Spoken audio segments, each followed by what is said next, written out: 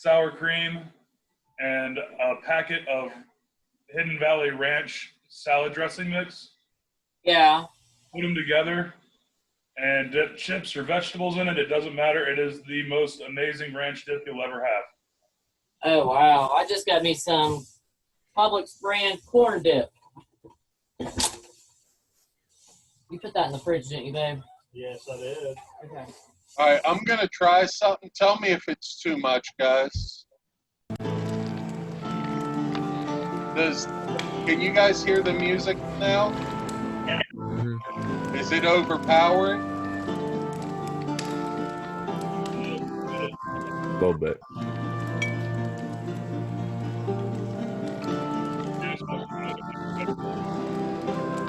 if I can get that down.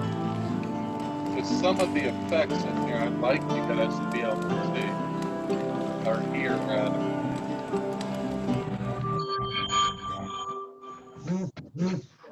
Did that lower it any?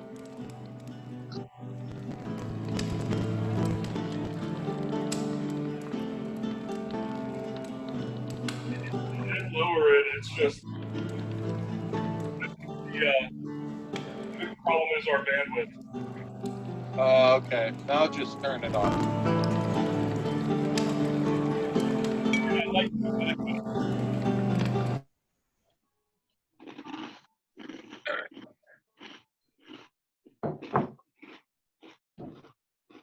All right, so we're waiting for Caleb and Charlie,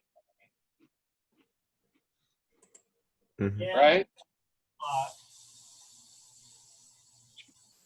And Andy and Allison are getting their lunch, so we'll give it 5 minutes, and then we'll start. So at the end of the last game, you guys left the Van Stamper sewer and went back to the elf song was your last thing you said to me, correct? I think they were plenty of us in need of a very, very badly in need of a long rest. You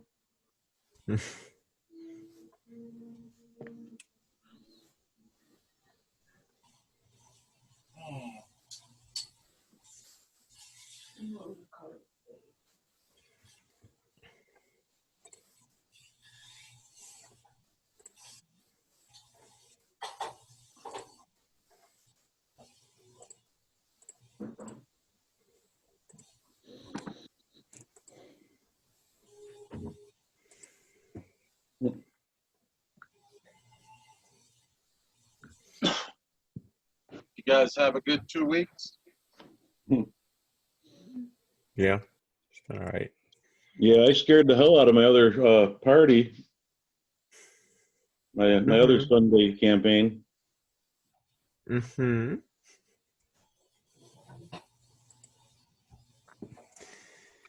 It's one way to put it. All right. So I asked this question of Eric before the rest of you got in, and I just want to get a general feel of the group. What are we thinking about Max? Is he going to cut it?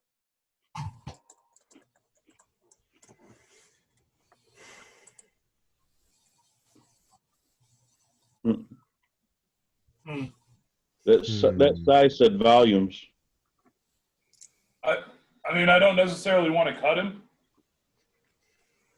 If he's having trouble connecting, then that's no fun for him to sit there and then not connect.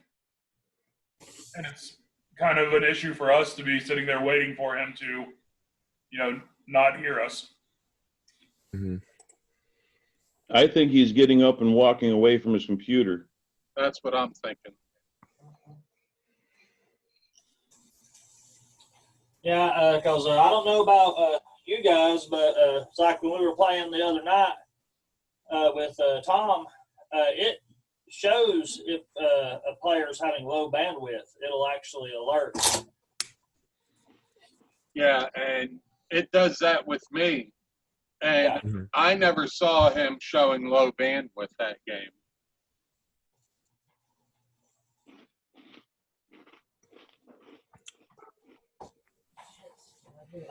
Allison, Yes. did you get a chance to discuss with them? We're talking about what's Guys, I'll be right back 1 second.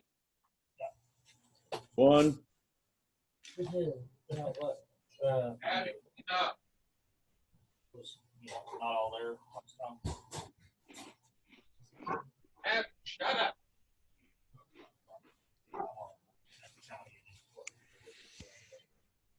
Well, I agree. I mean, I said that last time.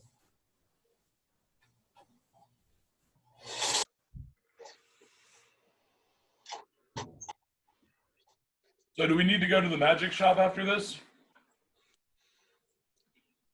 I mean, yeah, could be fun. I did burn a counter spell on my ring, so if we want to reload that, that would be handy.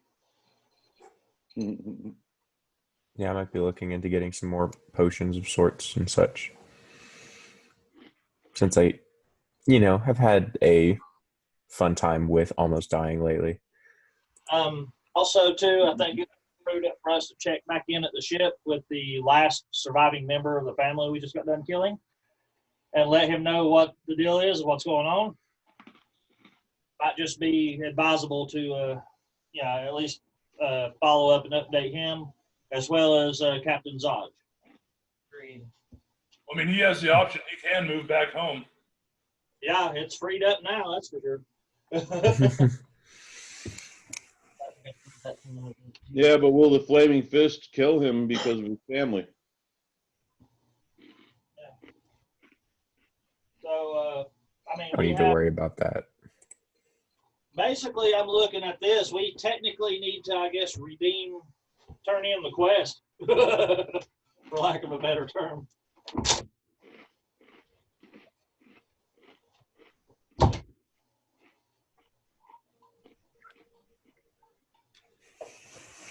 And we can start without Caleb and Charlie. We'll just assume their characters are riding with you guys in the background. Yeah, that'd be good.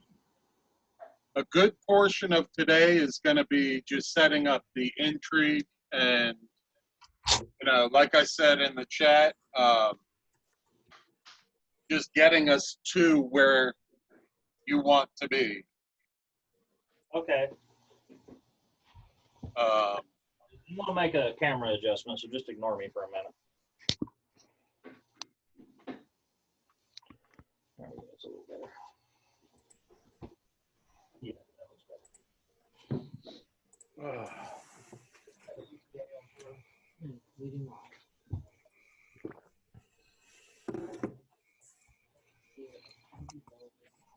Like I said, they could just ride shotgun, I guess, until we. Yeah. so was Zoom working all right for you guys last night? Oh, yes, it did really well. Thank you. Yeah, you guys are free to use it whenever you want. You just gotta, unfortunately, because it's tied to my Google account, there's no way for me to create a password to it. Not that I found anyways. You just have to say, hey, Chris, log us in and make someone a host. Yeah. As long as I surrender control of mine and leave, you guys still get the unlimited. Okay. Oh, that's good. Yeah, we're talking every Saturday at the same time, 6:30, I think.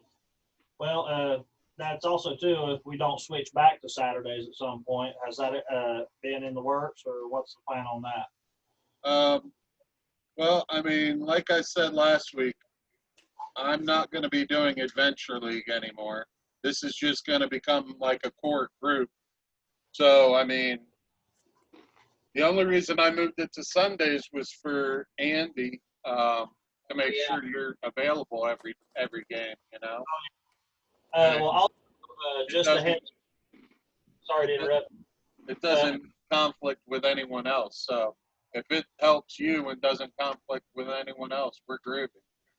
Yeah. Also, just a heads up on that. I got an email at work yesterday.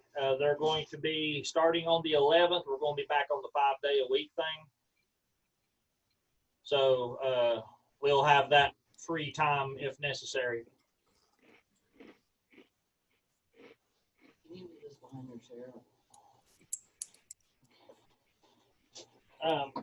Yeah, we're opening up back full speed out where I'm at. So.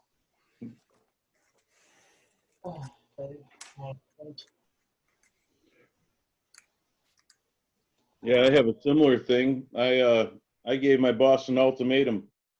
He was having us work for him for free and collect our unemployment with a promise of a bonus when the shop opens legally.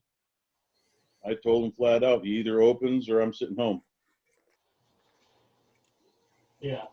Because I was going to work scared to death, watching the door, just waiting for that unemployment officer to show up and say, you all are screwed. Yeah. Yeah. That, and my boss wasn't following through. I told him, you can't accept any checks. You can't put the date down on any paperwork for clients. You can't sell any new clients. And I watched him do all three. Not good.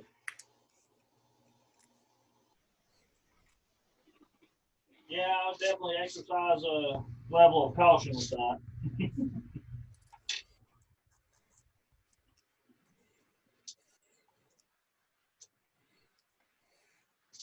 This one. Okay, there I is. Uh, All right. So let's go ahead and start. Allie and Andy, you guys are pretty much ready, yeah? Yeah. oh yeah, I've got my stuff sitting right over here, so I'm pretty well good to go. All right. So we're going to go sans token unless we absolutely need them. Just tell me roundabouts where you want to be on the screen if it's necessary, blah, blah, blah. Theater of the mind kind of stuff. So we arrive at the inn, and it's dusk, and Rhea is still with the party, and she's still kind of distraught over the killing of Krieg and learning that somehow he was corrupted in some kind. Ballister Fisk is still adamant about the puzzle box being the key, and he needs to get it to his employer, Silveria. And you see, as you're all in the common room now, doing whatever you're doing, you see, let's see.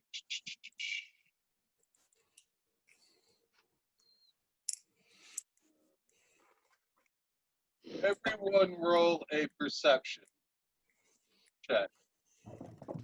Or just perception. 24. Allie's got 20. Mhm. Whistler has a fat 9. All right.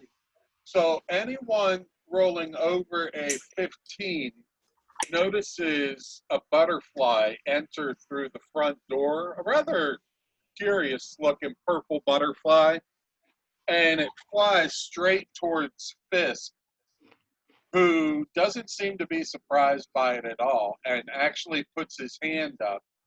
And the butterfly lands on his hand, and he holds the butterfly up to his ear and then brings it to his mouth and whispers something in it into the butterfly's to the butterfly. And then you see him raise his hand, and the butterfly takes flight and flies out of the inn. And as it gets near the front door, you notice that the butterfly's speed increases by a factor of 1,000. It just zips out right out the front door. And he turns towards Tom and says, "My employer will see us as soon as possible. She has sent a messenger that a portal will open tomorrow morning behind this inn and urges us all to enter the portal to meet her in Candlewood."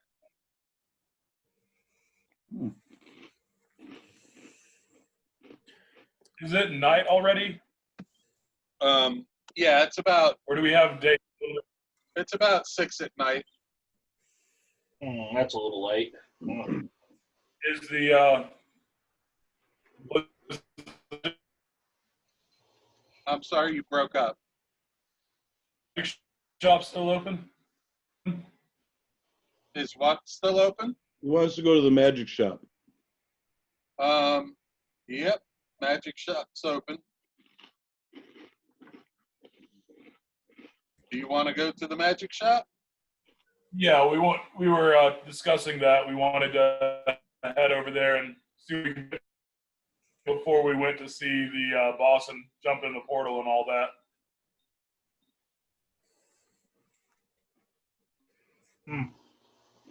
We can see everything you're doing, by I the know. way. Okay. Yeah, I'm not going to read you everything that's in the magic shop. You're going to see what's there. Ah, You'll see there, and you'll see the prices. All right, ready? Oh, crap, never mind. I forgot to click on something. well, of course, before we go to the magic shop, I would say that sounds like a good idea. Give the guy an answer. All right, so here's what the magic shop has to offer, along with the prices. If I see anything I don't think should be there, I will say nix that. Let me know when you're ready to scroll up.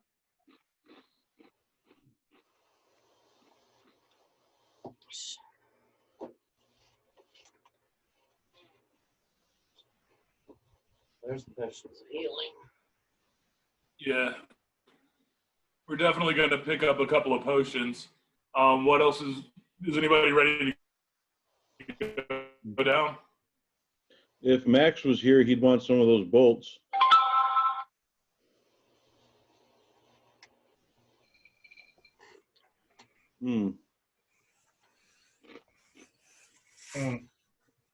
Something tells me that fire resistance potion might come in handy. Yeah. Oh, that's 60,000 gold pieces. Whoa. Oh, So- what the? As you want to buy stuff, please let me know that you're buying it and subtract it from your party fund. All right, is the potion of supreme healing the thing at the bottom? What about it? Oh, I didn't know if it still went down. Oh yeah, there's more down here. You just gotta tell me when you're ready to scroll down. Ouch. The robe of useful items is 2,500. 24,000 gold. 25. Yeah. It's fun though. I've used one before. They're kind of cool. Well, that's what I was thinking, but I mean, it's an uncommon. Yeah. Could haggle.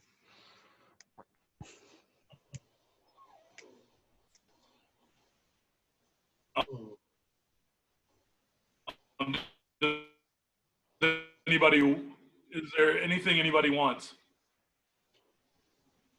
As far as I've seen, not really. We could probably all use some potions of healing.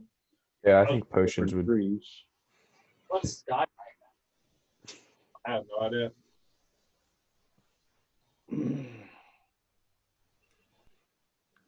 I've seen a couple of things that I could have used if I had leveled in mage, but I'm not Yeah. doing that for a minute. Saw that Yeah. one page. I was like, whoa. Yeah. One of those armors, the leather armors at the end, but they're 6,000 apiece, so it's not necessary.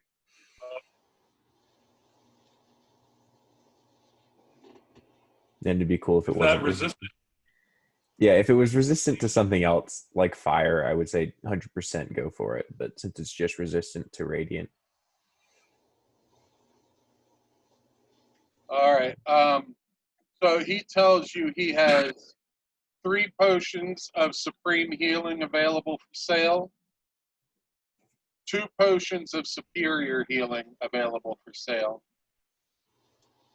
and 6 potions of healing,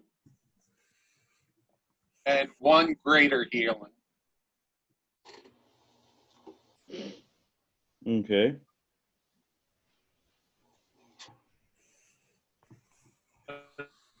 Let's see.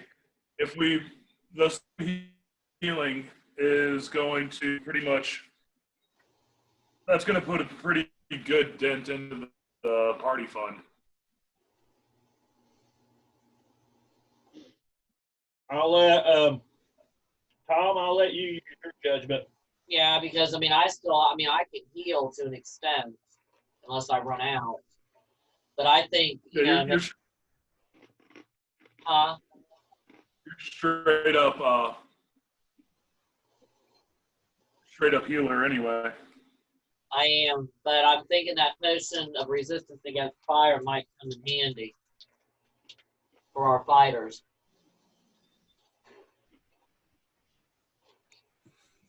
He has 1 Let's see, we have 30 electro ingots worth.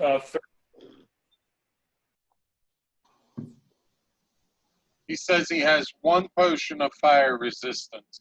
All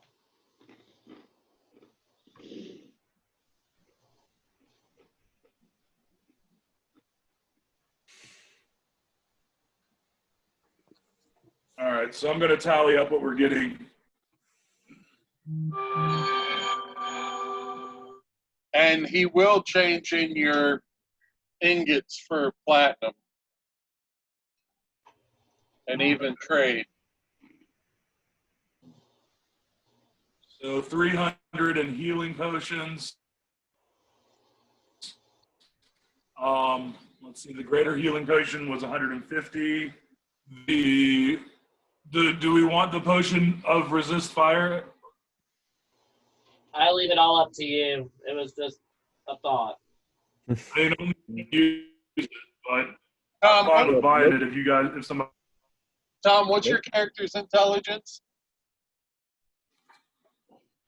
15. Who's got the highest intelligence in the group? Let me look. I'm not even gonna. Sounds like me and Tom so far. Yeah, mine's only 13. yeah, I've got a 14. So Tom, you and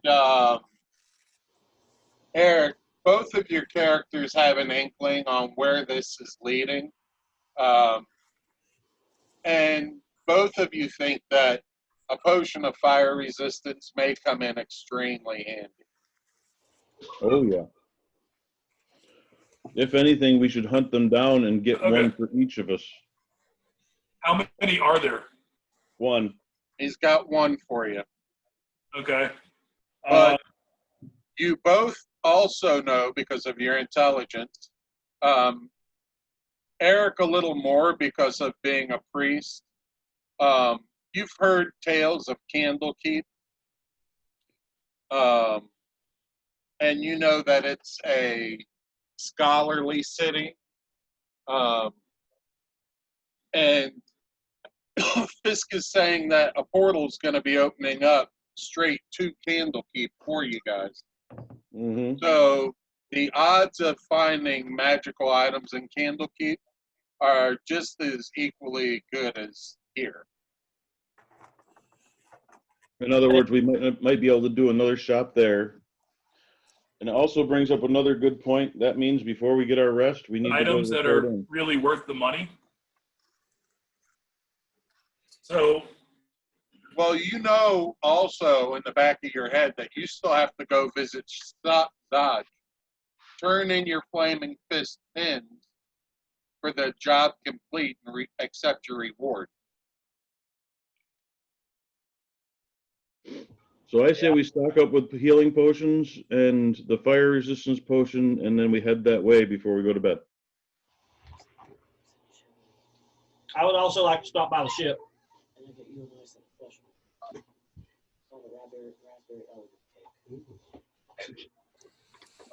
and correct me if I'm asking you, this is what I think that we're getting 6 potions of healing, we're getting 1 greater healing potion, and we're getting 1 potion of fire resistance. Is there anything else that we need to get?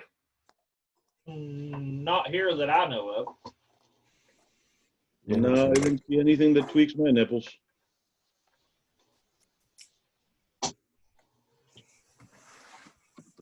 Yeah, because we can't use that wand thing, so Check out that purple scroll there. that's a lot of gold pieces. That's a though. lot of gold, yeah. Oh man, this isn't enough for sweet. All right, so are we done here in this magic shop? Mhm. I vote yes. Yeah, sounds good. Hey, Okay. Tom, Yeah. you think we could get the spell or the counter spell reinstalled into my ring? Yeah. You can get that done here at the magic shop. Oh, okay. What level spell is that? It's a level 3 spell. He says it's going to be 90 gold. Yeah, I'll go ahead and do that.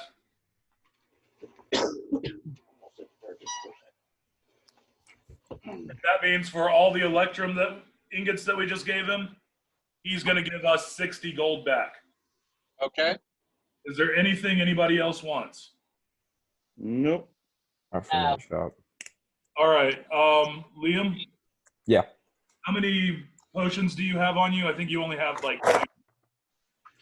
I only have 2 left. Okay. I only got 2. I'm going to give you the greater healing potion since you're in the front a lot. Mm-hmm. And I think everybody else who's in the front already has one. Do you have one, Charlie? Um, Charlie doesn't have one. Greater healing is 44, right? That's our. Okay, I will give Charlie. I'll give you one of my greater healing potions that I have on my character. Okay, I'm sorry. I think you was talking to you. I didn't hear a word you said. What, Charlie is getting 1 greater healing potion from my character. okay. I also have 6 healing potions. Is that regular healing potions? If you have 2 or less, let me know. Whistler's at 2. I don't carry any because typically they have a nasty habit of getting broke when I carry them. Let me look and see what I got. I don't think I have any, but I've already got one.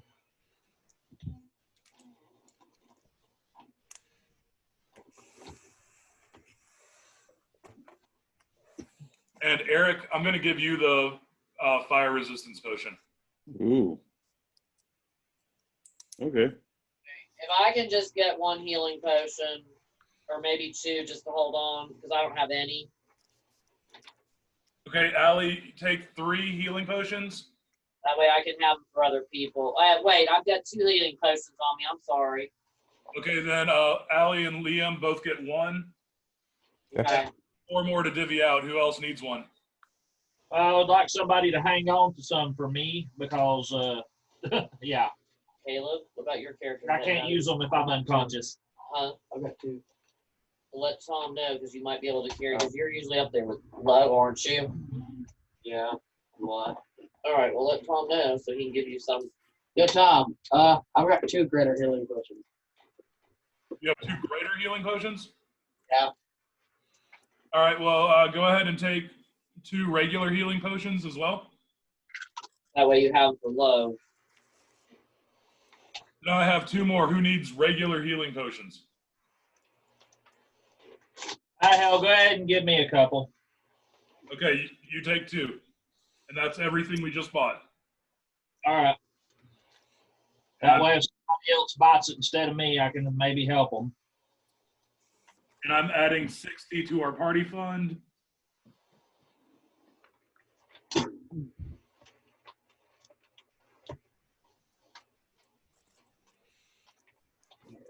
And So- get rid of all the electrum ingots. Okay. All right. You want to check in with our ship before we set down? I definitely want to. Let them know. Oh.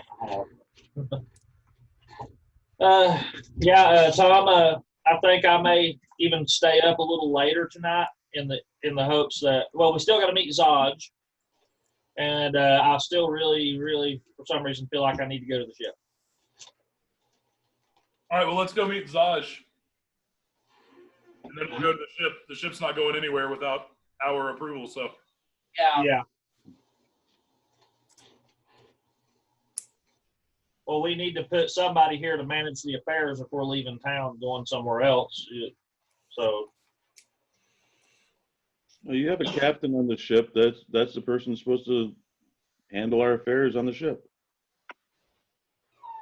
fair enough. Yeah.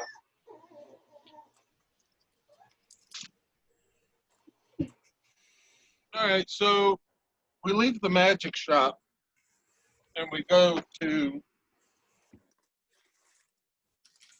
Hold on, Choppy. there we go. We go to find Captain Zodge. And he's not hard to find. He's still near the gate, of Baldur's Gate. And he's still working with the Flaming Fist to keep the refugees from storming the gate. And he sees you approaching. He says, well met. I've heard a few of your tales. The Van Thors are about done, I hear. There's, yeah, that's pretty much it. The worst of them, anyway. The first of them. The worst.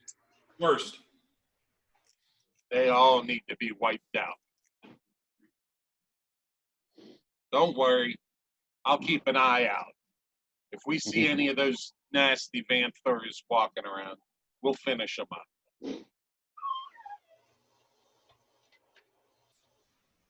Is there anything else you need to accomplish, or are they all dead? We took them all down. We finished off the cult that they were supporting. Might be a few imps flying around here and there. You might want to keep your eye out for them. Bastards. Does Tom still have his cat? I'm sorry? Tom still have the cat? Yes, at present, yes. And I say the last of the Van Thier family was crucial. He gave us information and helped us accomplish what we've accomplished.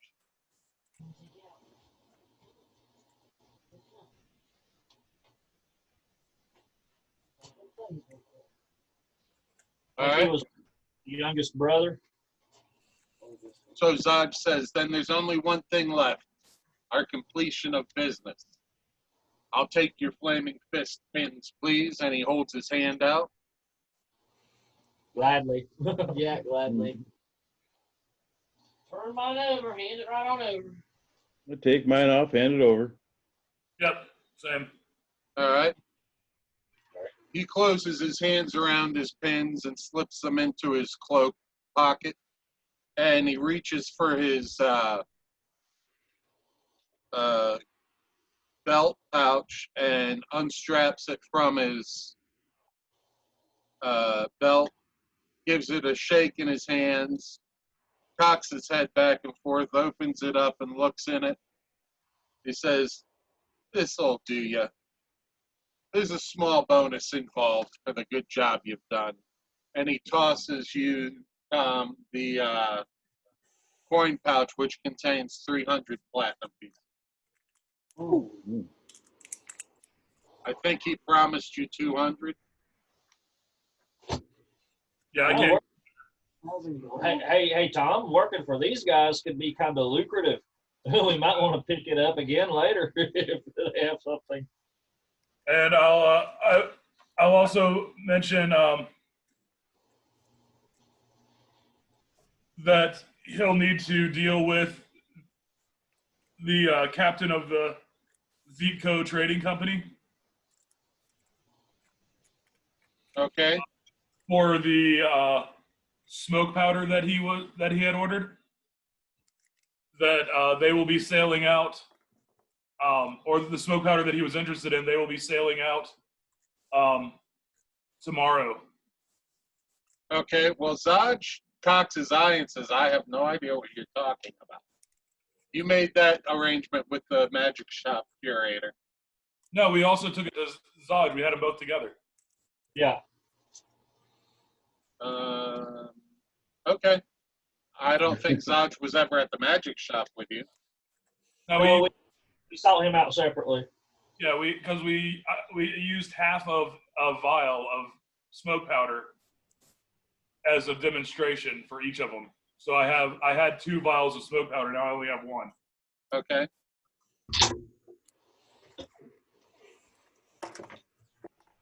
And the shopkeeper's minus a few fingers.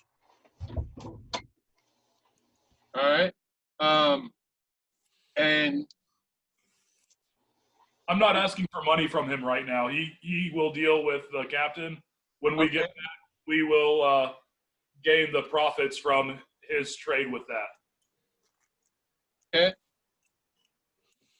So you complete your business with Zaj and you're going to the docks?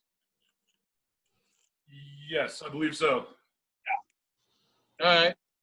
You arrive at the docks. It's about 9 at night by this point. And you approach your ship and you see that most of the modifications you asked for have been completed. It's now outfitted with pale light blue sails. The name on the back of the boat has been scrubbed off and replaced with Zeepco Trading Company.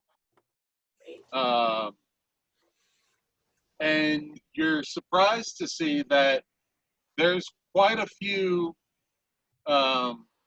commoners huddled into the boat. You find that your bosun, because you haven't made a captain yet, Brom, you made your bosun. I think you were talking about making him your captain. Brom says that they've taken in about 60 refugees, all ready to sail towards Waterdeep at 10 gold a head, you said. So you can add that to your fund, 60 times 10. Now that's after they took their profit out for the ship. No, they haven't taken anything out for the ship yet. Or the crew, to pay the crew. No, they said they don't keep money. That's your job to pay them, not their job. They won't steal. Paying themselves, they see as stealing. All right. Well, we'll pay them. What is their pay? I don't even remember. Well, yes, did we get a full crew yet? Have they managed to restore the whole crew? They have managed to find everyone they need to set sail. All right, we're gonna. I suggest we leave them 400 of the 600 to pay the crew, and for extra supplies and petty cash, and we'll Okay. take 200 gold off of the top for our profit. Sounds good. And I say promote the bosun to save time. Yeah. Yeah. Done. And tell them to be expecting a visit, possibly from Captain Zodge regarding a smoke powder delivery. All right. I want to hunt down Mr. Van. What shit? How do you pronounce his name again? Bamthur. Yeah, I want to seek him out. All right. You find him in the bowels of the boat. He's taken up quarters in one of the very small bedrooms where you've heard that he keeps pretty contained. He's pretty self-contained in that room. He doesn't want to come out. What about we make him the captain? I'm sorry? What if we I made him the captain instead? I don't think he has necessary skills. However, he might be able to handle our business from, the business end of it. Yeah, that would work. We'll He probably just wants to get out of here. And Well, he's going to be our executive in Waterdeep. I would like to relay to him the current status of his family, the cult, and their home. He spits on the ground. He says, "Good riddance to the lot of the vipers." I'm gonna yell at him for spitting on my damn boat. He raises his lips into a little grin and says, "I'll have it cleaned for you right away." You want to extend the job offer to him? Yeah, we'll offer to make it his job to procure smoke powder and run the Waterdeep end of trading for us with the Zeetco Trading Company. And he can have, as long as he's keeping everything on the up and up and keeping good books,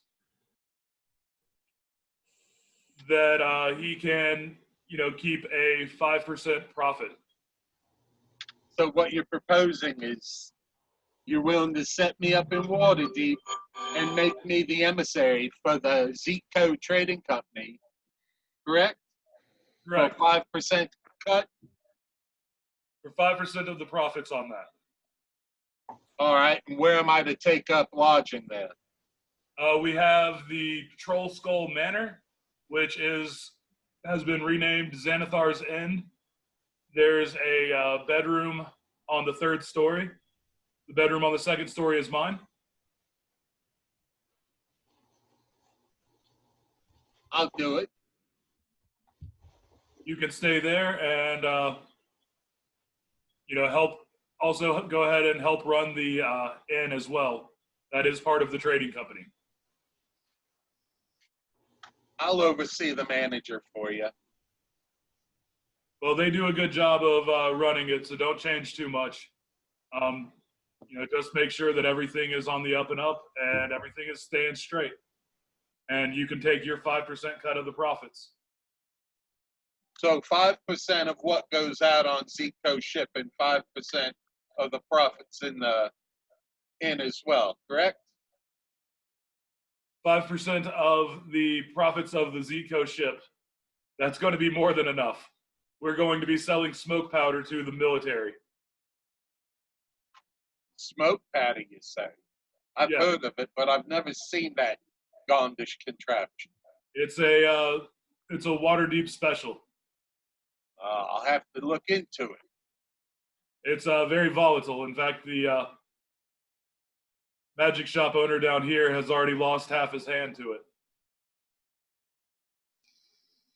Yeah, something that terrible. Imagine that. I bet if you piss on it, it turns into delicious candy too, huh? I mean, if you want to do that, we'll save our 5%. I'm just playing with you. Of course, I'll take the job. Thank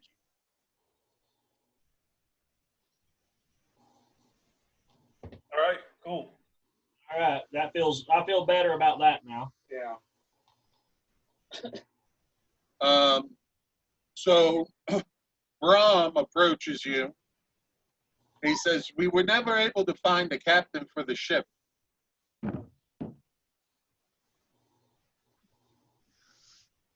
Well, Brom, Go for it. looks like you are getting upgraded to captain. Well, actually, before we say that, are we on the deck of the ship? Huh? Are we on the deck of the ship talking to Brom? You're on the second story. As you were leaving Mortlock and making your way up, Brahm found you on the second story. All right, I And want to. He's I will just go- walking beside you, talking shop. I'd like to go up to the deck. I want to just do one quick scan to see if I see what's her name, the chick. What chick? Spy chick. Right? The one that used to be a member of this boat before we took it over. That they were looking for.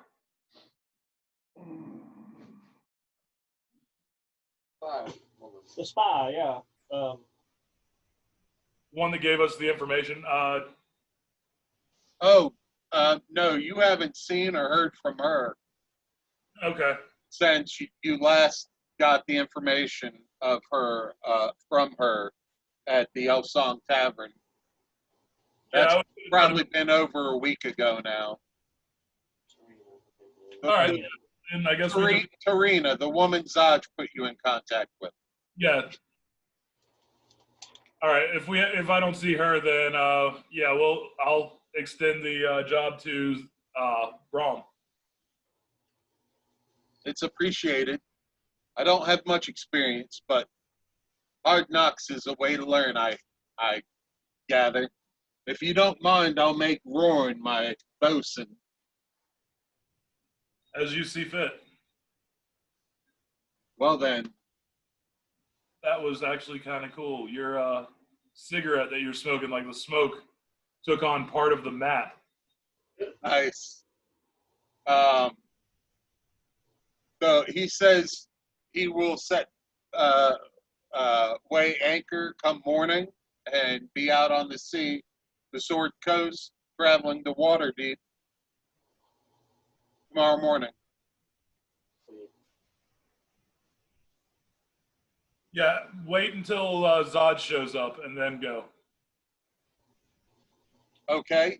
Is Zaj coming with us? No, but he's going to place an order for smoke powder, so Okay. And should we accept payment from him at time of order or time of delivery? half up front and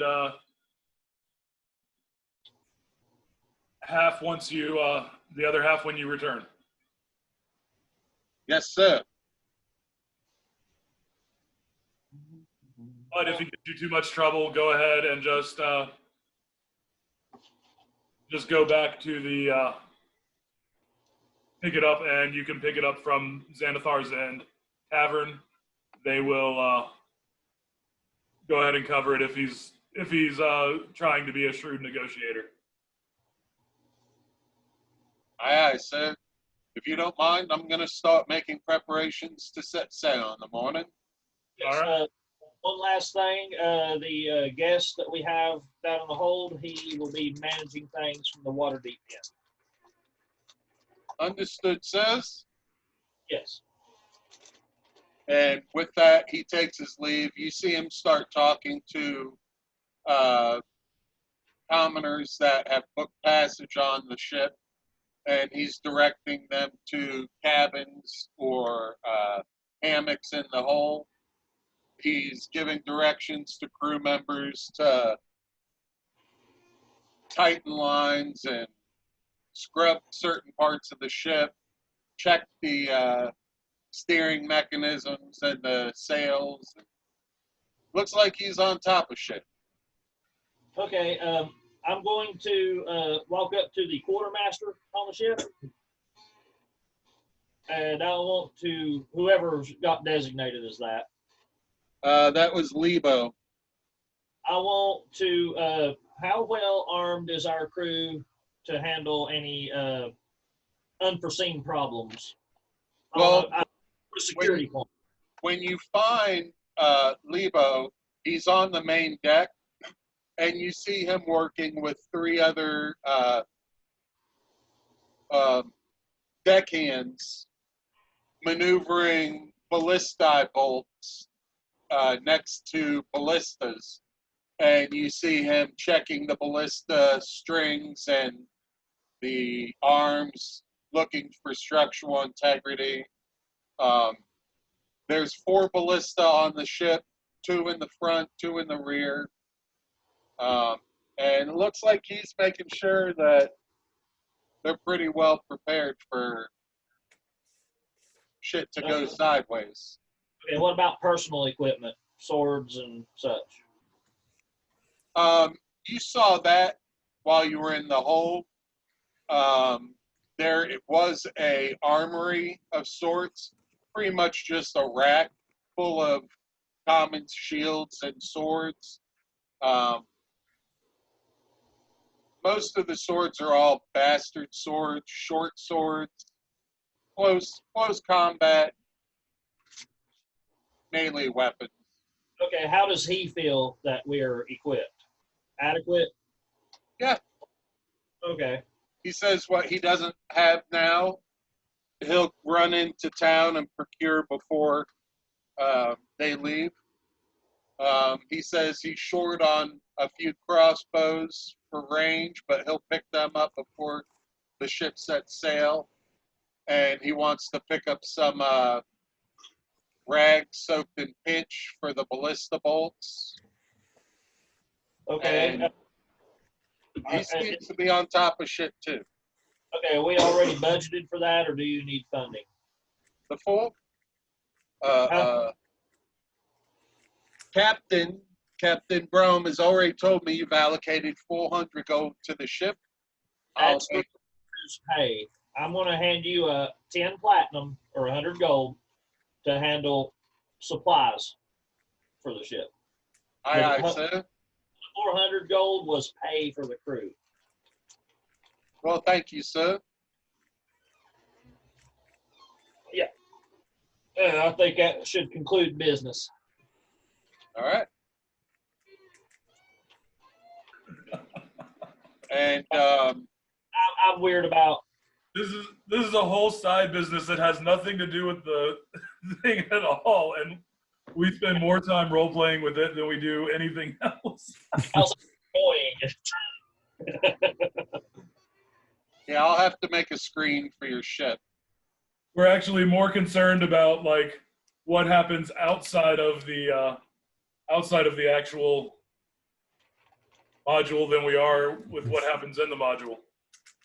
The last stop I'm going to make is I'm going to go back down to Mr. whatever, and I'm giving him the ledgers that I swapped from his brother, and let him know that if any of these are legitimate debts, we can make arrangements to collect on them. I'll see to it. All right. That'd be less crap for me to have to carry around because I had all them books in my bag. All right. You don't even read. Yeah, I can read. I didn't say you couldn't read. I said you don't read. Oh, I can. I just don't. Yeah, exactly. You're like a high school.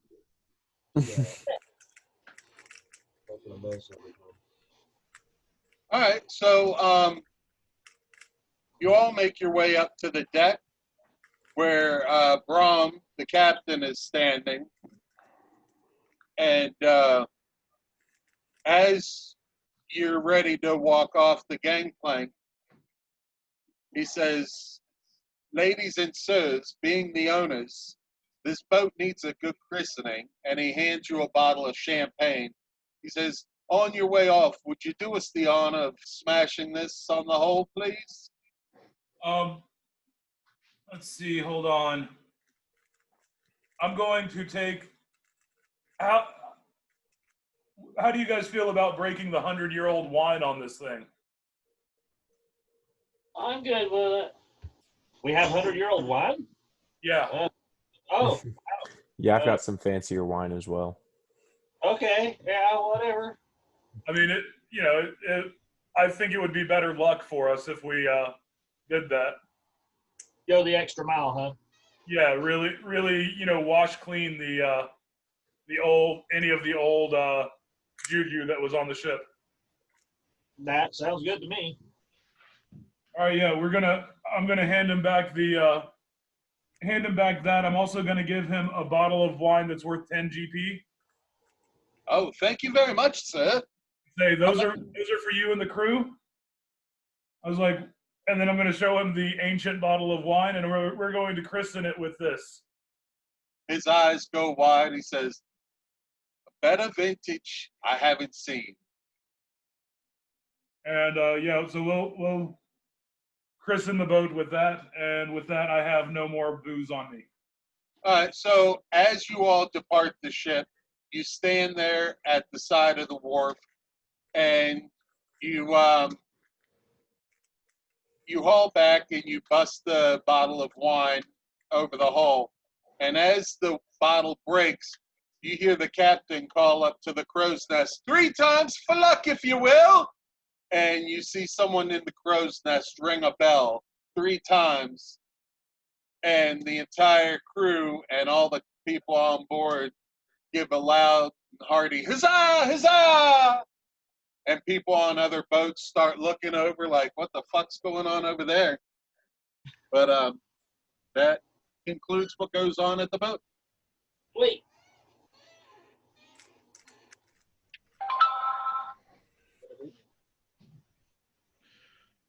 So what do we want to do now? I think Go our back bid. and go to bed. Yeah, I'm ready for bed. It's getting late. Bed. Hmm. Okay. So you make your way back to the inn, and it's pretty uneventful. Fisk and Rhea, who never joined you through all that, they're still sitting at the inn. They declined your invitation to join them at the magic shop. They're just sitting next to the fireplace, and they say, "Good night, folks. We'll see you in the morning. The portal should open in the morning for us out back." Hey, Eric, Yes. did you multi-class into wizard already? No. Okay, Not until next level. okay, gotcha.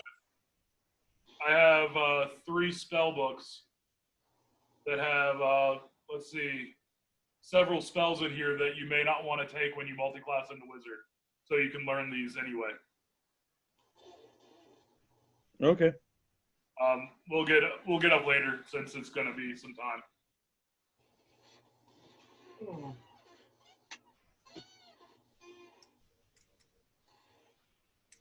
All right, so everyone goes to bed. Yep. Yeah. We still have slobber chops.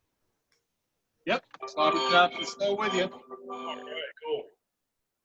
Okay, sweet. Well, I'm supposed to grab the cake. Yeah, the cake on first.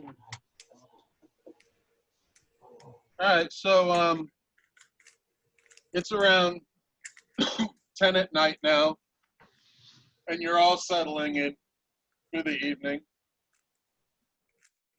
And 8 hours goes by. It's now 6 in the morning. You're all rested, and you're all awakened to Fallister Fisk knocking on your doors, saying, "Folks, it's time we meet out back.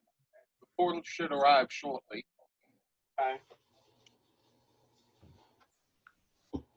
Get up, get ready, and go. All right. So you all walk out the front door and around the side, and you're just sitting there talking about odds and ends, nothing important. And you see a portal come into being in front of you, starts as a pinpoint and starts growing to about 10 feet across by 10 feet high. And through the portal, you can see what appears to be a city next to the shore. And Fisk says, "That's Candlekeep." And you see Fisk and Rhea step into the portal and disappear. I'll follow. Okay. Are you guys stepping in? Yeah. Yeah. All right. So, Tom, as you make your way to the portal, Slobber Chops jumps off of your shoulder and then jumps back on your shoulder and puts his mouth next to your ear and says, "Wow, I remained here in Baldur's Gate. I have family." Wow. And jumps off your shoulder. You could Uh, this whole damn time? No, I mean, when you stand up, he jumps up there and he hangs out with you when he's not laying at the foot of your bed, or when you're sitting somewhere, he sits next to you. But for the I most think part, you're moving, he's up on your shoulder. I think he was more shocked with the fact that it can talk. All right, so you all step into the portal.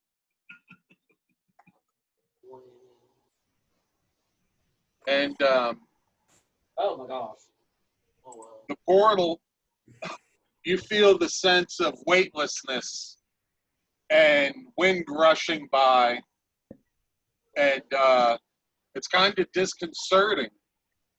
I bet But- you I can progress up if I fart really hard. Huh? I bet I can speed my progress up if I could fart really hard. Get a little propulsion. So you feel like you've been stuck in this portal for what seems to be an hour, but you know it's only been moments. And it drops you right here in front of Candlekeep. You can see my mouse on the screen, right? Yeah. Yeah. So it drops you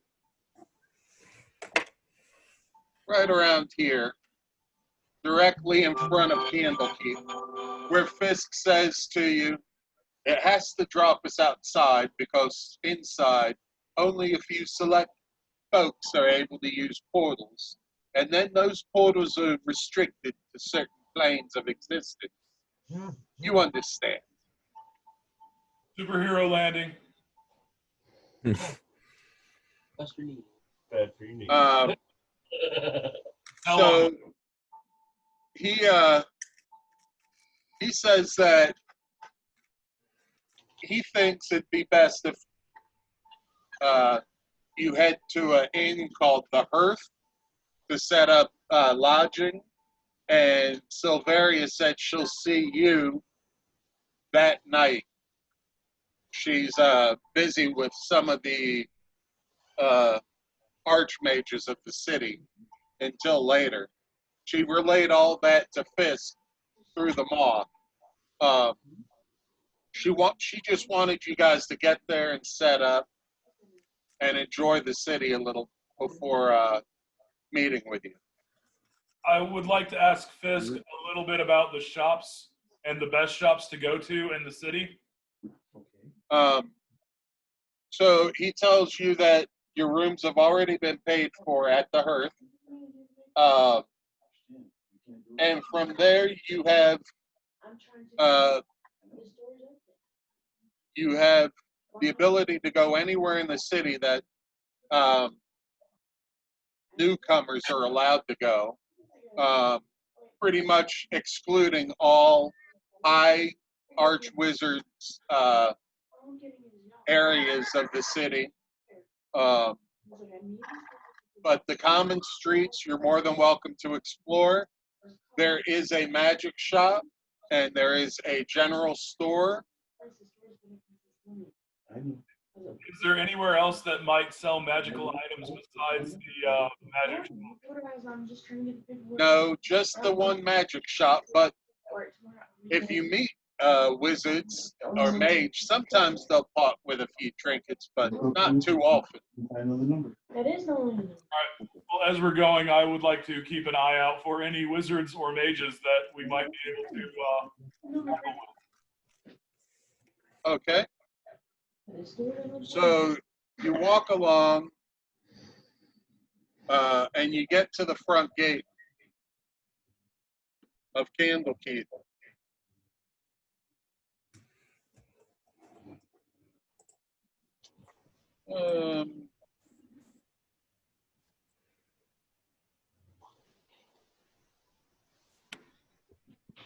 At the gatehouse, you're greeted by 3 monks in purple robes, a human, a shield dwarf, and a sun elf.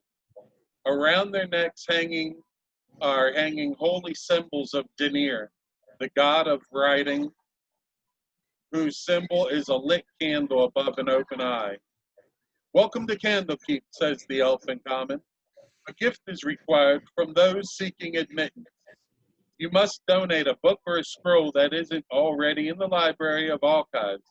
Please present your gift for inspection now, please. This would have been nice to know ahead of time. They need a book. Or a scroll. I have the Necromancer's book. I have an Apocalypto book. It comes with the key. Do you, Liam, do you say that out loud? Of course you did, because you said it. Yeah, I said it out loud, I guess. So the monk raises his eyebrow and says, Apocalyptico. I've never heard of that book. May I see it? Sure. And I hand it out to him, but I'm keeping my eye on him. Yeah, I'll hand it out to him. So he takes the book from you and he says, this will make a worthy addition. What was in the book? Just as a reminder, before I do definitely hand it over to him. Let me go back. I mean, I think it was just like talking about the 9 hells, but I don't remember for sure. I'll tell you 1 second.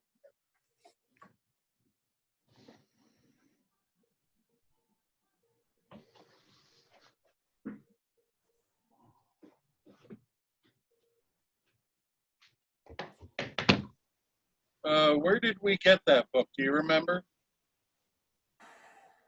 It was in the building we were just in. Got it from the wizard that had the rod of rulership. Yes, I think it was either from him or one of the libraries. From Thirstwell. Give me 1 second.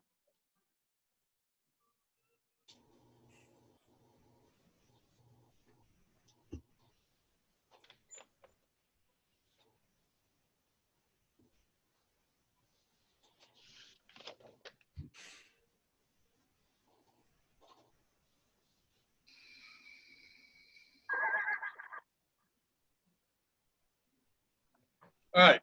Apocalyptico is a poetic prophecy by an unknown author envisioning the end of the multiverse. Sick. I mean, does anyone has any? Can we have Eric read it real quick? Real quick, no. It's a pretty thick book. Well, he's got a photographic memory. I would still have to take the time to look at every page, so it would probably take a good couple hours. The monk hears your discussion and hands it to Eric. And as soon as you pick it up, it's poetic, but it seems to maybe have been written by a madman. Okay. And it's just a very long, detailed book about his version of what the end of the multiverse. I mean, whether it's true or not, who knows? I reiterate that this book is basically some madman's opinions. It's not based on any known facts. Okay. Kind of eyeballing Fisk. I'm sitting here. It's like you drag us all the way out here, and then we have to pull something out our asses just to get in. What the fuck, dude? All right, so I offer 2 scrolls to see if I can get 2 of us through. Wait, that one book doesn't get us all through? No, we each have to give something. Oh, No. really? No, the one book covers the entire party, they say. Oh, okay. Never mind then. Cool book, I guess. And as he takes the book and puts it Hope we didn't into need a that. rucksack over his shoulder, the shield dwarf opens the gates and says,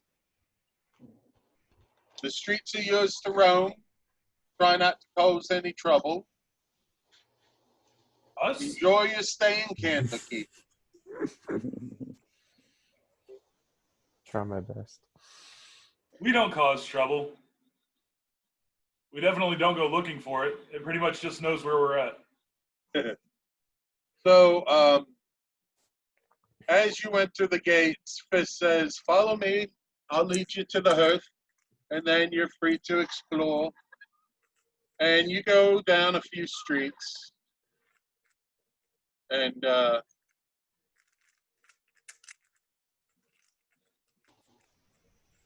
he leads you to the hearth. Give me 1 second.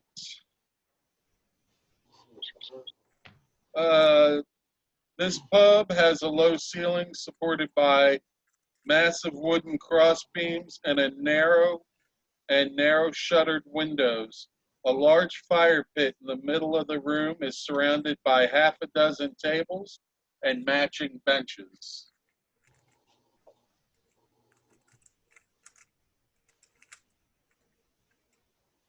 Hmm. Huh, look at that. A pub with aesthetics. It really is quite beautiful. Hmm. So as you get there, Rhea says, "Before everyone wanders off, I've been with the party long enough. I think it's time I tell you a little bit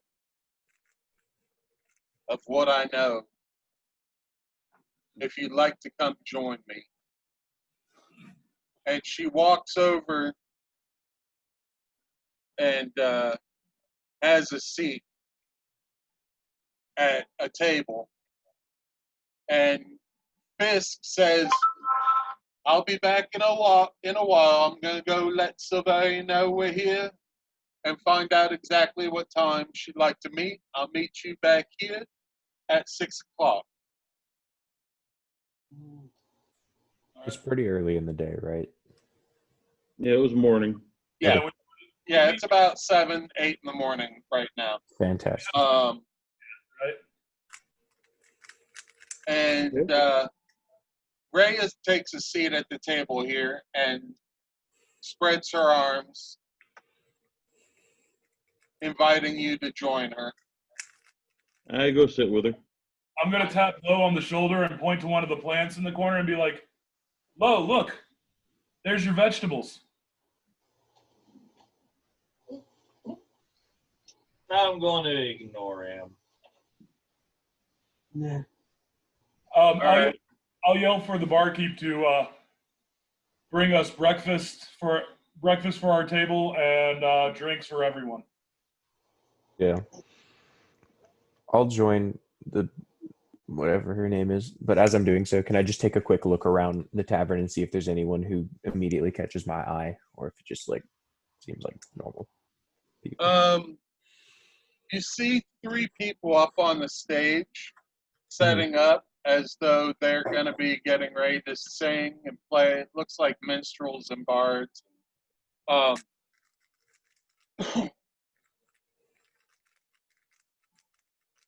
You also see sitting over here, bring out my finger. Oh, fuck it. You see my mouse. You see sitting over here what looks to be a ogre, a rather large fellow, and he's reading a book.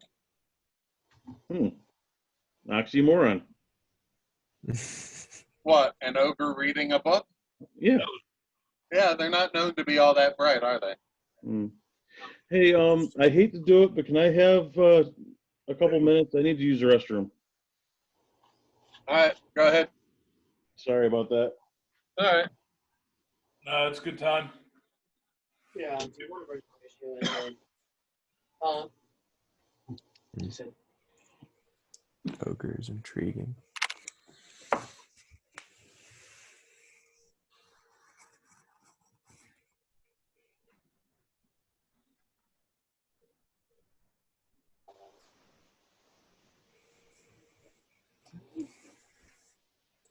yeah, but you don't have his hour.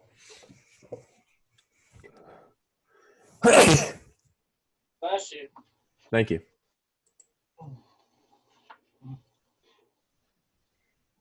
You're done, Caleb. You want to take your plate to baths, forks, dishwasher. That way we can prepare it before we go. Pickles look really good. There's plenty more. There.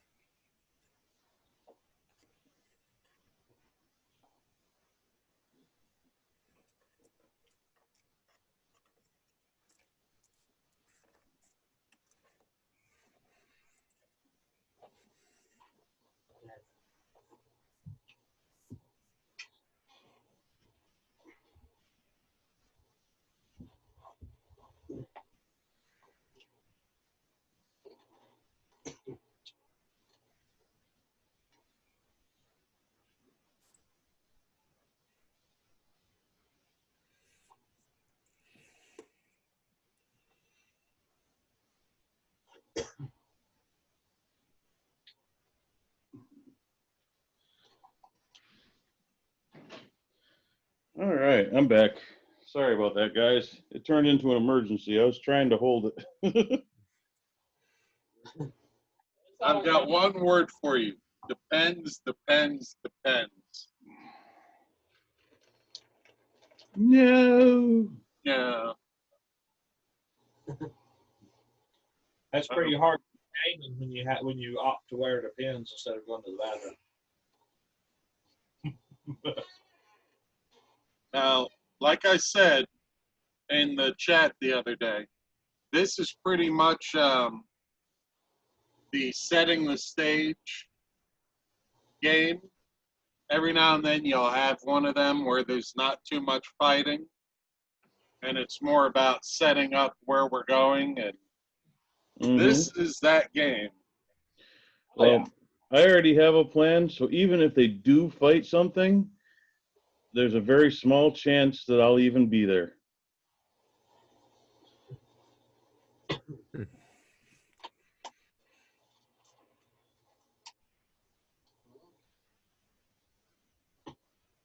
We're just waiting on Tom. Yeah. I can hear you. Just go on.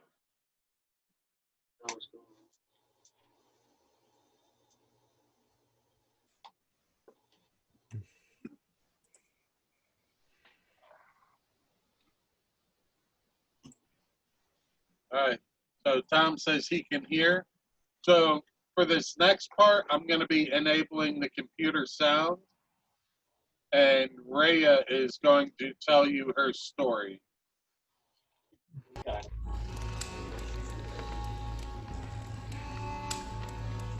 So you all gather around and sit at the table with her,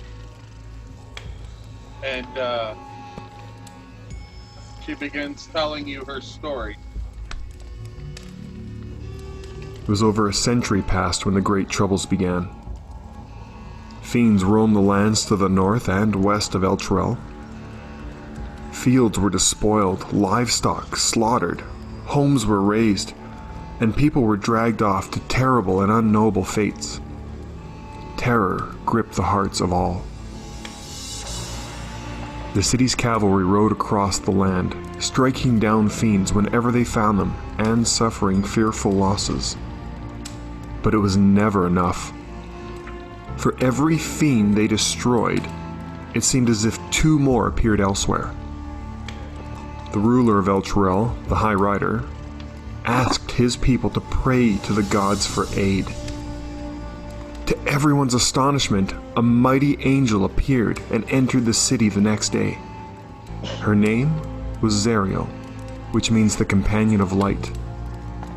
The prayers of Elturel had been heard, and help had come.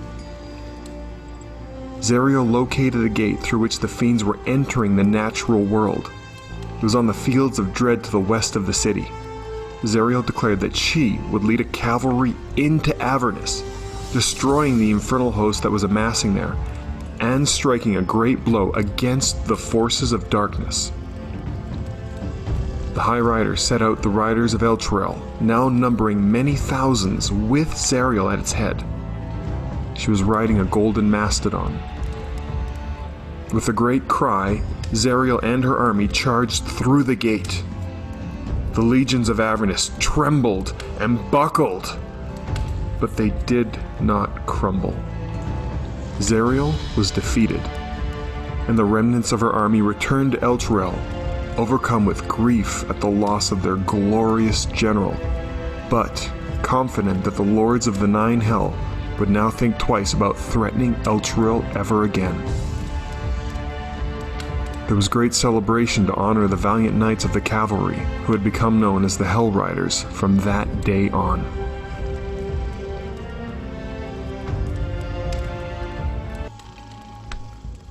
So she concludes her story, and she says, and that's the story of Zariel. It was a short time after that that the companion appeared in the sky.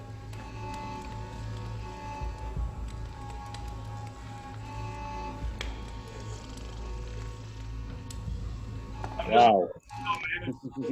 You all were able to hear all that, right? Yeah.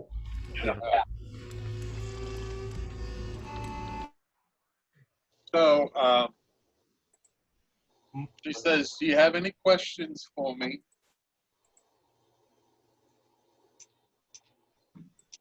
That was pretty intense. Okay. Are the Hell Riders still around, or? They were. They were until Elturel got pulled into the abyss or wherever it's disappeared.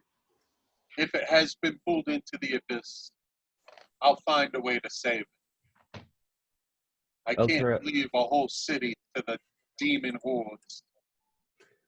Okay, out of character, I think I would know this, but Elturel it's a city, correct? Yep. Okay. It's a city. Actually, at the beginning of our adventure, we were saying a song about Elturel. Yeah, and the companion is a lie. Okay. Evidently, the companion is not a good. It showed up like a sun over the city, like a second sun that always shone. And we received some information from, I think, the ghost lady that the companion was a lie, that it wasn't a holy thing that everyone thought, but rather something from Avernus. Like a puzzle box. Okay. That's what we've gathered so far. What was the companion, or do we know? It was a sun. It was like a second sun that hung over the city, shedding daylight on it constantly. So it never was night there. That honestly, interesting. It just to fill in one of the blanks, And I don't feel bad about doing this because your characters would remember this part of it. El Terrell, and that the story with Rhea's story kind of puts a little bit of the puzzle pieces together. The city was being assaulted by demons, devils, vampires, the undead. It was just a constant onslaught. So that's when Zariel, with the High Riders, decided to enter the portal where some of the fiends were coming from and attracting other fiends from the lands. When Zariel and the High Riders entered the portal, Zariel and most of the riders, no one knows. Some of the riders came back through the portal, and the portal closed, and those riders were forever known as the Hell Riders. Shortly after that, the Companion appeared in the sky. And when Companion appeared in the sky, it was somewhat known that the light from Companion would help stave off the onslaught of no more demons and devils could come through the portal, but the city was still attracting undead hosts, vampires, spirits, the such, and the Companion would stop that. But no one really knows how Companion got there or why. Okay. And the black city became a hot commodity. So the city just disappeared. That's Yep. sick. It left a huge crater in the ground. Yeah, one giant, huge fucking crater. Scooper. You know what it was? Just go through. So okay. Go ahead. So the Zariel thing happened recently. That wasn't like a 1,000 years ago or whatever. That like happened in the recent past. Or recent-ish.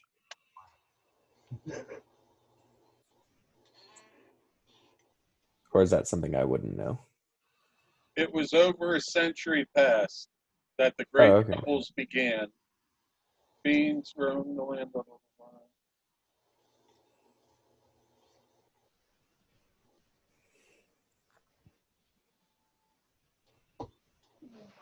So how old is this chick that we're talking to? She seems to be in her late 20s, early 30s. So Zariel and the High Riders went through probably about 50 years ago. Okay. Yeah, And so Companion appeared in the sky probably 20 years ago. She was a young girl when it appeared. Okay.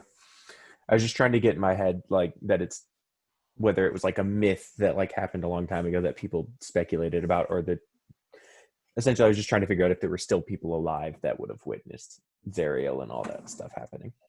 Well, now she's showing that she witnessed it. When you say that, she tells you she wasn't in the city when it disappeared, or she'd probably be gone with it. She tells you that the refugees in Baldur's Gate were people that were outside the city when it disappeared.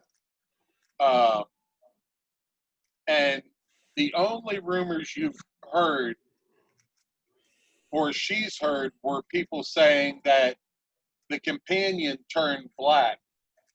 And when the Companion turned black, the city just faded from existence.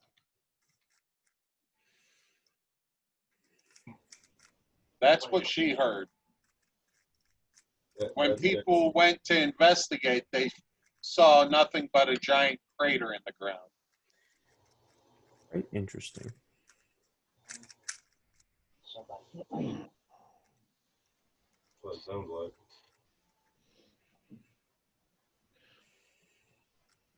Sounds to me like somebody turned. So, she says that she's gonna go upstairs and take her rest, and she'll meet you back in the common room at 6 when Ballister Fisk said he'd come join you. So, what do we want to do as a party until you have a few hours to kill? Well, All right, I'm going to announce that in this place, the best thing that I could possibly do for this party is go to the libraries and research.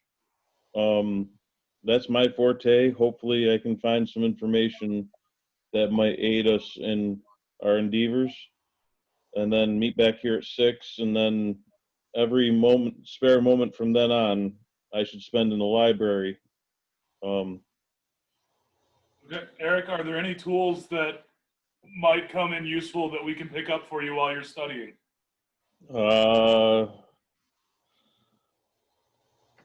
Not that I can think of as far as research is concerned. Well, magic I mean, items, things like that. you know pretty much what I have. So, like if you do run across something that you're like, hey, this would fit, that would work too. But I mean, the one item that I really want is not going to show up anytime soon. Right. Okay. Are you okay with us metagaming with Eric when we get to the magic shop if there's something that he wants? Yeah, that's fine. Okay, cool. I'm gonna go with Lauren to the library and research too, and I still have my shield, so I'm taking this shield with me also. All right. All right. So I'm breaking off, or we're going to break off from the party and go research. Yes. I don't know if it'll help or hinder anything, but if there is information in the library, I have all of the skills to root it out. Okay. I also may want to break up the party and find a weapon. I need to like bring ratio in. I'll bring it in. I'll go get him. I gotta get up and Okay. The only reason I was saying is because this is allergies. I'm heading to the magic shop with anybody who wants to go with me. Sure, I'll follow you. Yeah, I think Whistler will join you. If there is anything anyone needs, did you want to talk to the ogre first, Whistler? No, he just seemed intriguing. That was it. Okay. I don't. We will head. So yeah, we'll head to the magic shop. Okay. So we're going to do this in two separate things. Who's going to the library? Eric and Allie? Yes. Yes. All right. I'll take care of you guys in a minute. Let's bring up the magic shop, see what they got. Woohoo! They have some good stuff. All right. I need.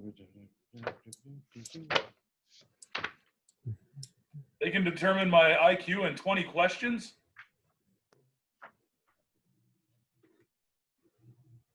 Crazy.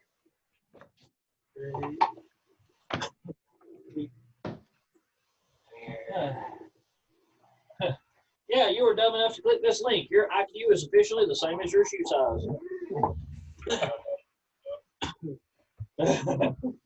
Well, you know, if you click a banner ad, it actually just takes you straight to a page that says, "You clicked a banner ad. Are you okay?" Yeah. All right. I don't think this one thing is going to be in here, so I'm going to say it. They have 4 potions of flying for 200 gold each. Okay. Yeah, we'll go ahead and take those for sure. Points, the large points. I know. It's 160,000. 800. Holy crap. Flying. This is all very expensive. Your Scimitar looks awesome. All right, a +3 shield, belt of dwarven kind. Holy shit. Ironstone. Ooh. At least Jesse. Ooh, Iron Horn of Valhalla.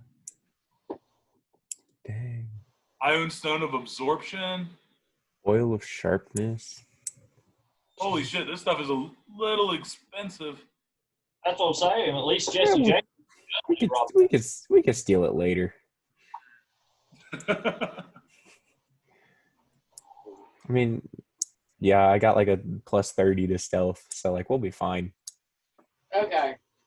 I can help out with that. Then we can get Allie and Eric to give us guidance. Ooh, robe of the Archmagi. Jesus Christ. This stuff is legendary. Holy shit. Woo. I was hoping for just like a +1 dagger maybe, but like, holy shit. Green blade, green flame blade. Wow. I think we can save money on scrolls and not buy scrolls. Mm-hmm. Sovereign glue. Oh, what is that vicious dagger? I am intrigued by that. It's cheap. We can buy it. Yeah, it's not crazy expensive. It's just a dagger that if you roll a 20, you get it does an extra 7 damage. Dang. I mean, how much was it? 320, 52. How much do we have? I have 200 on my person. We have 738 platinum. It could be an ultra Along rare. with another 935 GP. Y'all mind if I pick that up? Yeah, we'll get that. Okay. 325 or 352. 350, yeah. Does it require attunement? Yes.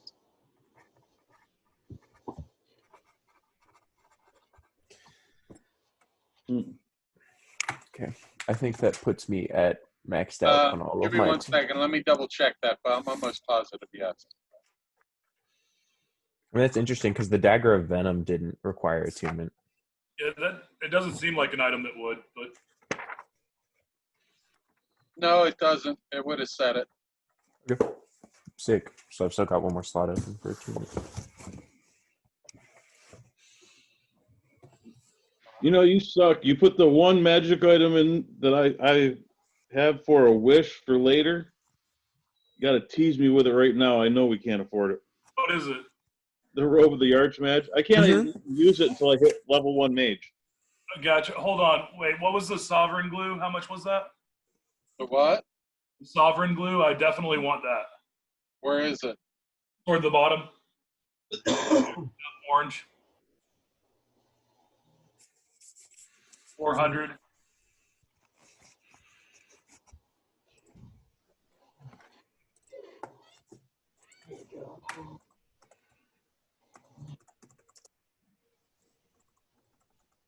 A permanent adhesive between any two objects.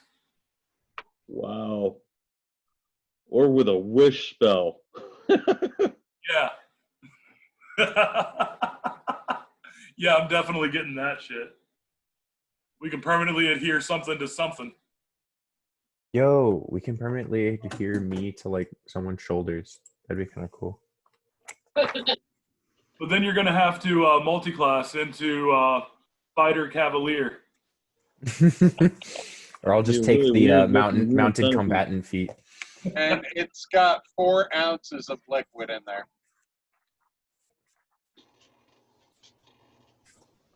How many uses is that?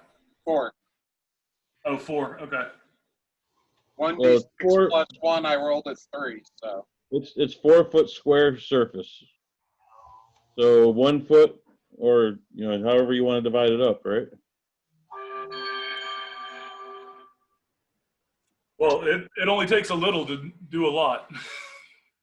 It's not. All right. Yeah, it's the super glue of the D&D world. It's a little more super than our super glue.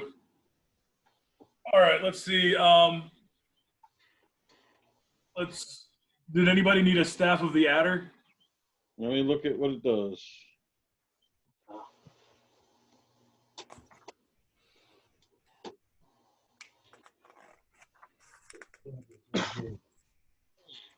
Oh, son of a bitch. It's the dungeon master guy. All right. You can turn the staff into a venomous snake. Oh, Make the head of a staff become an animate Oh, so it's bar stuff. poisonous snake for 1 minute. Mm. it's Moses' Yeah. You can make a melee attack using the snake head, reach of 5 feet.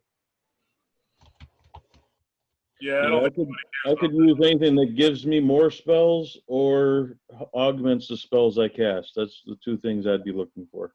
yeah, and that's not going to help you No, not it's at not all. either. I keep wanting to like reach over and scroll up and look myself. I know, yeah, I did that at one point. All right, the Staff of the Adder is a 1d6 bludgeoning weapon, versatile, 1d8. I guess if you use it two-handed. Mm-hmm. You can use a bonus action to speak this staff's command word and make the head of the staff become that of an animate poisonous snake for 1 minute. By using another bonus action to speak the command word, you return the staff to its normal innate form, inanimate form. You can make a melee attack using the snake head, which has a 5-foot reach. Your proficiency bonus applies to the attack roll on a hit. The target takes 1d6 piercing damage and must succeed a DC 15 Constitution saving throw or take 3d6 additional poison damage. Yeah, I think that's okay. I think we'll skip that. Chris, just so you're aware, I have already gone ahead and done my Crimson Right on all of my weapons. I've taken my damage for that, and I've drunk the potion thing that I have that bumps my dex to 20 for today. Okay. I'm just so you're aware. Well, you looked pretty weird doing all that in the magic shop there. Well, it's at this point he's gotten the habit of doing it as soon as he wakes up, but he did do his Crimson Right for the new dagger that he got as soon as he bought it. Okay. So He's just sitting in the magic sparking. shop cutting himself. Yeah, it's fine. Saddle the Cavalier. I think we could get the robe of the Archmagi. I think we could do it. Well, I don't know if we have enough money, do we? Right. I could steal it. I mean, honestly, I wouldn't. It'd be using out of character knowledge. Really, I think it'd be better if I find one or acquire one after I become a mage. It would be presumptuous. The Ion Stones. What is that? A holy fucking Avenger? Are you fucking kidding me? I think we could get it. Too bad we don't. Well, we do have. Hey, 165,000. Never mind. Yeah, no, it's like one of the strongest swords in the damn game. Our paladin friend would become very effective. We should give it to Whistler if we get it. It would burn Whistler's claws off. Yeah, 100%. Be a paladin. It's a paladin sword for sure. Yeah, that's what it said right up there, paladin. Oh no, I've been looking at that Defender Scimitar.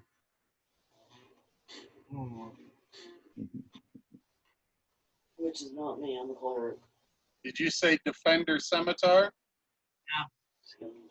Just want to look at it, huh? Yeah, just want to look at it for now and see what it is.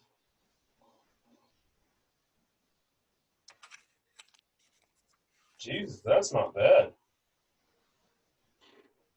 Wow. I mean, the +3 is worth it alone. Yeah. Yeah. Requires attunement. It's a 1d6 slashing. Yeah, it's a +3 weapon, but you can subtract the pluses to give you armor class instead. Actually, pretty sick. Yeah, that's really sick. Yeah. And it's a simple, so it's a finesse weapon. That's perfect. I do have another question about one of the other Go items. ahead. The oil of sharpness. How much was that running for?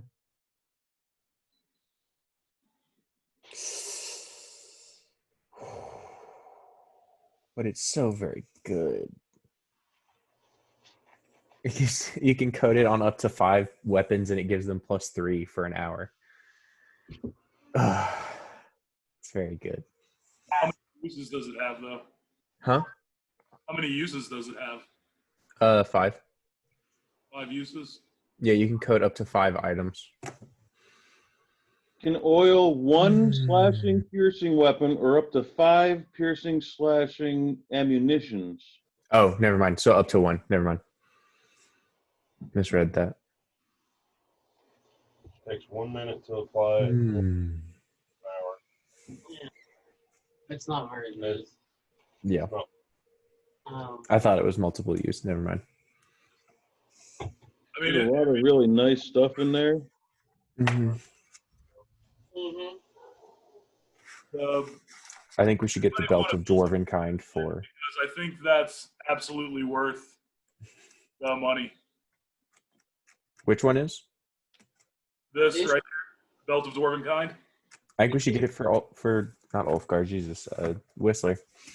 +2 to Constitution. You grow a beard, and Well, 50% chance to grow a beard. every day. Yeah. That'd be very wild to have Whistler grow in a beard. Just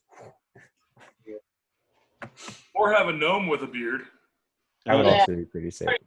Thank you very much. Well, okay, it's not really a beard, but close enough. I think we need to get the amulet of the plains. I think yeah, that's a good idea too. too, Eric. You live the plains, man. 160,000. I know. The money for it. We can burn it even if we. I know. If we had the money, that would be the thing to get. That would be like. We only have about 8,000 gold pieces. But then we just get like 300 black. Well, I was just suggesting it so that Chris could look at it and go, no. For the price, I'm not worried about it. You just I know you guys don't have nowhere near that much gold. Hey Tom, Yeah. we should have an extra 30,000 gold. We got 300 platinum. Remember? 300 platinum is 3,000 gold. Yeah, it's 10, Oh. not times 100. Good. 0. So how much Yeah. money do we have left? We have about 8,000 gold. We have 6,000 worth of diamonds. We also have another 100 GP of, let's see, 100, 200, 300, 400 gold pieces worth of gems. We also have 6 bottles of fine perfume, a wooden jewelry box with electrum filigree, a pearl necklace, platinum cameo with winged cat, silver hairbrush with azul gem. We have a silver dagger. We have a bone hilt wrapped in leather strips with gem stones. We have a bronze crown with 5 spires of the chromatic dragons. And so we have a lot of money, just not that much money. Yeah. yeah, we have 2 pieces of a broken ceremonial dagger with draconic runes. So just to let you know, everything I've seen, I'm good for now. I don't need anything on that list. Yeah, I'm good. I can't believe they want that much for a +3 shield. Well, that's a plus. That +3 shield would give you +5 to your AC. Oh, I thought it was just +3 flat instead of +2. No, it's a shield, and it gives you +3 to your armor class on top of your 2. Yeah.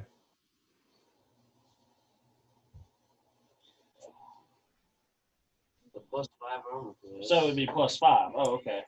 Yeah. Yeah, basically you'd never get hit again. Well, if I equipped my other character with it, yeah, but Lowe's kind of a little. Yeah, he's a little more squishy than Battlestar is. All right, let's see. So we can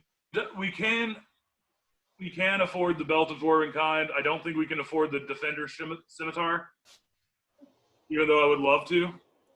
Yeah. Same with the shield. Like we don't have anywhere near that unless we want to trade items. We could probably afford an Ion Stone or two. Oh, we could afford the lower one. We couldn't afford the upper one. Are we getting any more potions, or are we good on those? I think we're good with potions. I mean, Okay.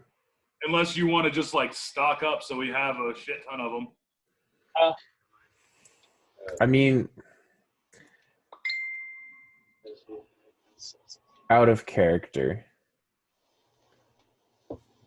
I'm tempted to say yes, knowing that we're about to go to hell. In character, I don't think Whistler would have that much. I don't think he would know that that's about to happen. So, I mean, Max says he's ready to join. I'm sorry, what? I was telling Chris that Max just texted me saying he is ready to join. He's in. Hello. Okay. Hey.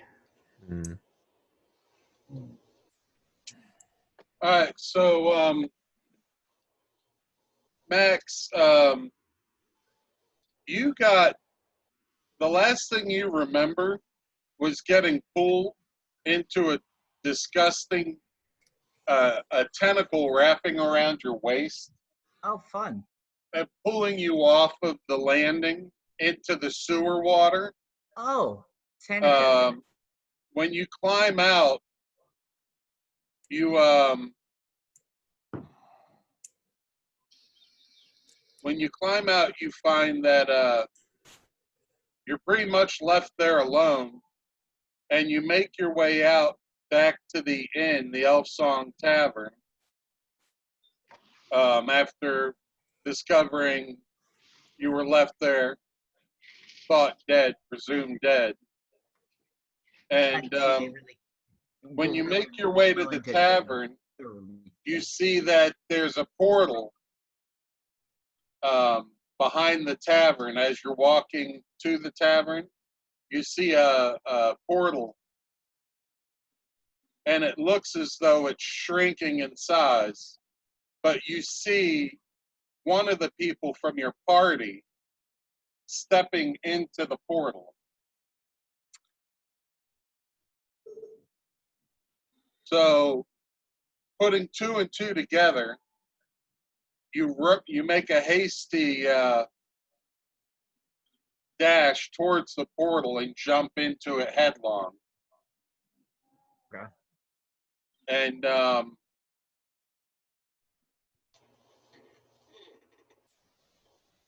you end up outside of Candlekeep, and because you entered the portal far enough behind your companions, the portal's time warping ability had you enter it at a point where you're left standing at the Candlekeep door gates alone, and the guard looks at you and says, "Well met, traveler. To gain entrance, you must provide a book or scroll that's not yet presently in our library." Oh. Okay. Huh. And he doesn't have a book. Nope. Would you be willing to tell me if there was anybody that traveled along here not long ago? We have people coming and going every day. Where was the last group of people headed? Oh, it was a rather large group. And he says that there was a tiefling and a gnome that looked to be kind of brutish, and a bird of some kind, half man, half bird. You're pretty And were sure they it's given your party. entrance? Were they given entrance? Of course, they provided a book. Great. Okay. Well, what if I wrote a book? If you wrote a book, you have that much time on your hands. Got nothing else to do.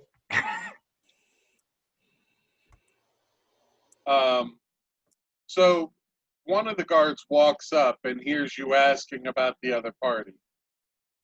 And he goes, honestly, let the poor chap in. You know he's with them. And the dwarf says, all right. I think I heard them talking about going to the Hearth Inn. You can find them there.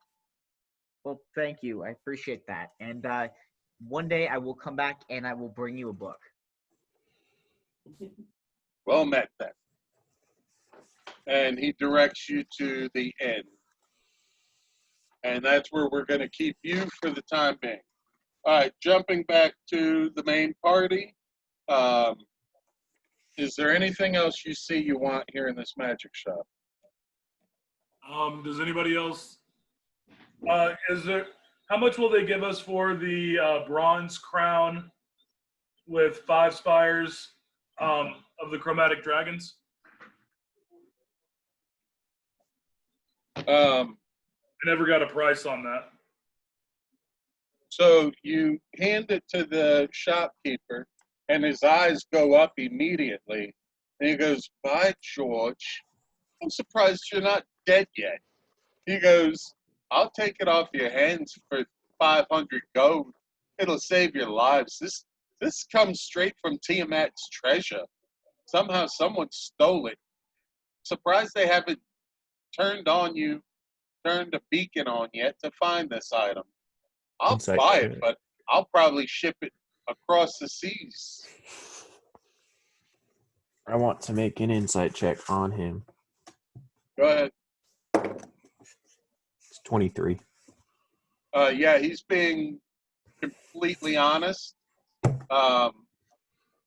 And you hear him talking to himself that from time to time, different hordes of treasure will pop up through Faerun that get stolen from different planes of existence. And those deities or sub-deities, much like Tiamat, can locate items and have their followers go retrieve them for them. So he's pretty adamant that this is a stolen item, probably from the horde of Tiamat. And he's frankly surprised that no cultists of Tiamat have hunted the party down and killed them yet. Partially due to the fact that I think the DM forgot we had it. No. I knew very well you had it. And there's actually a part in the book where you're supposed to fight a huge band or turn over everything you have from the horde, which is quite substantial. I've let you keep a lot of that shit. But I'd say half of the treasures you have on you were supposed to be robbed back from you by now. All right. The silver hairbrush with the Azul gem. He'll give you 200 gold for it. Do you want to sell him the crown of Tiamat? Well, if it's as rare as it seems, maybe we could trade that with some of these other treasures for one of the more pricey items in the store. He looks at you and kind of scoffs and says, "Huh, like I said, if I buy it, it's going to go overseas where it can cause no harm. I'm not keeping it, and I'm darn sure not going to sell it to some unsuspecting poor soul. I was merely offering to buy it to take it off your hands, save you trouble." Sell it.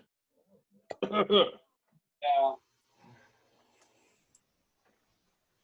Well, I mean, what I'm thinking is it would be really nice if we could buy one of the more expensive items in the store for one of our party members.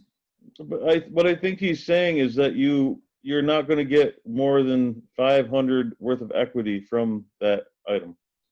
Okay, that's fine. The wooden jewelry box with electrum filigree.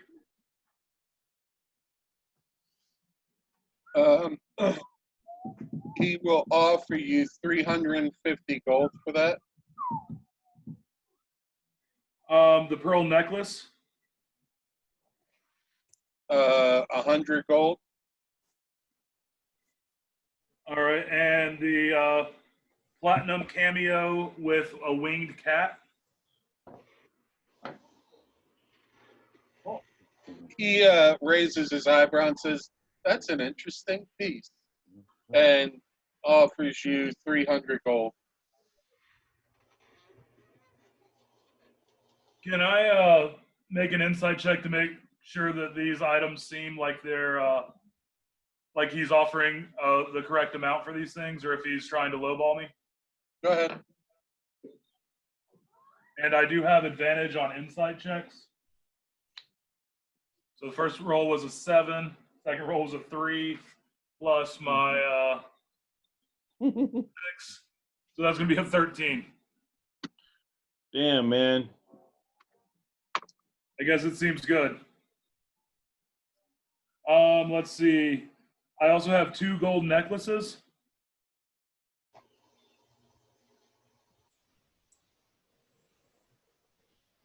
How cute. So he seems like he's on the level. The 2 gold necklaces, he offers you 25 gold pieces each.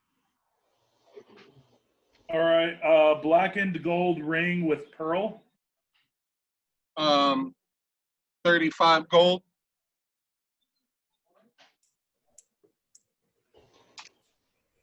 Let's see here.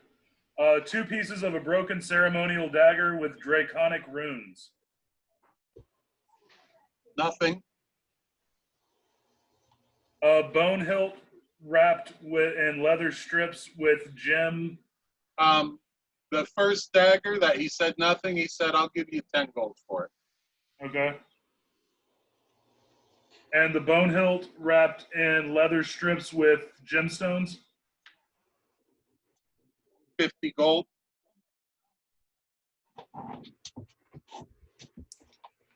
right, I think that is. Oh, a silver dagger. 25 gold.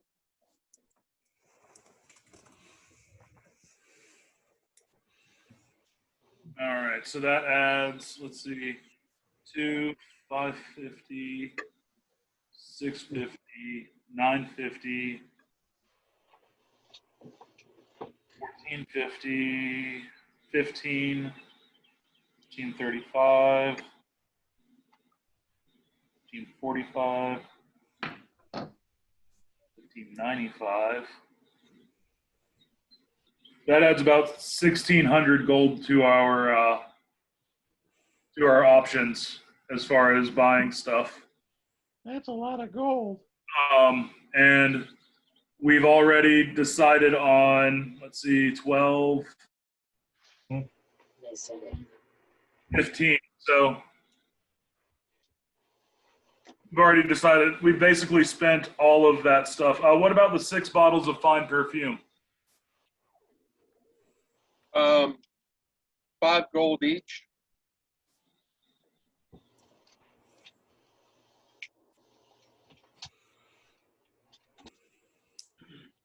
All right, so we'll go ahead and barter with, or we'll trade the bronze crown for 500.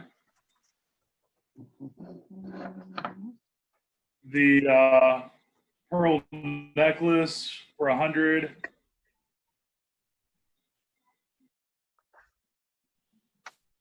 The cameo for 300.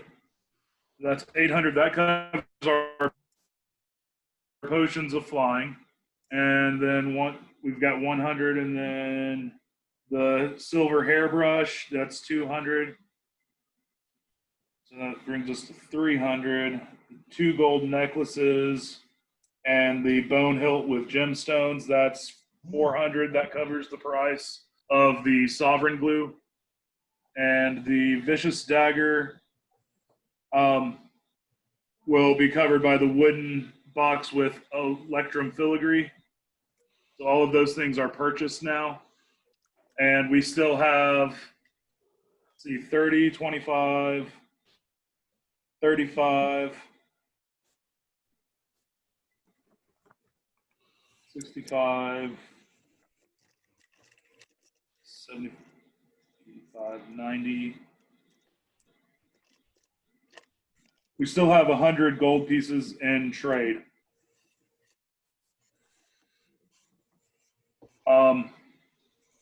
Is there anything anybody else wants? We haven't spent any of our actual party fund. We've just traded treasure for everything so far. Is that? Did we already pay for the vicious dagger? Dagger is yours. The sovereign glue is ours, and we have 4 potions of flying. Okay. Let's see what is up above the defender scimitar. I have winter boots, but It's disgustingly great is what it is. Any of the fighters in our group would probably kill for it. Kill for what? The defending scimitar. Well, except for the gnome, he can't. I don't know if he can use it. Yeah, that's a little more than we have in our party fund. Oh, okay. Well, How much do we have in the party fund? Say what? How much do we have? We have about 800 a little over 800 platinum. So that's 8,000. 8,000 gold. So yeah, I say let it go. You can always you always go back and check another day. Yeah, well, I was thinking about that belt of dwarven kind. Does that could be really useful.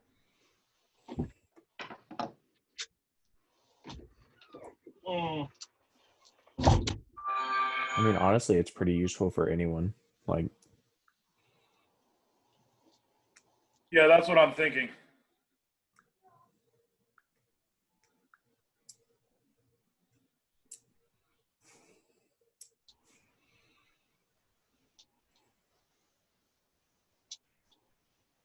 I mean, it would be great for somebody who doesn't have dark vision. who all doesn't have dark vision? I mean, I don't. But I will eventually. It's up to you. I mean, I don't mind growing a beard. Yeah. It requires attunement, though. I'd have to get rid of something. Yeah, that is the kicker, is that it does require attunement for everybody. I mean, I've got one more attunement slot open, and I don't have dark vision. But if someone else wants it more, I mean, it wouldn't.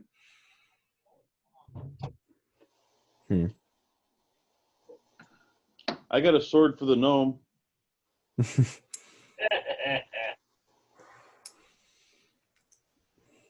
I mean, if we want to buy it, I wouldn't be opposed to having Whistler wear it. But if someone else wants it more, then that's fine with me. I'd be willing to give 400 platinum for it. It's 4,000. Okay. Just trying to think what I have to trade. So you'd have to come up with another 2,000 gold pieces. I have 200 on myself.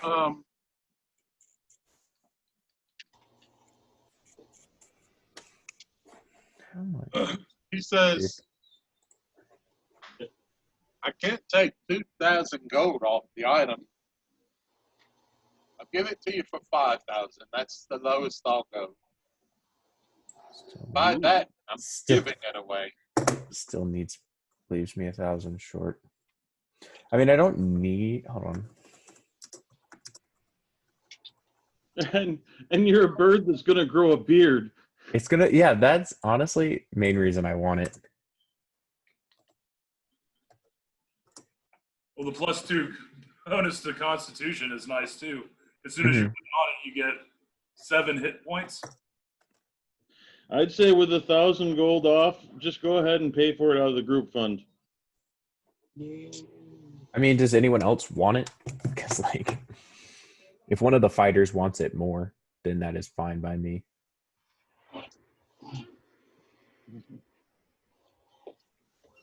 If we're willing to pay for it, then I'll take it, I guess. Does anybody have anybody who's attuned to something that wants it? If they have something to trade for it, that might be helpful. I just don't have anything to trade for it. I'm trying to keep our group fund. You know, if I spend 5,000 on it. I mean, if you do 800, I'll put the 200 I've got in my pocket towards it. I mean, I can't think of any. I have some daggers that are just normal. Yeah, I've got 9 daggers. So you have 9 daggers? Yeah. Jeez. I was gonna go buy some more. I might have to just borrow some from you. No, you can have them. Oh, sick. Oh, wait. I also have a few other things I picked up. I have a jewelry box made of bone. I don't know how much that's worth. I haven't checked that out. Is there anything in it? There was. I don't remember. You never opened it up. You never opened it. Yeah, I never opened it, so I just have the box. Where'd you get that from? It was one of the first rooms we explored. I think I opened it, took it from one of the chests, because it was in the same room that I got the tiny box with the gold signet ring. So you also have that. I also have I have those 2 things. And I have a bottle of fancy wine worth 10 gold pieces, but I don't know if he wants that. And I have Dust of Disappearance, but I think that will come in handy at some point. So I don't think I want to trade that off yet.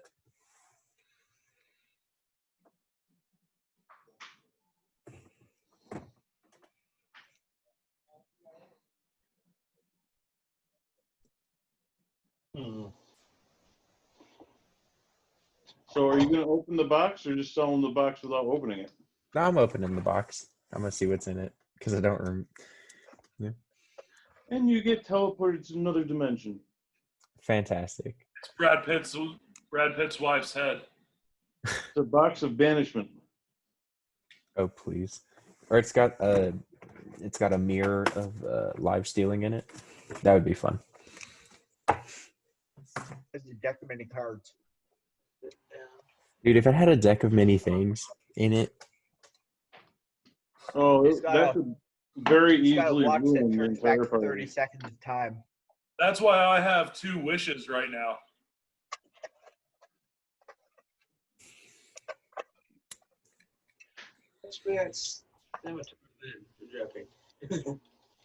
I mean, but I have had pretty good luck with a deck of many things. That's how I ended up with 2 keeps. No, I got 2 of them. 2 keeps. We got the ability to undo one event, which was pretty sick. So, like, there's only one time that I got teleported into the middle of the desert. You open the bone box, and there seems to be incense cubes in there, incense cones. Okay. The incense cones are pretty much worthless. Anyone need incense? And the box itself, he says he'll give you 200 gold for it. Okay. So what about the tiny box with gold signet ring that says stone hearts never bleed? I believe it was in the same room.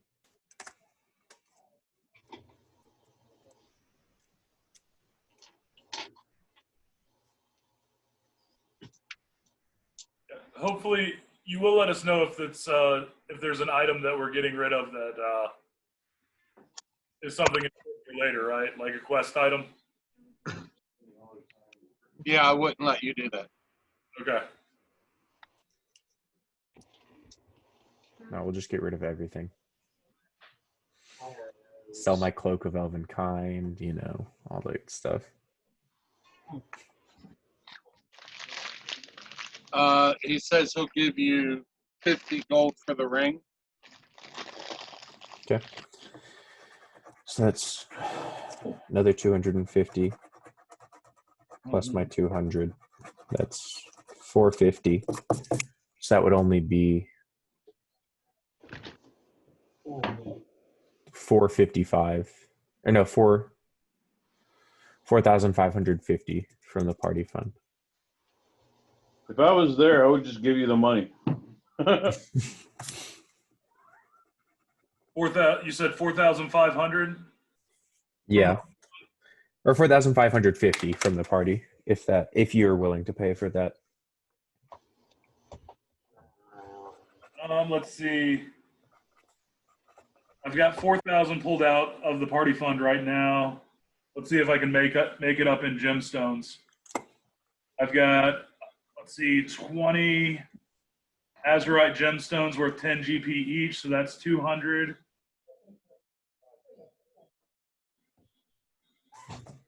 Okay, that brings it down to 10 agates worth 10, so there's another 100. so 250 left, excluding the 4,000.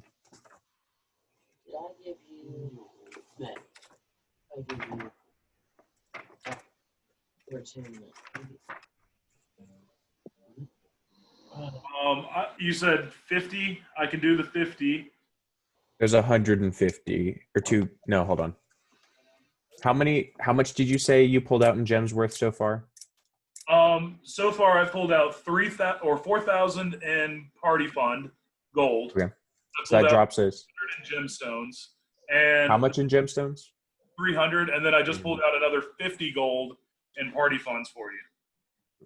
We're down. That still leaves 200 because I've already marked off my 200 and my stuff I traded in. And do you have an empty slot? I do have an empty attune slot. Let's see if I've got anything else here worth anything.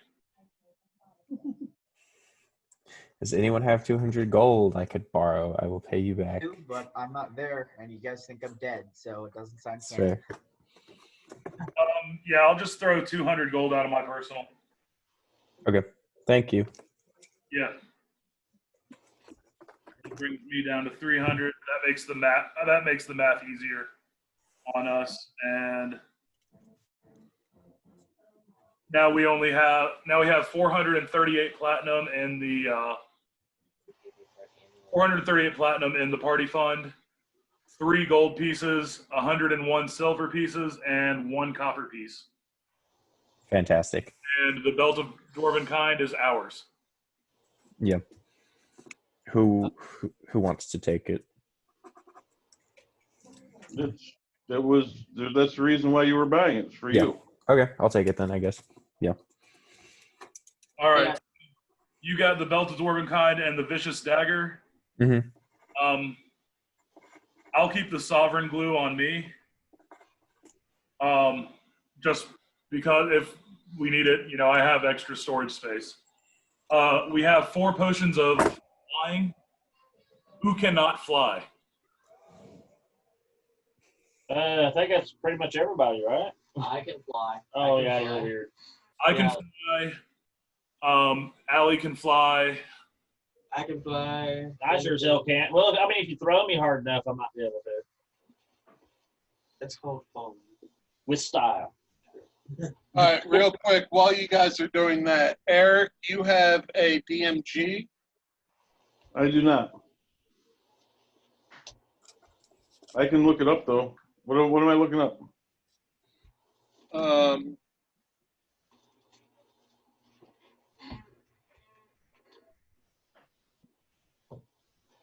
look for, it's page 64. In your studies in the library, you're able to find tons of shit on the 9 layers of hell, the 9 hells. You've become pretty versed in the different types of demons and devils.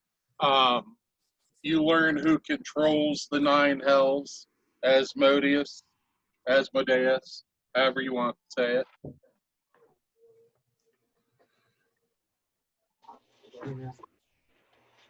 Hey, Chris.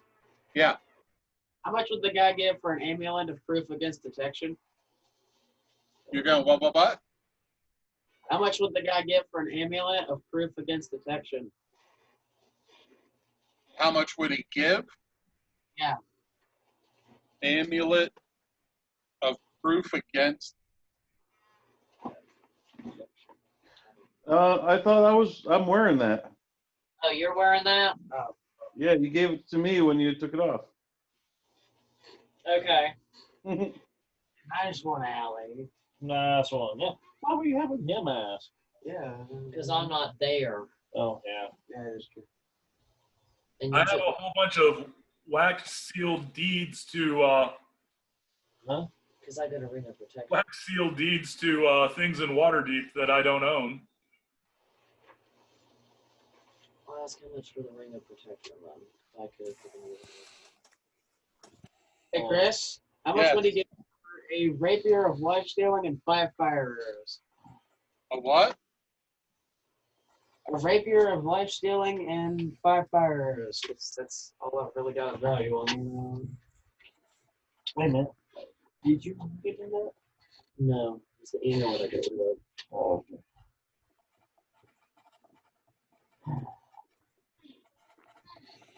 Oh, okay.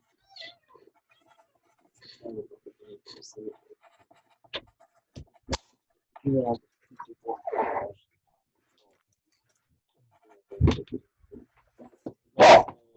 Really?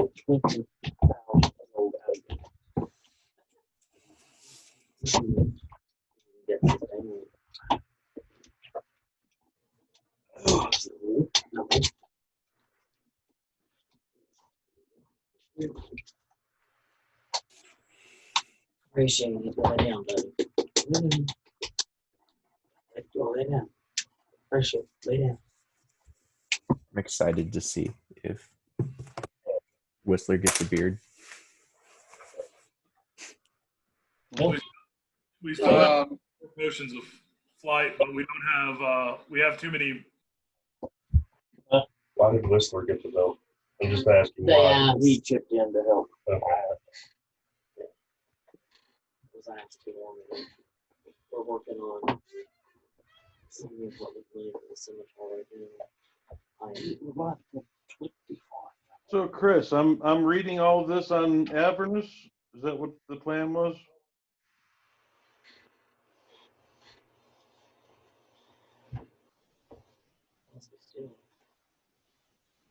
We could steal it. I have plus 3 on my intimidation. There's no stealing it and robbing the store. Yeah.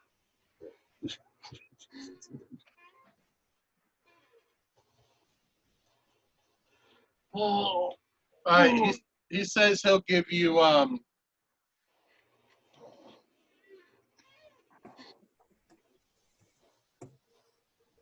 he'll give you 8,000 for the sword of life stealing.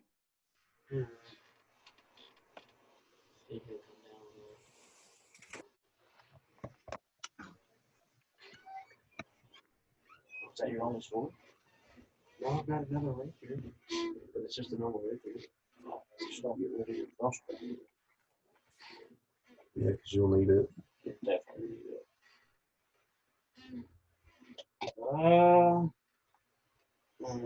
See if I can down too. Hey, Caleb, what other magical items do you have on you? Did you want to see who could come down in the cemetery? So not a whole lot. I got necklace of adaptation and about it for my magical items. Hey, Chris. Yeah. Ross, By man, this point, would I have run into them by now? What were you doing? Probably looking for them. Yeah, you wander across them at the magic shop. Hi, guys. I'm still alive. Holy crap! It's alive! oh wow. You look like you've had coronavirus, man. Yep. Felt like it. Yeah, Thanks for, thoroughly searching for me and not just leaving me. Appreciate that. Wasn't really in the mood of chasing a giant tentacle through crap. Really? I Literal- thought that was your kink. No, even I have standards. Okay. I mean, considering I was shot last time, wasn't so intent on searching, but next time I will dive through the deep waters of shit to find you. Shopkeep.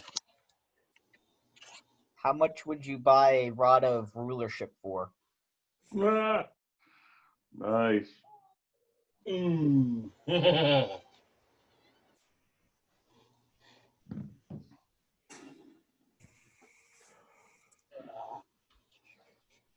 Go for that +2 hand crossbow.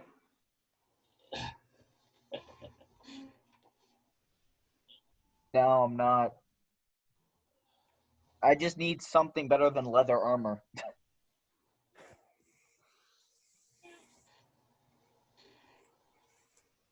True.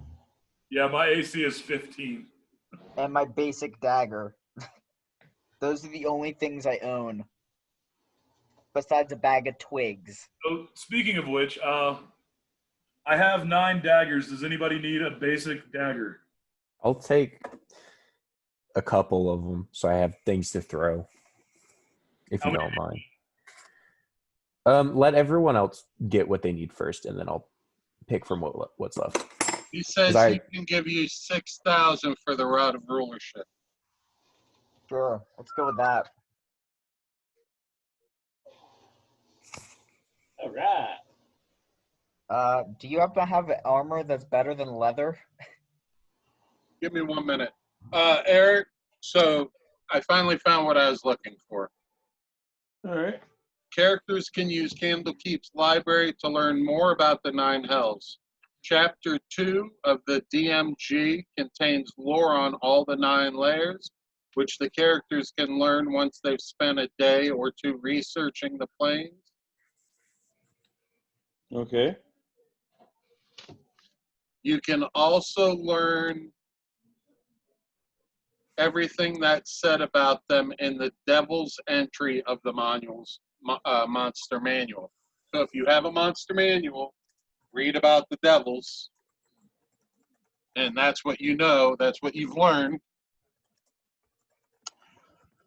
If you don't have either of those, Eric, I can forward you a PDF or a hard copy. I'm looking through like the DMG right now, so yeah, that's a lot of information. Well, that's everything you learn. Candlekeep is a treasure trove of information. All right, so last thing I remember was the route of rulership. Did you want to sell it? Yes, please. All right, so you get that gold in your inventory, and you were looking for armor. Anything better than just basic leather, because that's all I have. What do you have proficiency in? What do I have for what? Proficiency in? What kind of armor do you have proficiency in? Light. So it looks like all he's got is the leather armor of resistance. Or we can find someone that can sell you studded leather armor, but it looks like you could probably trade up straight for the leather armor of acid resistance. Yeah, let me see. I might be able to do medium armor. Let me check. What's your base class? My base class is Ranger. Ranger. But I'm Yeah, half it's orc, definitely, so definitely medium armor. that's what I thought. Oh, you don't need to crossbow. Okay. I'm getting ready to sell my longbow and crossbow. I'm gonna run upstairs real quick. I'll be back in just a minute. I saw an armor, a hide armor that was something about necrotic damage resistant. That's hide. I don't think Yeah. so. Not in this shop. Leather armor of no, what was it? Oh, I saw it too. I saw it too go down. It was hide armor of resistance. Oh. Leather armor of resistance. Oh, and necrotic.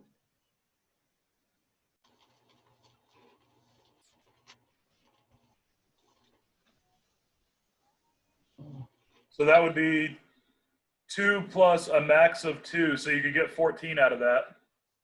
Yeah. Would that help? Can you wear medium armor? You Yeah. can wear light and medium. I mean, you might be better off with studded leather where you, what's your dexterity? My dexterity is 16. So if you got studded leather, you would have a 15 AC, whereas with that hide armor, you do have resistance. You would get resistance to necrotic damage, but you would only have a 14 AC. I already have a 15 AC with the leather armor, so. Oh, because you have a ring of protection. No.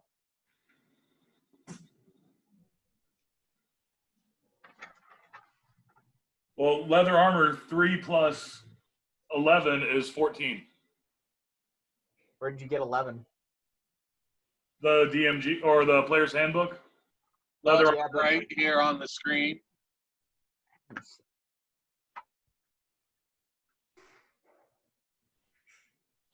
I think that because I'm half orc, I have a special in it. I have a added to my AC. A what? Because I'm half orc, I think I have a added benefit of AC. It might be your fighting style.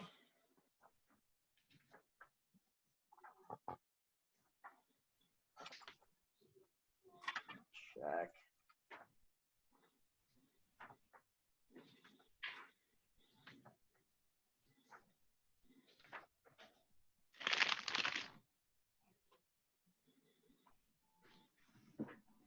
Did you take the defense fighting style, maybe? That would give you +1 to your AC. Defense.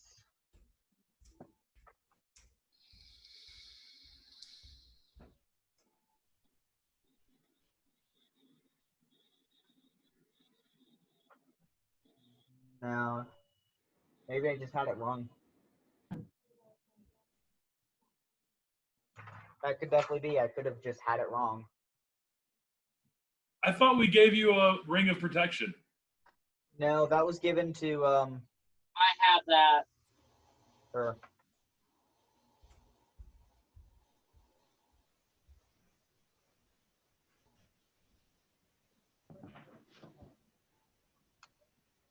I mean, I'm not trying to take away from you. I'm just trying to make sure that we get you the best bang for your buck. Yeah, no, I understand. Because if we can get you studded leather armor and you can have a higher AC, then we can buy you. You could buy like that +2 hand crossbow if you wanted to. It wouldn't do quite as much damage off the bat, but you would also be able to do a bonus attack if you wanted to. I'm not looking for any weapon. I need something for armor. Fair enough. I didn't see any other armors on there. Yeah. The question is whether resistance to necrotic while going to hell would be better than +1 to my AC.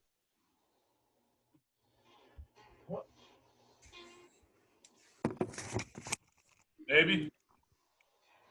Probably better off with something than using a knife. Yeah, what's that? Yeah.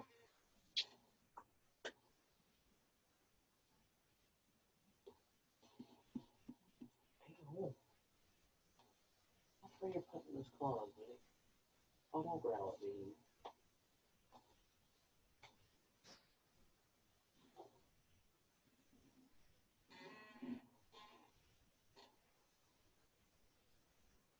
You could wear that scale mail actually.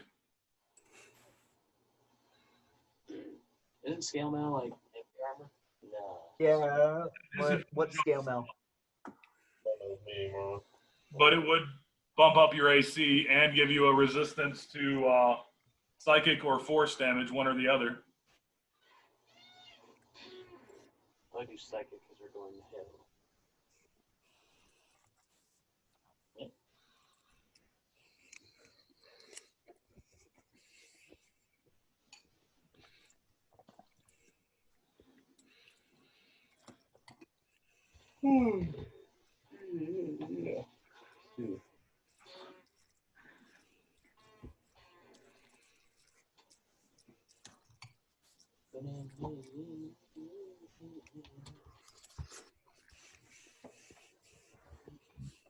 Yeah, I'll probably go with studded leather then. Well, you don't even have to sell your rod for that. And then you could still like control somebody.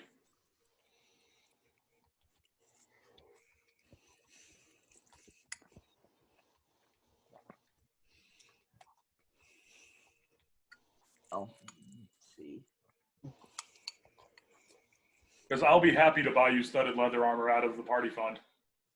I'm sure I gave next. Or my own gold.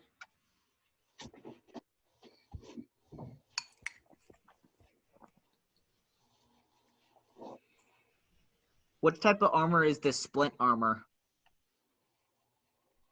It's splint is heavy.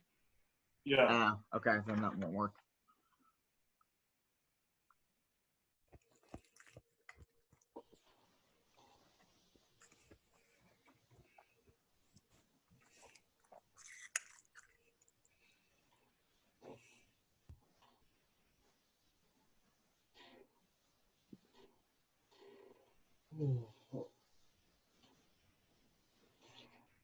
Hell, we could buy you a breastplate for 400 gold pieces.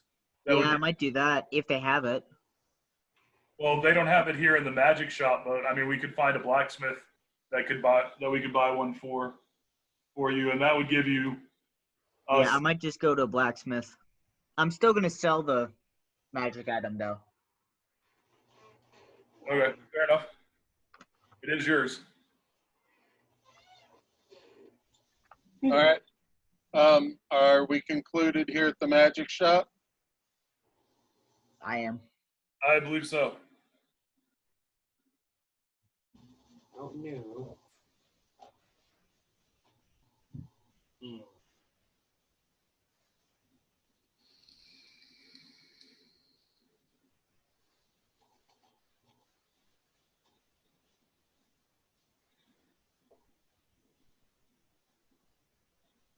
Would we be able? Is there a blacksmith nearby? They said there was everything, so. I'm trying to build you one now. Oh, sorry.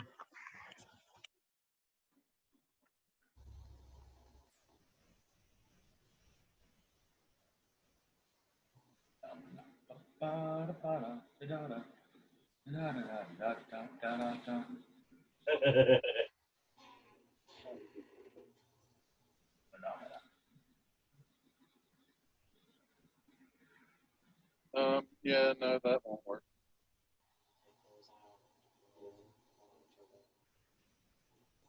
There's no monitor there.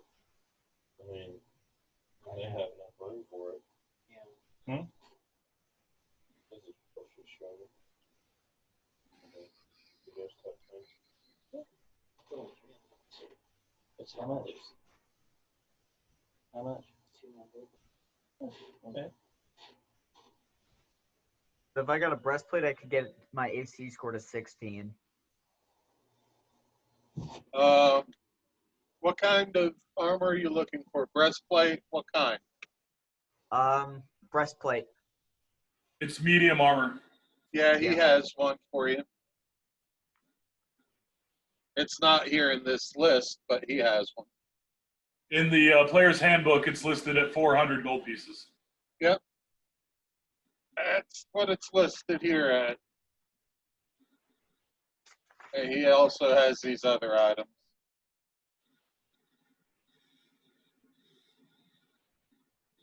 No. Does he have lockpicks? Nope.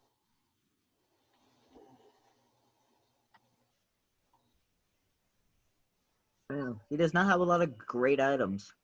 No, he doesn't. He snickers and says all the great items are at the magic shop. Yeah, looks like it.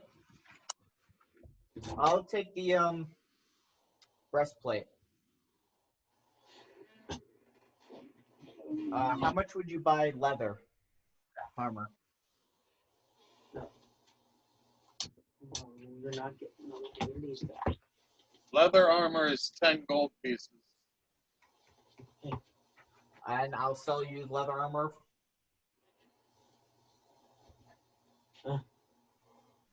Oh, hooray. Come on.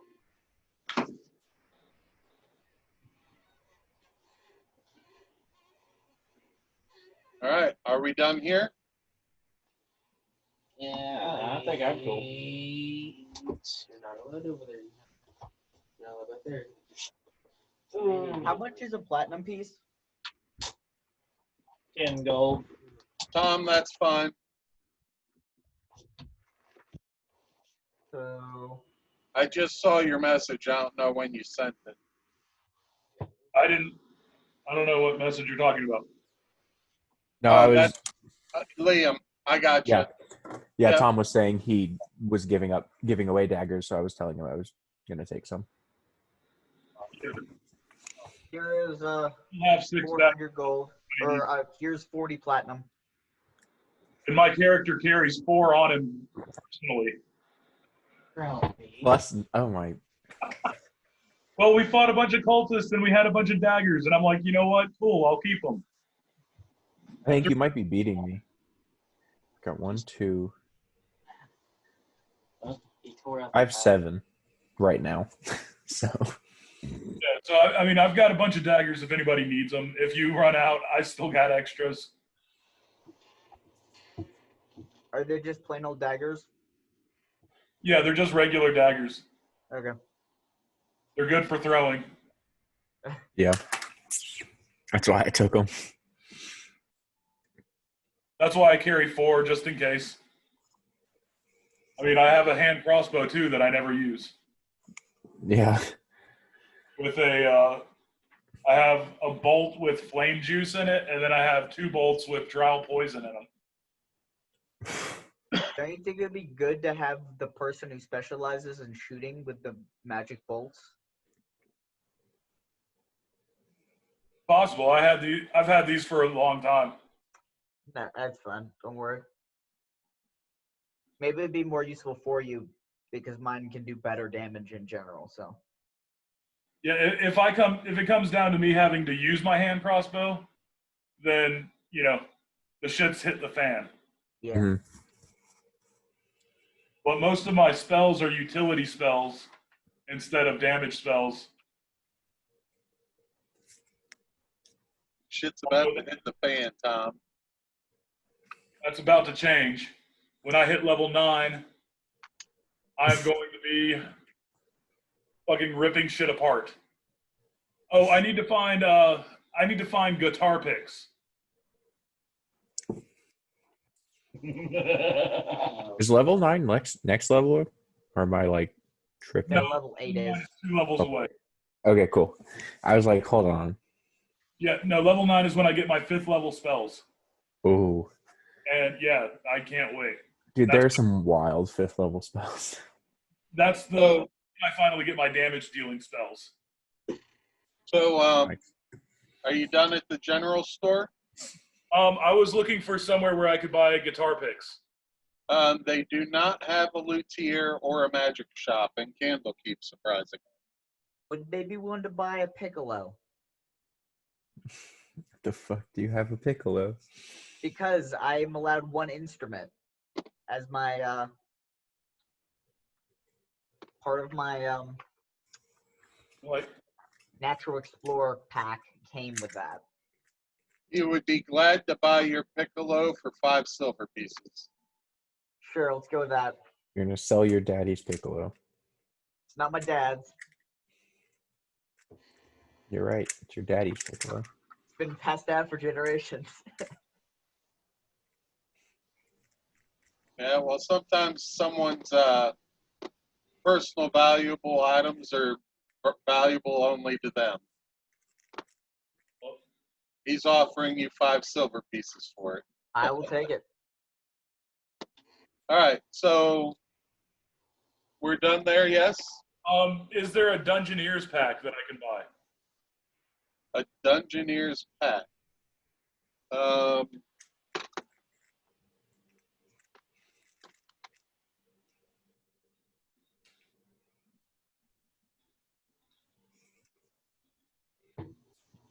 It's listed under as 12 GP in the player's handbook.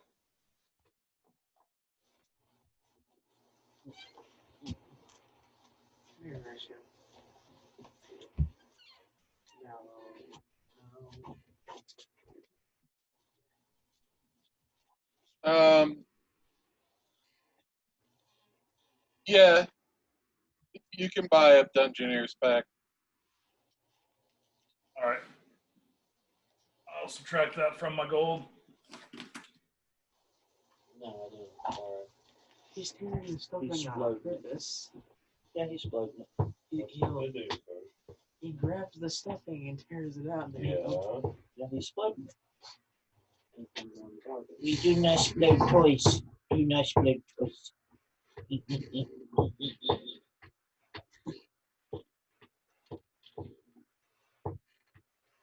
All right. What else, guys? Do they have a chain? No chain. What about rope? What about what? Rope.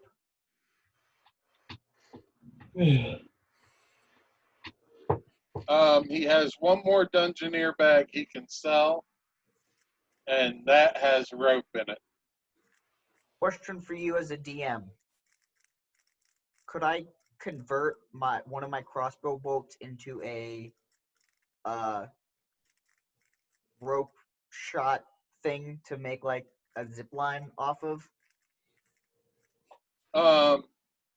No, rope would not work for that. You would need something like Silk rope. yeah, it'd have to be something like spider silk or something much lighter than rope. Okay. Some high tensile thread. And never mind then. Candlekeep has no Thieves Guild. Those types of items would probably primarily be found in a Thieves Guild. Okay. A shop that would accommodate the seedier sort. Okay.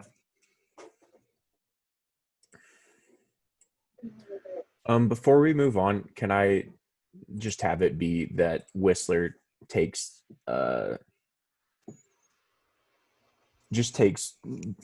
essentially a short rest just to attune to his belt? You bought the belt of dwarven kind? Yeah, it requires attunement. Okay. So could I just sit for an hour, like maybe while they're still shopping, head back to the bar and just chill in one of the corners for an hour, or however long it takes? We better have bought that belt. We paid enough for it. Yeah, but we bought it. Otherwise, we're going on a night mission tonight. Dude, yeah, if listen, I'm not opposed to go on a night mission anyways. Like, there's some other things in that shop I would be down to steal. Okay. About what kind of protections they might have.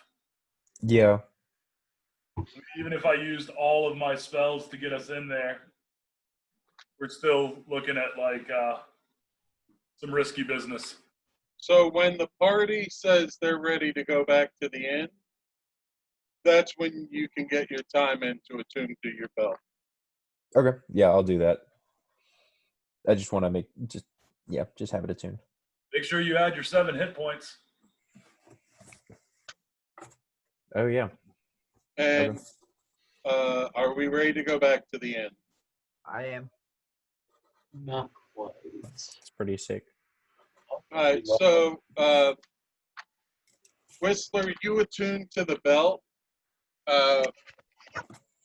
It's not dawn, but you are attuning to it for the first time. So give me your beard growth roll. Okay. It's a 41. What do you have to roll? It's a 50% chance. So I just did D100 and got a 41. He's gonna have a fucking beard. So it's up to you to pick either high or low, I guess.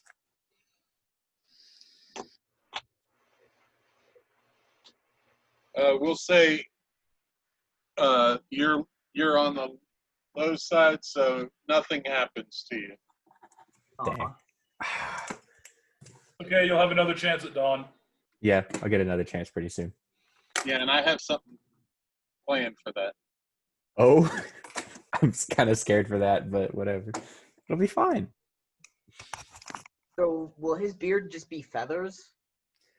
I mean, I was looking it up, and it's like it's kind of up to the DM because there's like, yeah, logically, physically, I cannot grow a beard, but this is also magic, so like anything's possible.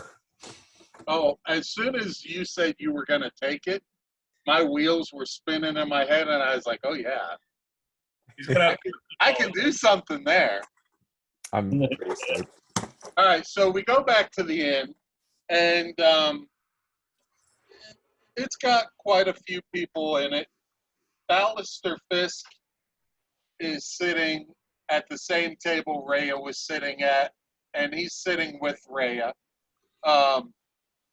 There's a few people seated, eating, enjoying the band that's playing. There's a woman singing, a flutist, and someone playing a lute. Tom, they're doing a pretty good job, you notice. You know, people are tapping their feet along with the music, and that guy's rocking his lute out. So, yeah. Only I didn't sound like Piccolo. See if they have any guitar picks that I can buy. So you walk up to them and they're playing, and do you interrupt them? No, I said when they have a break. Oh, okay. Guys got any guitar picks? So yeah, as you walk up, the song's coming to an end. He can sell you 3 picks. I need at least 10. 4? He says, but I only have 5. No. Okay, I'll just tear somebody to shreds with caltrops then. You what? I'm looking forward to level 9 where I take animate objects. So I'm going to animate 10 guitar picks for RP purposes, but I can use caltrops instead because I have like 20 caltrops. So I'll just throw out 10 caltrops and animate those and tear I've got 1,000 ball bearings. You could just sling those around. Yeah, I can do. A bag of twigs. You could carve one. I mean, I could use gold for all I care. It's fair. All of those are pretty good. I'll throw out 10 silver pieces and animate those and just 44 damage. All right, so after your conversation, you go back to the table, and Fisk has already ordered a large meal for everyone. There's a giant roast boar in the center of the table. There's a few jugs of mead and some flagons Am I sitting. supposed to know who this is? Uh, Am I supposed to know who this is? You haven't met him. You got.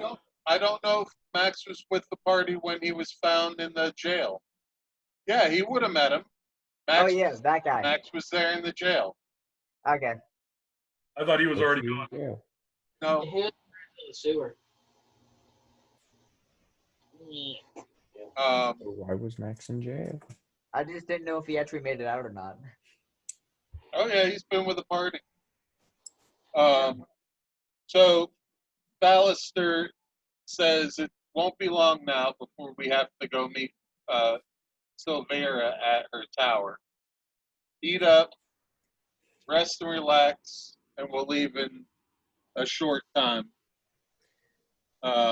Is the ogre still there? The one with the book? He is, but he's chosen to move over to the corner over here. And Mhm. there's no one sitting at any tables near him, which might be why he moved. He wanted to be over in the corner. Can I ask Fisk if he knows who that guy is? I've never seen him before. I normally operate in Baldur's Gate for my employer. In fact, after I introduce you to her, I'll be taking my leave back to Baldur's Gate. How long is our rest are we waiting for? I'm sorry? To eat up and rest. How long of rest are we talking about? You can pretty much already have taken, everyone else has taken their long rest. You can go ahead and say you took yours. In the sewer? Pretty much, yes. Okay. You were sleeping with the fishes, see? Yep. Can I walk over to the ogre Sure. and just sit down across from him?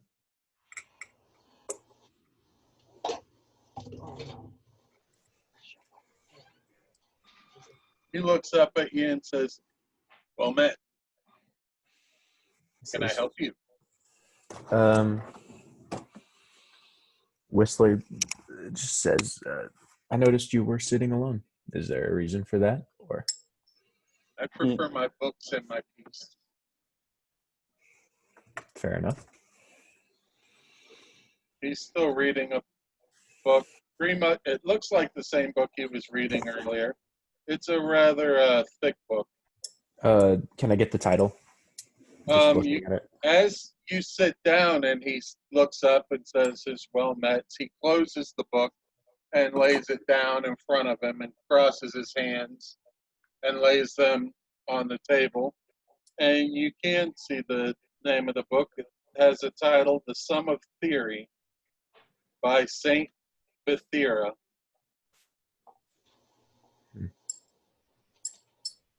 Interesting book you've got there. Yes, it's quite the page turner. Very deep thoughts.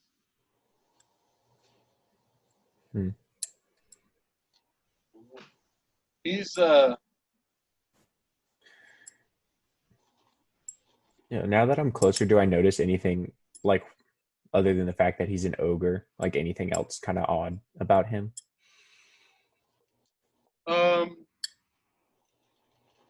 I mean, he's dressed like a scholar. I mean, he's wearing yellowish, dull yellowish, but new robes, and he has a shiny gold headband. I mean, that's really all you notice about him.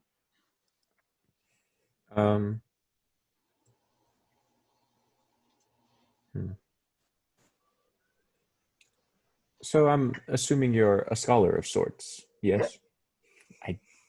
Charles, why are you upside down? I do what I can. I take in as much knowledge as I can. Is there like a school here at the church or somewhere that like employs scholarly people? Or a school here, in the town. There's the library. Do you work at the library or elsewhere? Only part-time. I help put books away. They give me a small stipend. allow me to read all the books I want. Hey Tom, how's it hanging? Just try not to drop stuff, man. Oh. Damn. Sorry to interrupt. Chris. Yeah. The devil entry, it does not include the monsters, right? It's just the text. I'm sorry. For the knowledge that I obtained, it's the devil's entry in the monsters manual. It does not include the monsters, correct? Give me 1 second. There's like four pages of text, and then it goes into the specific demons: barbed demon, bearded demon, blah blah blah.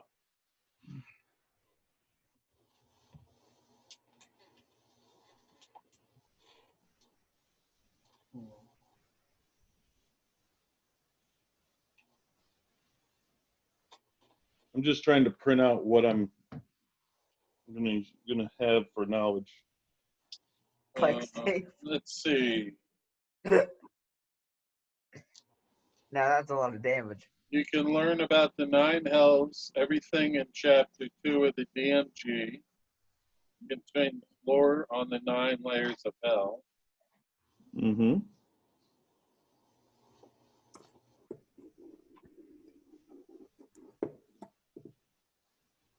How are you guys doing that?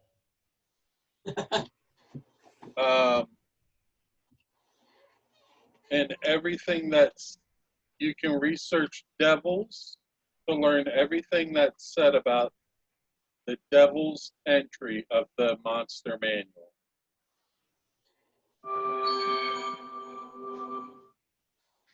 So that would be the basic information, but it wouldn't include the stats. Correct. Okay, that's all I needed.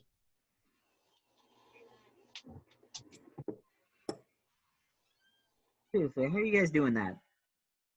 Doing what? Changing on the back of the screen.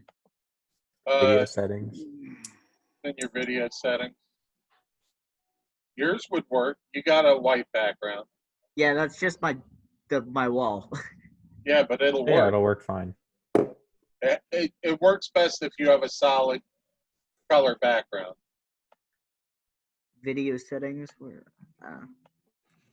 I'm trying to think how I want to continue this conversation with this man.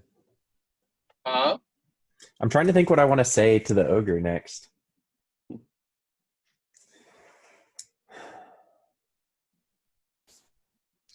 Can I? Okay, I'll just like start saying something. Just like a casual conversation, like, oh, how long have you lived in the city? All that stuff. But while doing that, I'm going to, in Thieves Can't, say,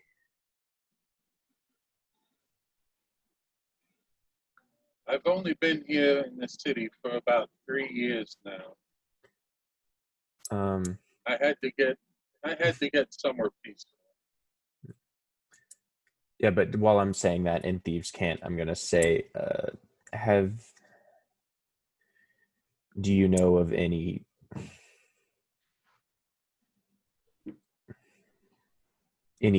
dealings of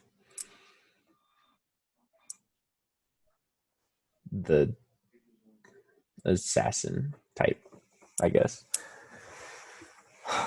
Yeah, I'll say that in Thieves Can't while just having like casual conversation and see if he responds. What are you asking him about?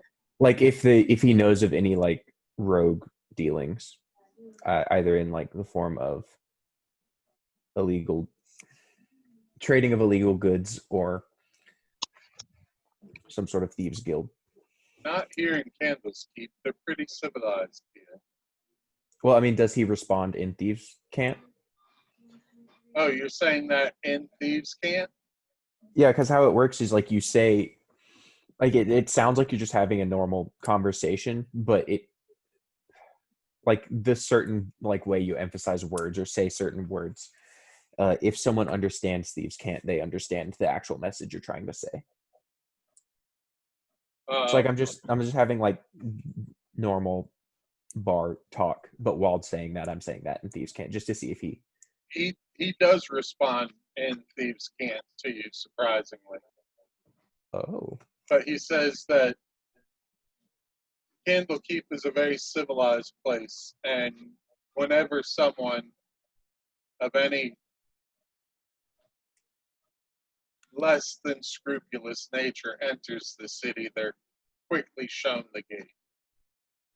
The city is full of archmages and monks who have no problem bringing their full might to bear to expunge people from the city that aren't there for higher learning or knowledge. Good to know. Do They're have very any... he says they're very forgiving of people's background, so long as their intentions while in the city are pure. President Island been launched out here on a catapult. Continuing Even he has been shown the light of their forgiveness. Continuing in Thieves Can't, I'll ask, is there anything else I should know about this city? And he responds in common to you. No, nothing of intrigue. It's a pretty mellow, laid-back city. Yeah. I'll say thank you for your What time. race are you? Kenku. Thank you. He begins, what languages do you speak?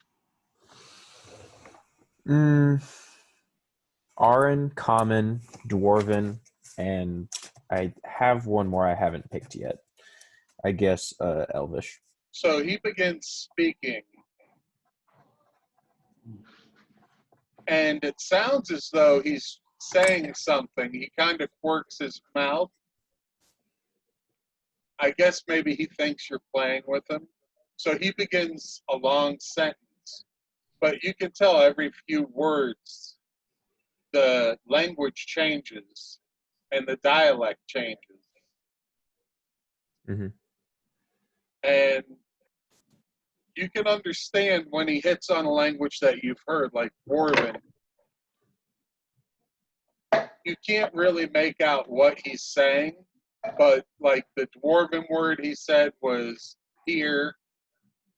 The Elvish word he says, peaceful. You can tell he just cycled through about 15 different languages in that sentence. Wow, this ogre really does have layers. Be like an onion. And what was the point of that demonstration?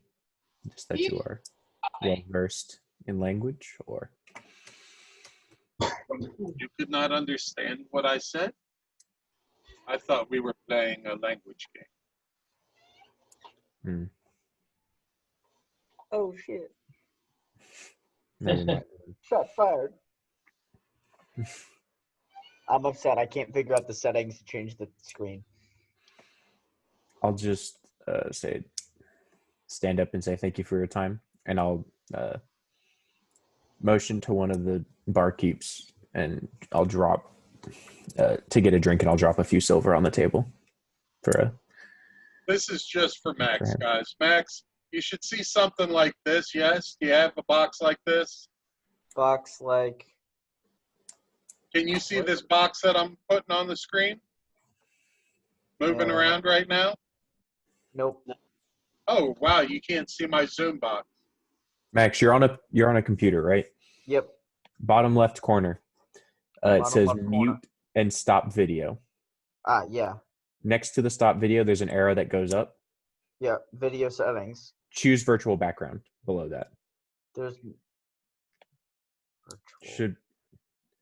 If you go to video settings, you can choose virtual background. It's under chat. Yeah, it should be there as well. It's under what? Chat.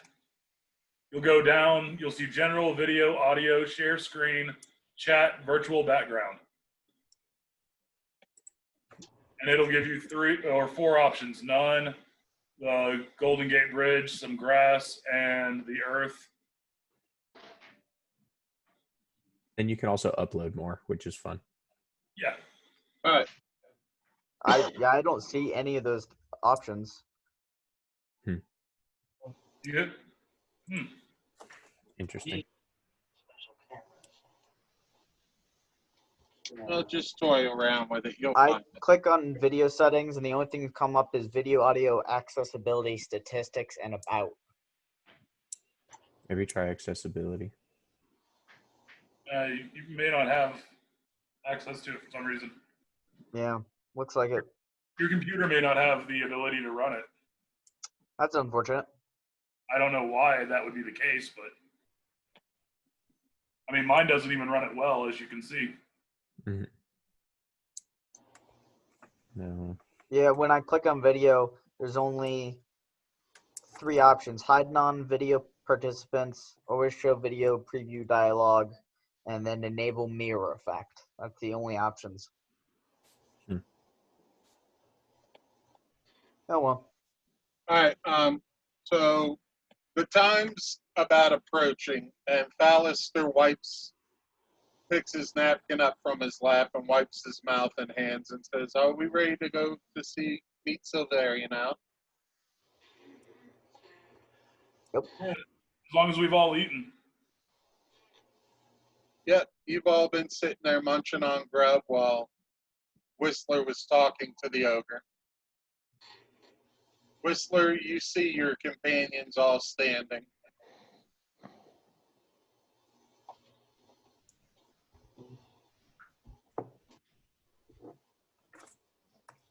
Except for me, when I get off the chair, my height doesn't change. All right. If anything, you get shorter. So, you exit the inn. Whistler, you're following them, yes? Yeah, I'll go with them. I'm not All right. gonna. Who did that? I didn't know I could. Sorry, I was just playing with settings. How do I How did erase you it? do that? What? I went. Oh There's man, a there's gonna be blue- so many dicks drawn on the screen. Oh no. Hold on. This is why we can't have nice things. There's a little blue pen in the corner that allows me to pen highlighter. See, I can do a highlighter. Hey, stop messing up my map. Or I can hit clear. There you go. All right. Wow. Well, does everyone have that possibility? No. Because that Is brings it- up something all new into it. Oh shoot, yeah. I have that. Wait, where is this? Let me move the mouse. It may pop up. Well, that could be fun because you can do an arrow as well. The fuck? Why does everybody have all these cool things and I'm stuck with this shit? Are you using it on the website or are you using it on It's on the Zoom. No, we don't have it. Yeah, we don't have no drawing thing. I Alright. have it. So at the end of this, the people that know how to do stuff, maybe y'all want to get with the people that don't know, because that arrow pointer thing Liam was doing, that could come in really handy for you guys Yeah, I don't know. trying to tell me where to put your tokens and shit. I don't think you can rotate it. You can only just add an arrow. Like Yeah, it but doesn't. you're still dropping that arrow on. Oh yeah, and it can. So I can be like, yeah, I want to move right there. How did you Huh. do that? Interesting. All right. It'll also be good for, I want to search this area for traps. I want to search this area for I want to open. doors, I want to blah, open blah, this blah. door. Oh, it's under annotate. Yeah, Okay. and annotate is how you do it. If you're Yeah. It's under what? annotate, you do up at the top of the I screen. know. View options. It's a drop down menu. Annotate. Can also request remote control, which is fun.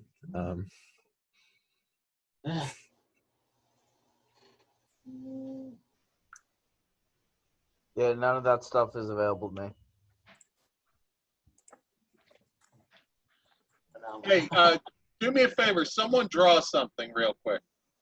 Got you. Leave that. I can erase them. Nice. Learn something new every day. All right, so whatever you put up there, I can get rid of. Nice. Okay. All right, so we now. All right, guys, that wasn't an invitation. All right, so, and no drawing beards and crap on things. All right. So we leave. The hearth in, and you walk down some streets. Ballister's leading you along, and he leads you to a tower, and he knocks, and you hear a woman's voice, "Come in, Ballister," and you are greeted by this woman. So tempting. No beards. Oh, you Yes. just, Now we do. Oh yeah. The mustache on. Ooh, fancy.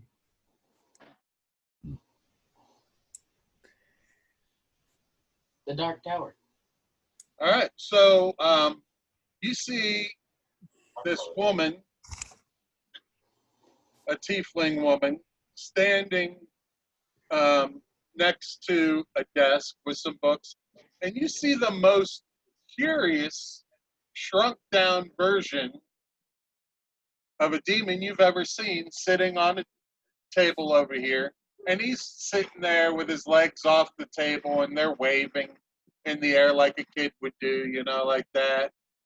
And he's just smiling. And you guys enter. And the walls of this circular chamber are punctuated by arched windows that are currently shuttered. Bookcases filled with eldritch volumes stand between the windows in some point. This, by the way, this description's not perfect because I wasn't reading it while I was building this room. So, white tables are covered with specimen jars, alchemy equipment, and other clutter. Engraved into the floor is a large 9-pointed star with two large rune-covered boulders on either side of it. Not a boulder, it's a rock. A middle-aged tiefling dressed in wizardly robes stands by the desk, caught in the figure of intense contemplation. Perched on the corner table nearby is a spiny little demon with warty green skin, buggy eyes, and thick black horns, and a black whip-like tail. I can't tell you how these things Finally, says the tiefling, what have you brought for me?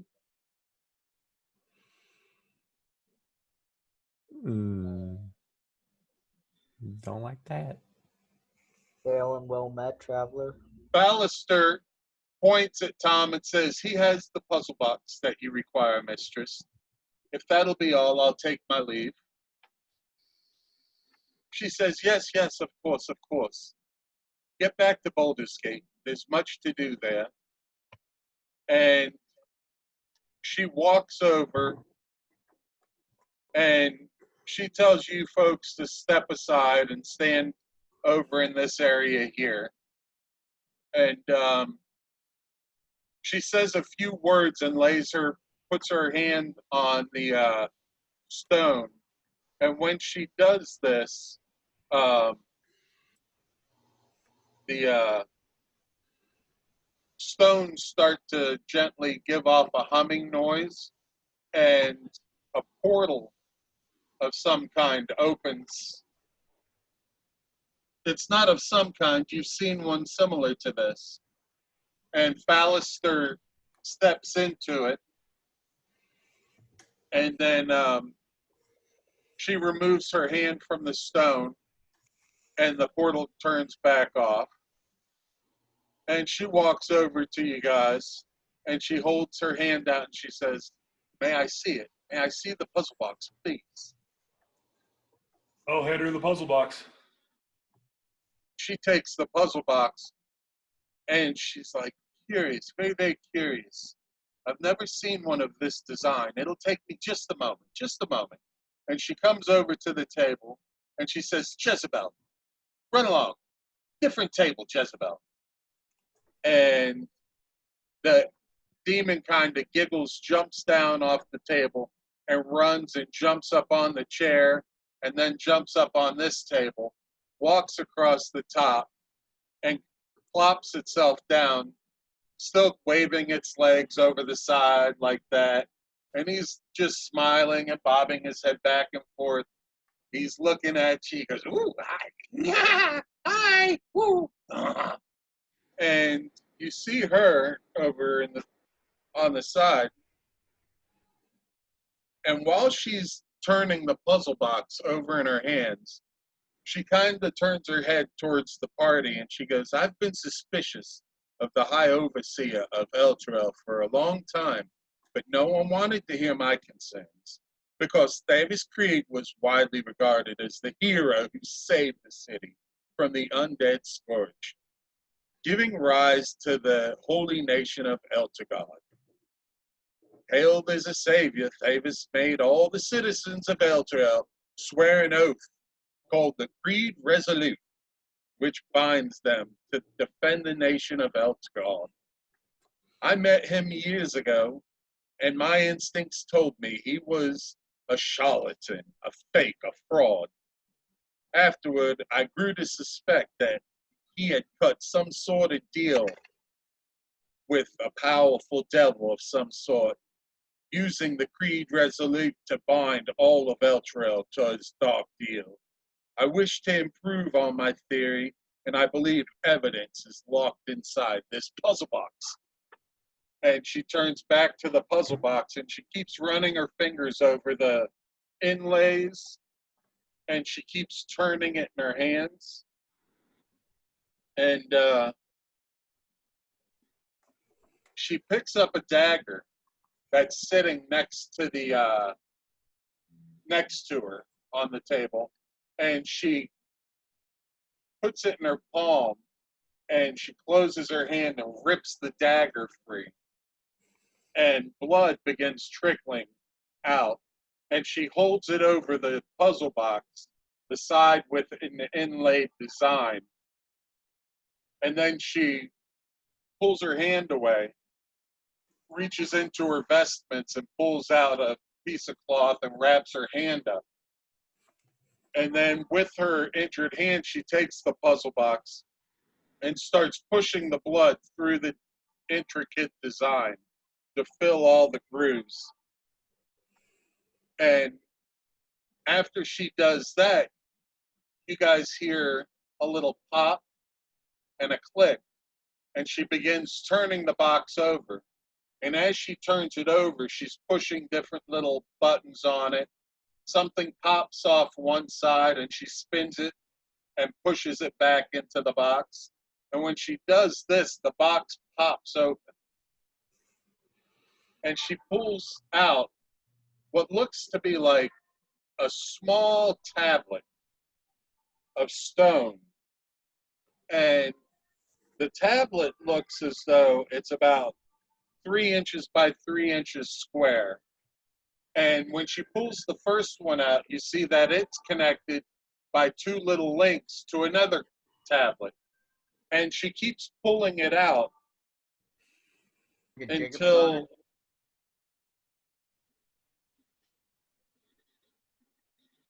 all right, so you guys see something like this being pulled out of the chest. Well, that doesn't show very well, now does it? There it is. They're kind of like stone tablets, 3 inch by 3 inch, connected, and there's appear to be 8 or 9 tablets. And she takes the puzzle box and she looks at it and she pushes it against her chest to close it. And you hear the box close and click, and she sets it off to the side. And you guys all now huddling around behind her. Over here, you're all huddled behind her and watching. You guys notice that there's runes on the tablets, writing. Who in the party can speak Infernal? Speak, read, and write Infernal? I can. I believe I can. Yes, I Wish I can. could. All right, so those of you that can speak and write Infernal know that whatever's written on there is written in Infernal. She picks it up and she says, don't worry, I'll read it for everyone. This is witness. This is proof. She begins reading. Be it known to all that I, Thavis Krieg, High Overseer of Elturel, have sworn to my master Zariel, Lord of Avernus, to keep the agreement contained within this oath. I hereby submit to Zariel in all matters for all time. I will place her above all other creatures, living and dead. I will obey her all my days and beyond with fear and servility. I recognize the dispensation of the device called the solar insidator, hereafter called the companion. In my capacity as High Overseer of Elturel and its vassal territories, I acknowledge that all lands falling under the light of companion are forfeit to Zariel. All persons bound by the oath to defend Elturel are also considered forfeit. I further recognize that this dispensation will last for 50 years, after which the companion will return hence to where it came, taking Elturel and the oath-bound defenders with it. If that is Zariel's wish. All this with my everlasting pledge, Phoebus Krieg. She takes the tablets and slams them down on the table. That vile dog. He condemned all of Elturel. So the paladin never swore allegiance to Elturel? She has sworn allegiance to Elturel, and she has said she was not in the city when it disappeared.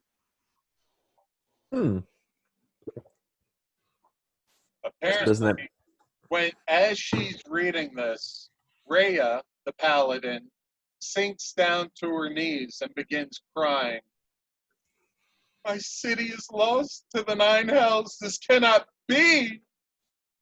You must send me there. I must save it. You cry a lot.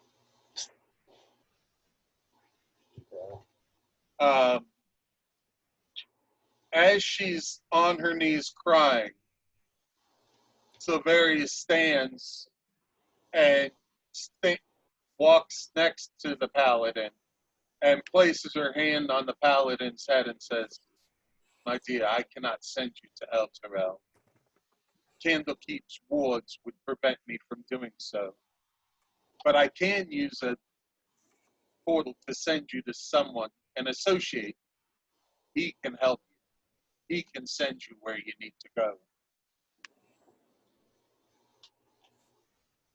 Rhea looks up and she goes, thank you, please. Send me there. I need to find Ulta Ravengard. If he disappeared, I need to find what happened. I need to save the city. And she looks up at the party and she says, you've done so much already. I can't ask it of you, but please, please, powerful strangers, please help me save the city of Elturel.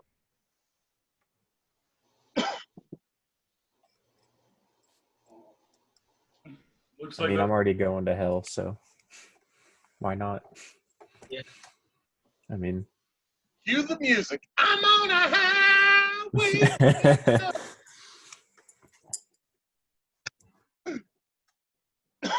um, We'll figure out uh, that while I'm driving the short bus. so,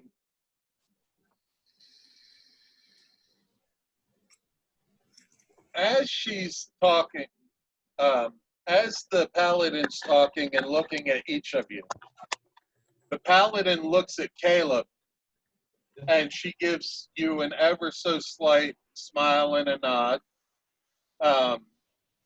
You know it's probably just acknowledging your racial connection. And she looks at Illyria and she raises an eyebrow and she begins walking towards Illyria. And you're just kind of looking at her as she's perplexed by something she sees on your person. And she begins circling you. And she says, "You have the shield. You have the shield of the hidden Lord." Well, just something I found. This shield is the symbol of good's triumph over evil. Gazing at such beauty, one can easily overlook the terrible force bound within it. Gargath is, I believe, its name, though it calls itself the Hidden Lord. It was a pit fiend sent by Asmodeus to corrupt mortals on the material plane, and there it has amassed such a following as to rival that of the gods.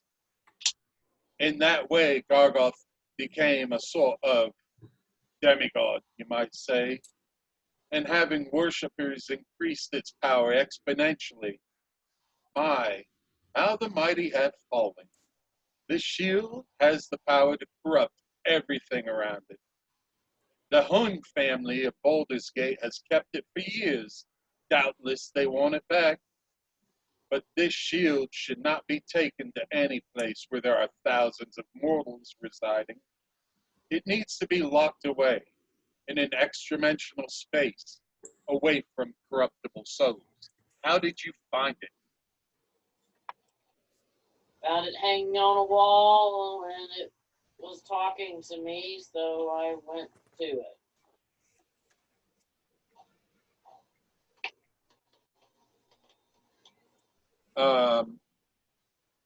When she finishes speaking, what's your character thinking right now, Allie? That we need to get rid of the shield. It's a very bad thing. You hear in your head, "Take me to the nine hells, and I swear I'll serve you faithfully as both guide and advisor. Please."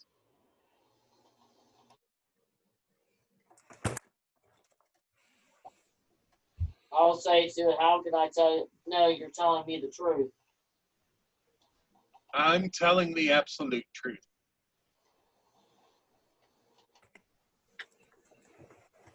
Now, all of this is being done in your head, mind you. I know. Yeah, most of us don't even know that it speaks to her. Actually, I don't think any of us know that it speaks to her. Fairly certain I think you're muted. Well, you mean so voices in your head are not normal? Uh-oh. Oh, I was thinking I was special.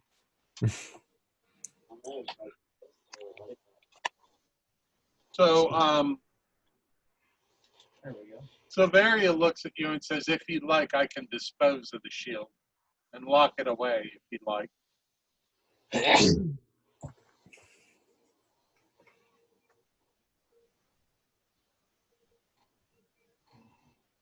Oy. It might be a good idea. I don't know. Every time we let some AI do what they want, they die. Yeah, well, I don't know that. I only hear the part that the tieflings told us. So, Yeah. the only thing I know about it is what she said. So, with all the discussion that's being taking place, Tom, you hear in your head a voice.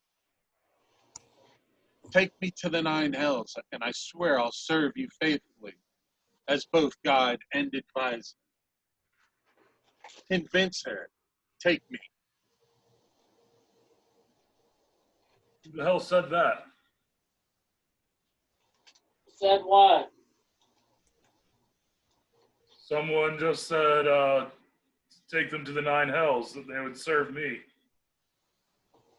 Yeah, that's the thing here.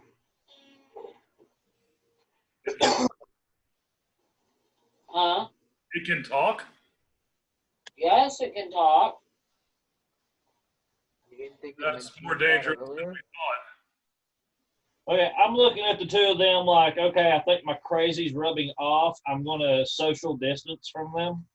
6 feet, 6 feet apart. Tom, you hear a voice in your head saying, Eric, you're muted.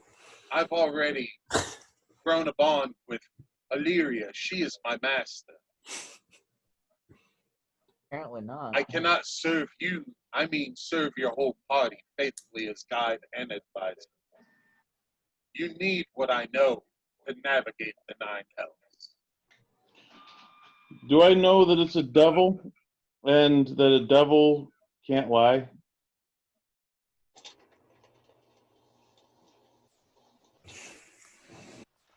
Eric, can you... Big brain. Hold on.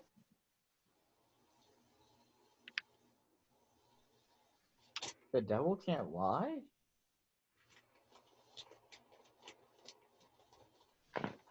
Devils are lawful. Yeah. The I thing do is, not think they would be. That's one of the reasons why they make. But I thought a pit fiend was actually a demon. a pit fiend is. Yeah, it's she told you the spirit trapped inside was a powerful pit fiend. Oh, I can't remember. So that would be a demon, and demons can lie. I'm gonna go to Morn and take Morn aside and ask for his opinion.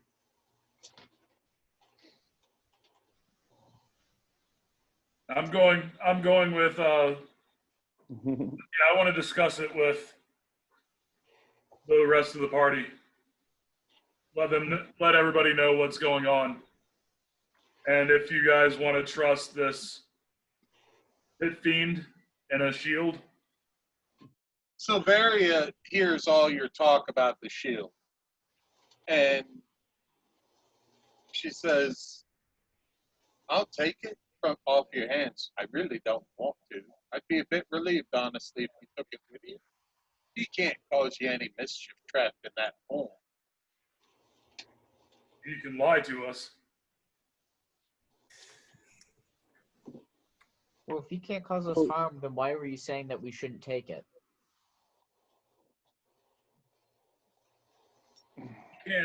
He can't actively hurt us. That doesn't mean that he can't lead us the wrong direction, send us into a trap, or generally just cause some sort of buggery we don't like. That is all possible. All So, truthful. Chris, from everything I just have researched, is there any way of binding him to his promise? A demon? No. Okay. He is not a devil. He's not bindable to contracts like a devil.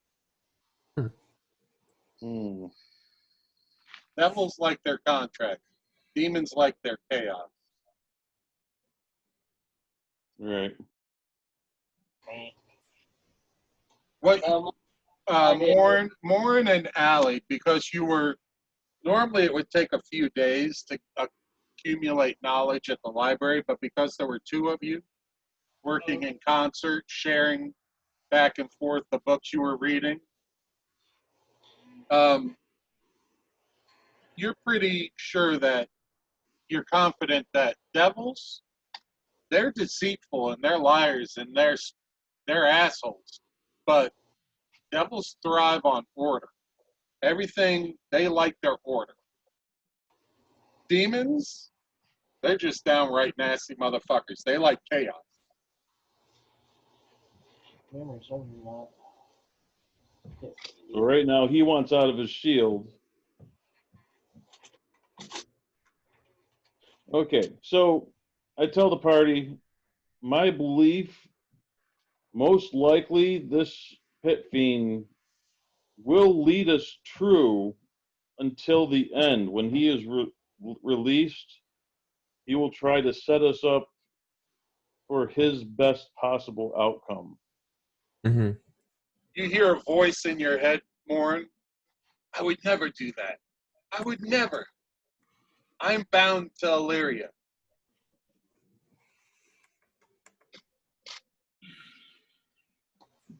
Are we allowed to make an insight check on the shield? Well, I haven't heard it, but never mind.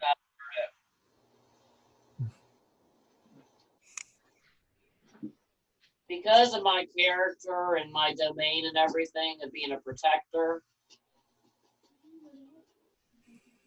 it would be, my character would think it would be in our best interest to take the shield. Better a shield with a demon in it stuck in hell rather than a shield with a demon in it stuck on a material plane. Exactly. Yeah, that's logic. To be fair, I'm assuming that I know a little bit now from what Allie and Eric might have told us. Yep. We know that demons and devils are, are at odds with each other. Yes. We are not going to the abyss, but we are going to the devil's plane, right? Avernus. Yeah. Yep. So the enemy of my enemy Is still a demon. I'm oddly comfortable with it. I'm taking the shield. I think it's in everybody's best interest. I think it's a stupid idea. I So think it's gonna kill us. she stands up. Well, she's already standing, but she walks over to a bookcase and retrieves two folded pieces of parchment. And she comes back over the table and she says, Jezebel, you're always in the way. Go. Get out of here, Jezebel. And Jezebel giggles and jumps off the table and laughs maniacally and jumps up on the chair, climbs up on this table, and he begins almost wallowing and rolling around in the spilt blood on the table, like he's just having a good old time. And before too long, he's just covered in blood, and he's tracing lines on him, and you see him like putting his hands in the blood, and he puts it up on his face, and he streaks his face, and lo, you being a barbarian, you can tell this little guy just gave himself war paint, and he begins laughing maniacally, and he's like, ah! Yeah. He's jumping up and down, and It's me. It's a mini me. He picks up the knife and he puts one hand behind his back, and he's like swashbuckling with the little dagger that looks like a long sword in his little hands. And he's like, ah! See how mad he gets if you clean him. And Prestidigitation. she says, if you're going to Avernus, I have two maps that might be of interest to you, and you may have them. Do you have can you write a scroll? And banishment for the shield so that if it does decide to double cross us, we can immediately banish it to a plane where it can never hurt anyone again?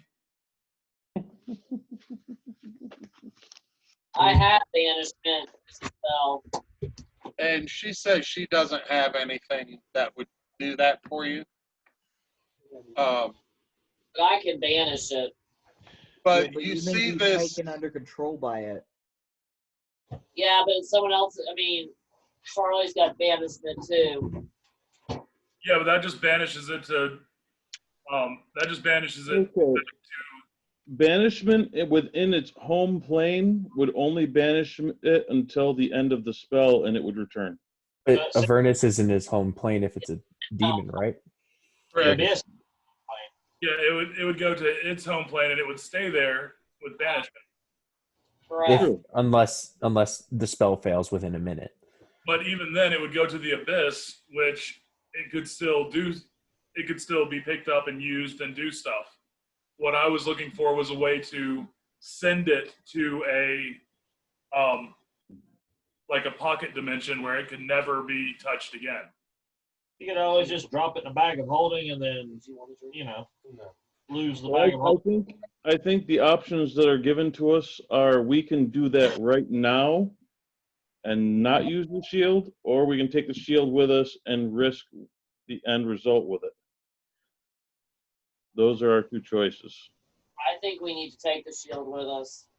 Let's take a vote. My character, I mean, it's attuned to me, so you're going to have to get it off of me. It's fair. I mean, I think a vote does sound like a good idea, though. I say we take it, but if it tries to cross us, we throw it. Banish it. Bag of holding. Banish. Is there any check that we can do to see whether or not we think that the whether or how much we can trust this? I can answer that already. We cannot trust it at all unless there's something in its better interest. As long as we're doing what it wants. Morn and Illyria, this next bit is for both of you because you were at the library. You both know that what Morn said is exactly true. Demons are very untrustworthy unless something is in their best interest. At that time, they have no compunction about telling the truth and being dead honest about it. Well, I mean, high motivation would be to get out of the shield. We don't want that. Exactly. As long as we are going to get it out of the shield, it will help us. If it finds Why out. would we get it out of the shield? That sounds like a terrible idea. Exactly. But that's our choice. If we want to use the shield, we have to be willing to end game, allow it out, because if it decides that we're not being truthful, it will turn on us and give us false information and lead us into traps. It's a risk I'm not willing to make. So that is a big choice. Morn, you hear a voice in your head saying, "Take me to the Nine Hells, please. I will act as your advisor and your guide. I don't want to leave this shield. It's very nice in here. I simply want revenge. Guide you to those who put me here, trap me here, kill them. Make me happy." And I mimic it out loud. I say, now it's saying it does not want out of the shield. It wants revenge on the ones that put it there. So it wants us to kill things. A demon wants us to kill for it. A demon That's wants not us a to good kill idea. devil. Why would we listen to that? The choice is we're going someplace very dangerous. A guide could be very useful. But we have a map. We have two. And that map can't lie to us like the shield can. But there can be things that are not on the map that have been there since the map was created. That's exactly right. When you say that, Silverius, looks at you and says, "This map might not be entirely reliable. Its creator went mad making." Okay, you're not helping the case right now. I'm on your side here. I'm trying to help you out. You're fucking us over. I'm just trying to input a little honesty into the conversation. I'll give you this map gladly. It's one of a kind, really. I'll go with what the group decides, but my vote is we take the shield with us. That's my vote. Take the shield with us. Me too. I'm for it. I'm Right, for Or it. my- That's 5 for I'd say taking. we take it, but we are very careful. I Mhm. want no part of this, but I don't really have a choice, it seems like.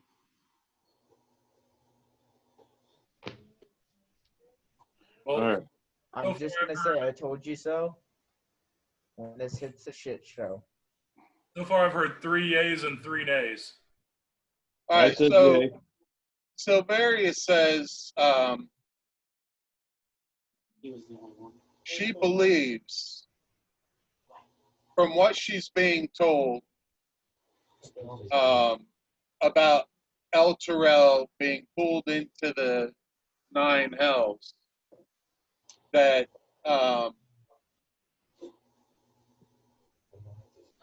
and I lied. She only gives you one map.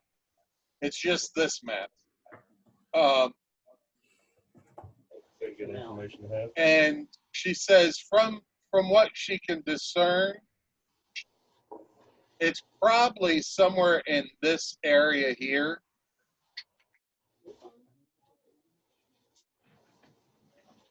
That would be the biggest area to hold a large city. In the River of Blood? River of Blood, my dear friend, that's the River Styx. Sweet. Sweet. That's a what? You know for a fact Whistler's about to swim in it. I believe if you swim in the river of Styx, you're dead. Oh, so best interest not to fall in it. Yeah, don't. That totally debunks the whole Achilles myth. Different river sticks.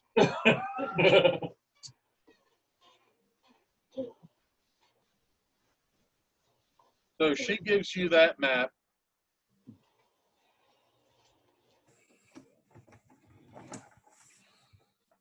Have you ever tried to hold a baby by the heel and adjust the heel? Those things are squirmy. I know, right? Aside from the Not fact lessons for. the river Achilles was fit. True. All right, y'all. I need a cigarette. All right, yep, guys, let's take 5. We've gone this whole time without a break for anyone. So take 5, smoke them if you got them, do whatever you need to do. Well, actually, it's our second break because the first one was for my poop. Yeah. Great. They And should the- let me know.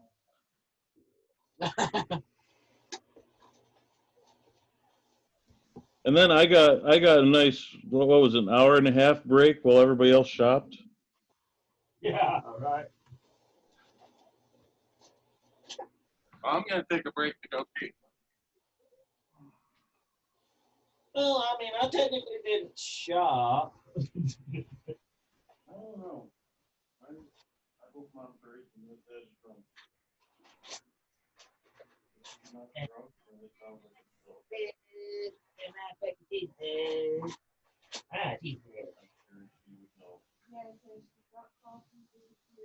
Pick himself apart. You get.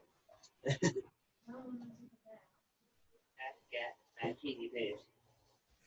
Yeah, she said he's drunk because she. All right, I'm going outside.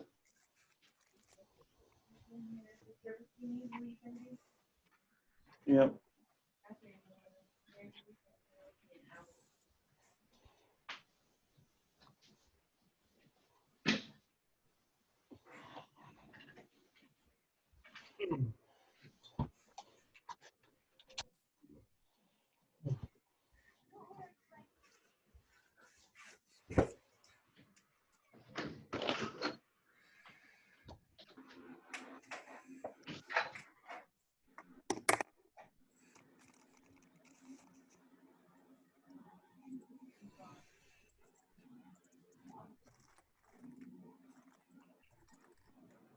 like this awesome cake right now.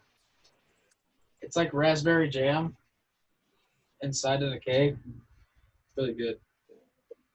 Nice.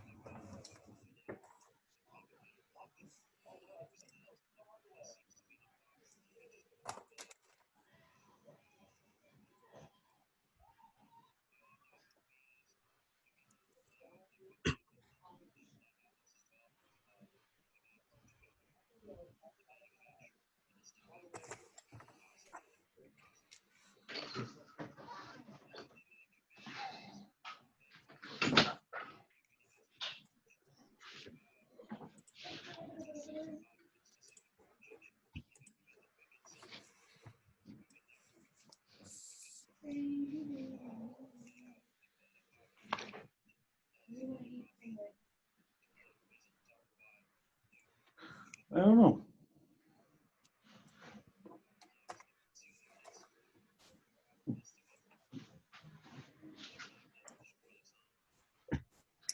We could order a couple salads from Wild Wings.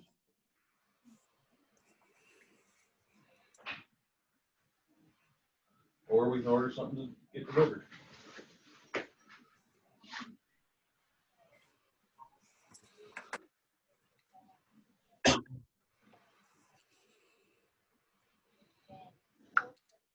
It's so cool that we actually can do all this. It makes it, it'll make it easier. I can point. I want to move to right there. Yeah. How are you doing the long arrow? Because you can do short arrow. You can do a long arrow. Oh, I got you.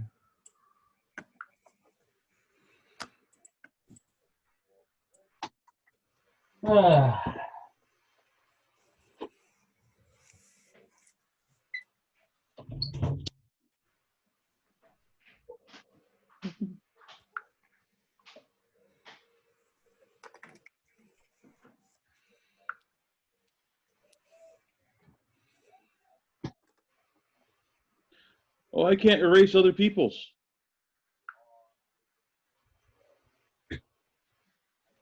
Nice dick. Oh God. No, stop it. Why? What the hell are you doing? I knew this was gonna happen. Tell someone not to do something, that's what they do.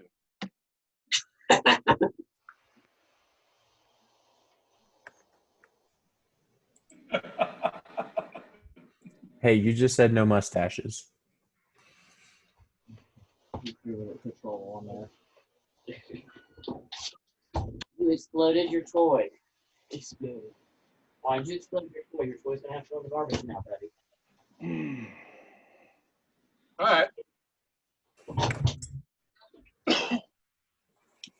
So No, she hands you the map. Who's taking the map? Me, because why not? Oh God, no! Do not give him the map. Oh, come on, give me the map. No. Yeah, give me the map. I got this. Yeah, we know you and your skills in other games. I have a +4 for survival. Okay, you get it. Never mind. Yeah, Tom. God. Yeah. Thank God for that. Yeah, Tom knows how bad I am with my ranger on these maps, on the other quests. Yeah. Yeah, giving him maps is like. No. No. I tell you what, I got the weirdest dog on earth. I'm sitting here eating a cantaloupe, and she's eating it with me. That'd probably be Horatio. Mine likes pickles. My dog, he passed away a couple of years ago. He ate lettuce. He would eat lettuce off the floor. That was the weirdest thing ever. We had a schnauzer that ate raw potatoes. He'd steal them from the potato bin. My mom had them.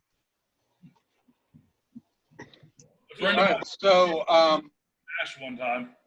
so Various says to the party, "What have we decided on the shield? Are you taking it, or should I have it locked away somewhere?" No, I'm taking it.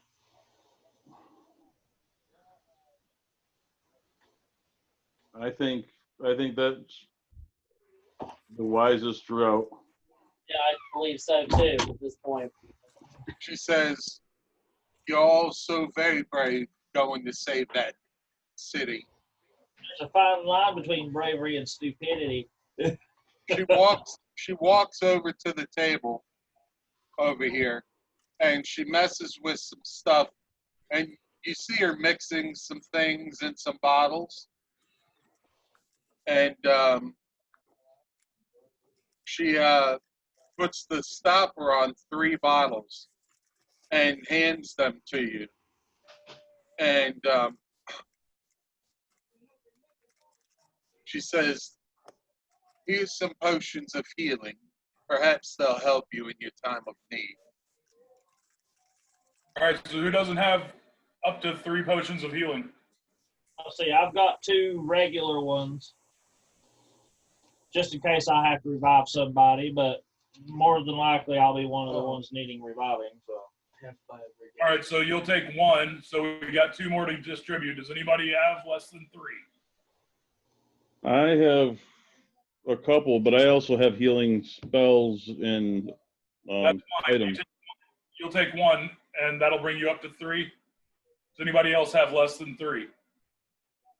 No, I've got 3. Got 4. What form of potion is this? I'll put myself up to 4 then. I have a regular. So Savaria says, "Hold on, I'll make 1 more potion for you. Give me just a moment." And as she's walking, you hear the pitter-patter of little feet, and they're crossing in between you guys, bobbing and weaving. And this little demon thing jumps up on the table and starts kicking books and stuff everywhere. And you hear Sylvaria say, "No, no, Jezebel, no!" And she turns to Sylvaria, turns to the party and says, "Well, I guess it wasn't in the cards. Jezebel just destroyed the last of the components I needed for a grand buffet for you guys. But alas." This is why we can't trust demons. She looks over her shoulder and says, "Jezebel, you're lucky I don't destroy you here now." And Jezebel is laughing maniacally. And then when she hears "destroy you now," she crouches down and cowers and says, "No, master, no, I'm sorry. And then Silvaria kind of lightens her downcast look at her. And as soon as Silvaria's facial gestures soften, the imp kind of like starts standing up and goes, "We okay? I'm okay." Whew, starts looking at his hands. I know, go boom boom. How essential is that Jezebel? I asked to the tiefling. Tiefling says, I would be most disheartened if anything befell her. All right. Providing the help I've given you today, and any continued help, pretty much depends on her survival. Fair enough. So one thing I think that we need to figure out is a common ability seems from devils is their ability to turn invisible or turn into other things. We probably need to figure out how to combat that before we go. I won't be able to get anything until. I mean, I have advantage on insight checks, but I won't be able to get a spell that will help with that until I have 6th level spells, in which I can get True Seeing.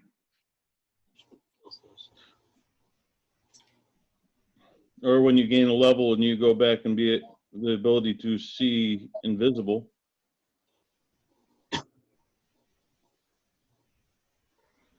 It's a 2nd level bard spell. Yeah, well, I mean, see invisible, but like to see the true form of something, Mm-hmm. that would require True Seeing.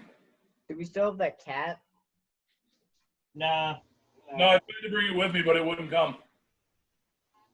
I mean, it might be worth getting see invisible, just because it's better than not being able to see anything, you know? Yeah, but I'm not gonna be much use if I can't see shit. And I still have to level up. So I was just bringing that up. We can go without it. It would just, we would be at a disadvantage when we're against the ones that can do that. For example, Just those Let's just go hit the gym and grind out that XP. Hey, I've got a frostbrand sword, which should be fine. Well, if you can't see what they hit. Well, I mean, The 80s workout montage. You're the best. Hooray! No one's ever going to slow you down. All right. Can I do the flash dance one instead?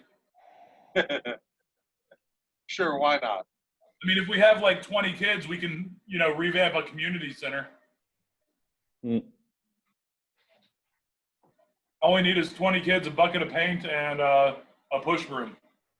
So Silverius suggests, why don't you go back to the Earth Inn for the evening?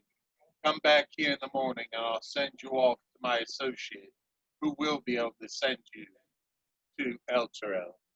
What components did you need for that spell? Or for that potion? What component? For what spell? for the last healing. Oh, for the Grand Feast? I forgot the name of that spell. She says you won't find them here in this city. Oh, it's I know what spell you're talking about. It's a druid spell. I think it's also a cleric spell. The one that like gives you like extra hit points, gives you a buff to your charisma. Or Yep, we used it in the other Yeah, campaign. it's a 6th level druid spell, and cleric spell. You're right. It requires I think a crystal bowl worth 1,000 gold pieces.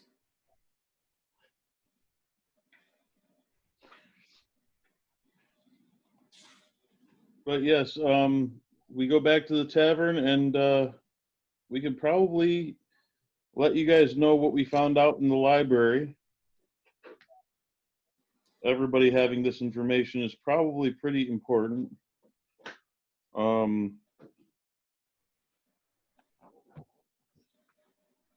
how many days would it take us to learn Abyssal? I don't know how. So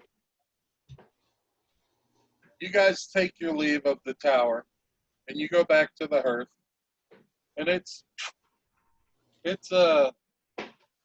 probably about 9 o'clock at night now, and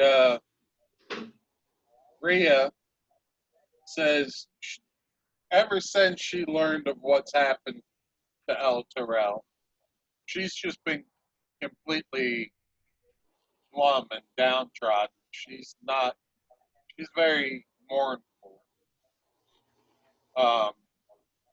And she says she's just going to go to her room and retire for the night.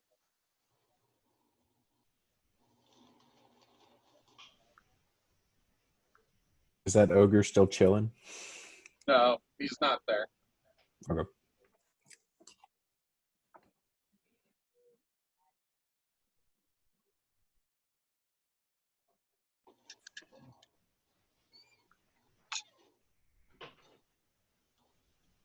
Anyone want to do anything?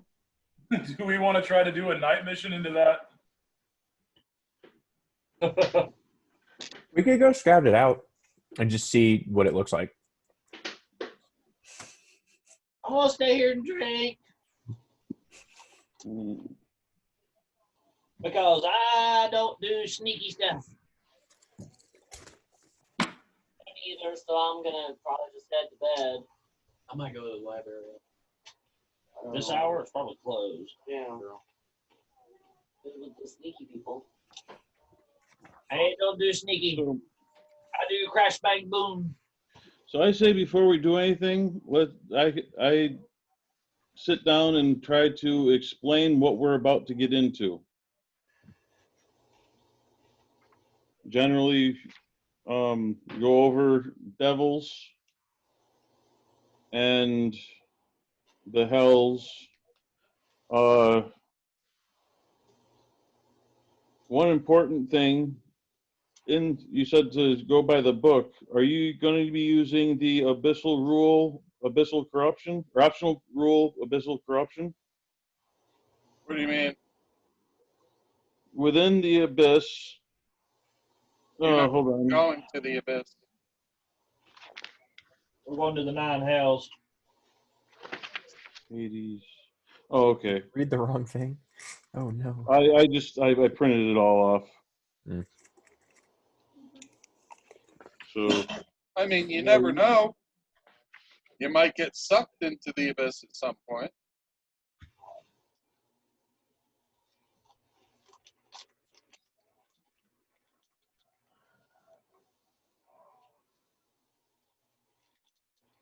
Avernus is the 9 hells. Mm-hmm. Okay. I think the Avernus is one of the 9 hells. Okay, so that's one less worry. Because by that rule, if you go into the abyss, every time you finish a long rest, you have to make a saving throw or be corrupted. And if you're corrupted for 1d4 plus 2 days, your alignment changes to chaotic evil. There's something similar in the 9 hells. Hot. I'm looking. I'm not going to tell you about it, but if you find the information, then you learned it in the library. Pervasive evil. At the end of each long rest taken on this plane, a visitor that isn't evil must make a DC 10 wisdom saving throw, which isn't bad. On a failed save, the creature's alignment changes to lawful evil. The change becomes permanent if the creature doesn't leave the plane within 1d4 days.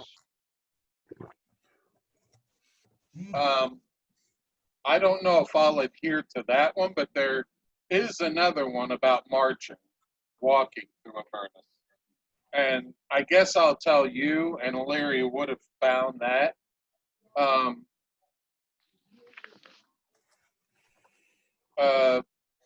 Pretty much walking in Avernus because of the climate and everything there, every day is considered a forced march walk.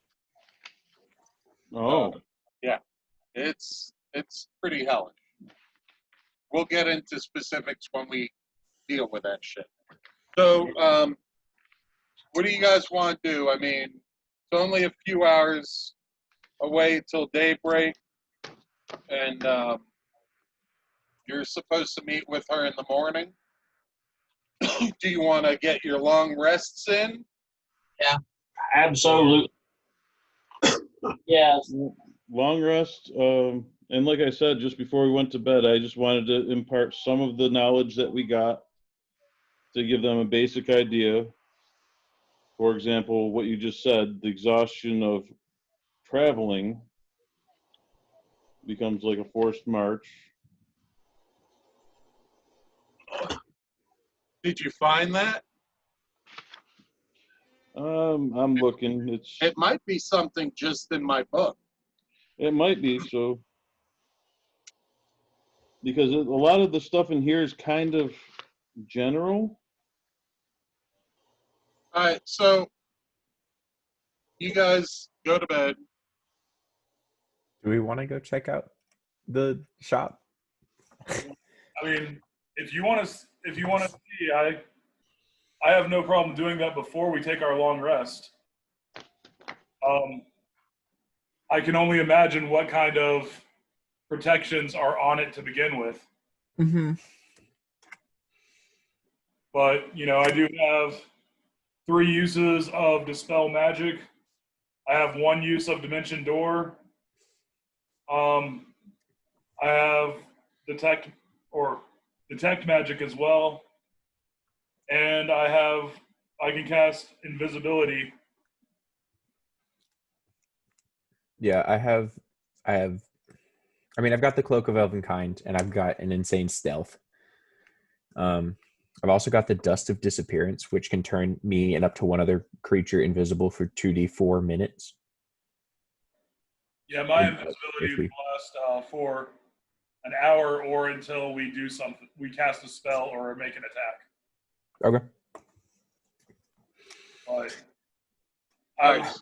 I was going to do it. Chris is probably going to hurt us. Mm-hmm. Yeah. Hold on. Looks like Tyler?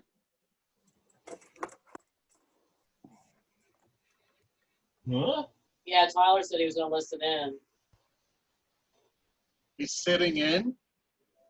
He wanted to listen in. Yeah, he was going to listen in. Oh. I mean, if we did do that, We could get some cool stuff. payoff would be huge. Mm-hmm. But Tyler, can you hear us? Oh, Yeah, he's on mute. we Yeah. could get Muted. we could get fucked over really easily. Yeah, that's my worry. But I mean, maybe let's just go and check it out, see if we can from the outside tell what sort of traps he's got set up, what sort of security he's got in place. yeah, sounds good.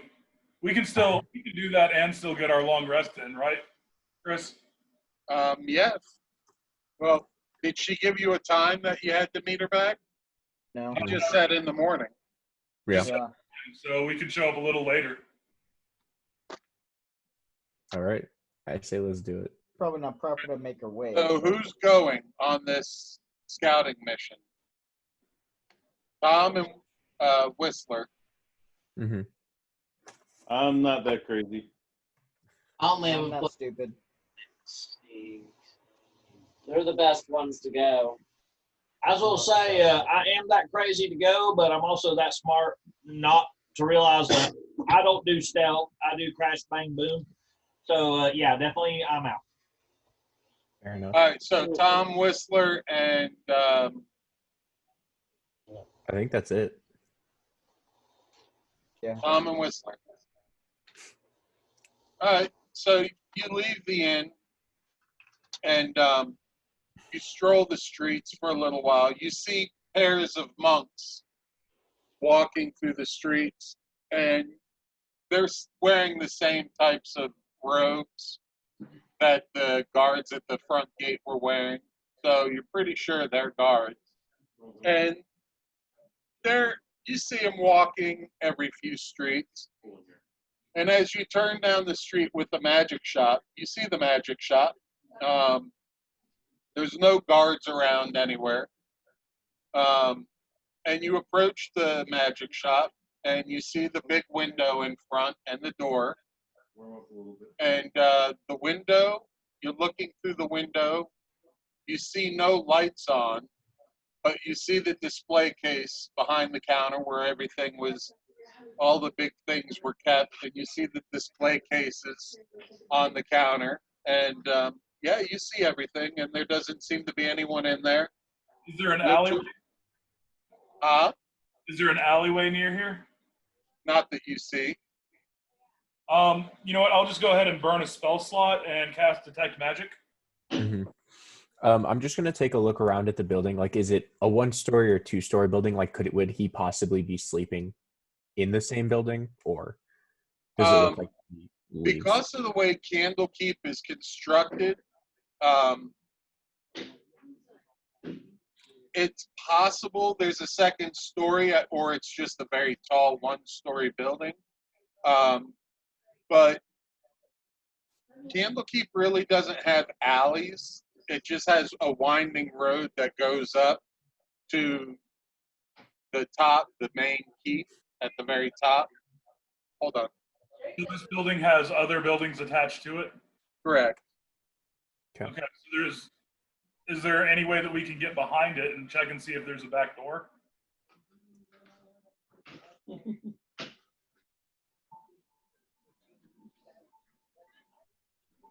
So that's Candlekeep.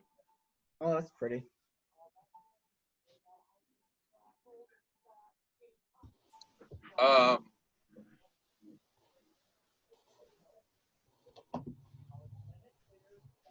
So yeah, I mean, you walk down the streets and you find the street behind the magic shop, and it's just a flat brick wall.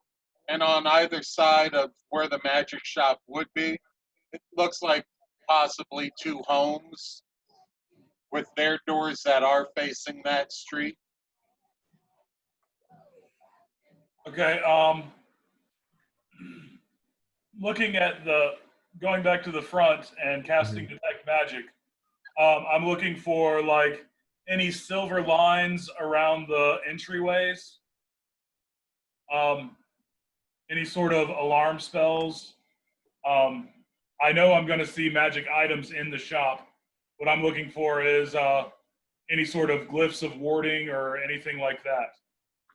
Yeah, and I'm gonna be looking at just taking a look at the door, see if there are any like physical traps on it, and see how it's locked and such.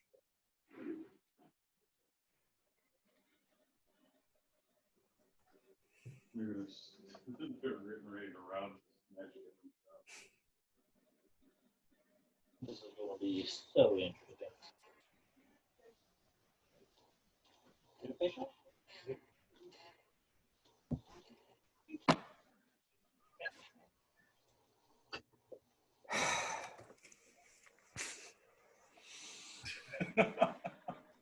This may be one of the dumbest things I've done. All right, so you go back to the front, and Yeah, this is gonna go wrong. Pretty close to robbing a church. You cast your Detect Magic, and the window and the door both glow with transmutation magic. And then, I mean, the whole building just fucking lights up, really. But for what you're trying to look for, the door and the window and the wall between the two are just glowing with magic. What about, can I see the wall, the back wall of the building? No, Detect Magic won't work like that. Well, no, I mean, like looking through the window. When I look through the window and I look at the display case, does the display case look like it's magical as well? Hi, Tyler. He just sent me a message. Tyler, can you hear us? I'm guessing he can't. All right. Muted. So, no, you can't see the back wall because it would be in another room. You do see a door leading from behind the counter to a back room, presumably. Okay. What about the walls that it shares with the building beside it? Just stone walls. Okay, no magic about them? Not that you're detecting. All right. I believe detect magic has limitations on X amount inches of concrete, X amount inches of steel. Yeah. Like, yeah, What it's about the? How's the roof looking, Tom?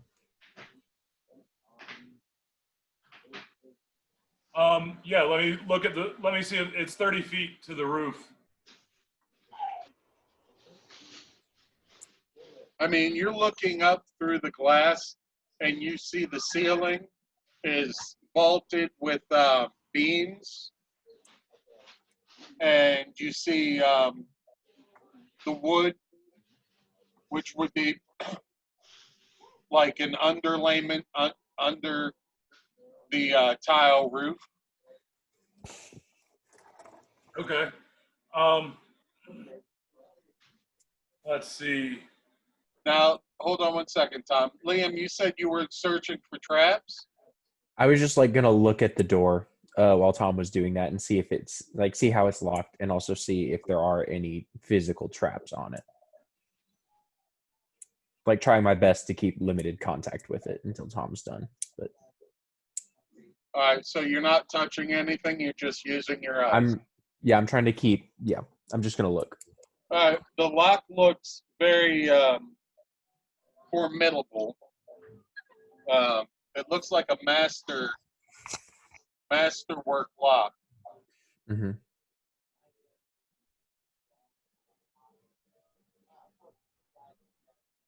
All right. Liam, do you have anything that we could work our way through wood with? I have a crowbar, got a bunch of daggers. I have whatever's in a burglar's kit. Let me look that up real quick. Or burglar's pack.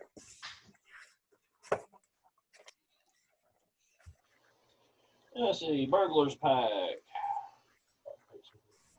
Ball bearing, ring, a bed. I got you, Robert. Eric. All right, so Tom, what were you just saying? Okay, so here's what I've got here's what I'm thinking is that I fly us up to the roof. Mm-hmm. We pry a hole in the roof and rope down. Mm-hmm. Oh my God. If shit goes sideways, we dimension door out. All right. It sounds good to me. And then as soon as we dimension door out, I cast invisibility on both of us, Mm-hmm. and we book it. Yeah, sounds good. All right. Can I help them with an intelligence reminder? You're not there. Okay. Yeah. Did you detect any magic? All right, so you're casting your spell and you're flying up to the roof. Yeah, I didn't detect any magic on the roof, correct? Yes, you detect magic up there. I did. Well, I don't remember you asking me, but yes, the whole roof is lit up magic. Oh, well, shit. Ooh. You didn't from underneath when you were just looking up, but you were far away from it at that point. Well, is it more than 30 feet? 30 feet or X amount of inches of stone or wood. But I would be able to. I mean, it's a foot of wood. it's a foot of wood. It might be more. Yeah, we'll roll things back before you fly and say, yeah, you detect magic. Alright, so Okay, but I don't detect any magic on the adjoining buildings beside them. And you said it's a stone wall between them? Correct.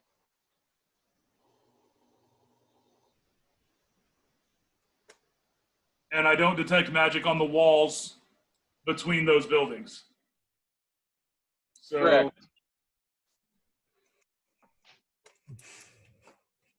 we could dimension door in and just break out the window and turn invisible and book it that way. Or we could call it a wash. I mean, I can only dimension door once. only once.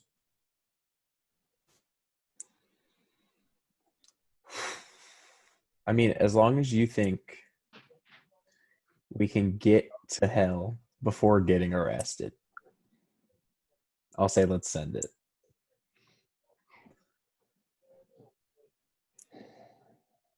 I want to go to hell before I get arrested. I mean, I just had to repeat that statement. yeah. I mean, it's fair. Think about it. Like, Well, I mean, Sorry, officer. I thought I was going to be in hell before you caught me. fair this whole enough. thing depends on us never being seen. I mean, yeah, I think So, okay, so if we have this, then I think we need to disguise ourselves mhm. so that we no longer look like ourselves. I do have a disguise kit and proficiency with that. Well, I am a Kenku, and like, don't think there are many of them here in the city. But I can also stay pretty hidden, pretty well hidden. A Kenku with hair stubble on its beak. I'll tell you what, man. If you wanna do this, I'm game. We can dimension door in and smash the window on the way out, and invisible and run away. I mean, I'm just afraid. Only thing I'm concerned about is that alarm spell. Is that gonna trigger if we dimension door in, or is it only when the perimeter is broken? I think it's only when the perimeter is broken.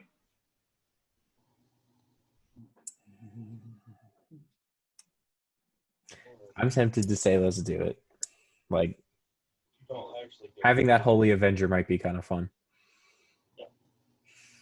You're not It's actually not teleport. I mean, we could grab the defending scimitar, the Holy Avenger, the robe of the Archmage. Any other spell casting? Yeah, just anything. Could probably grab some extra potions. Honestly, let's send it. I guess. Yeah, let's do it.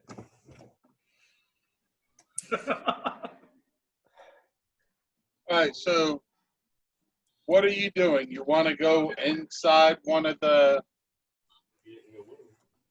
Or do you want to try to pick the door and grab stuff quick and then dimension door away? I mean, no, since you detected magic on the door. Can you dispel it? Oh, sorry, I'm not there. Yeah, no, I do have dispel magic as well. We could do. Just dispel all the magic on the door. I mean, sure. Let's try that, and that way we can Yeah. save the dimension door to escape. Yeah, and I'm gonna go ahead and while we're doing this, I'm gonna be stealthing. I'm not gonna be just standing there. I will cast dispel magic on the door. That's a nat 20 for stealth, baby. That's a solid 36. Yeah. Well, I guess we'll both stealth. Yeah, just to try and keep it as discreet as possible. You're casting Dispel magic on the door, Yeah, and that's a 19 for stealth for me. okay? Did you cast the spell? I'm casting dispel magic on the door. All right. As soon as you cast Dispel magic, you see on the wall between the window and the door, a giant mouth appears and begins saying, "Hey, who are you? Gods, gods! Oh boy. Gods! Hello, gods! Oh no. As soon as I Gods! here, can I dispel magic that as well? Yep, you can cast Dispel Magic. So that's 2 uses of that. All right.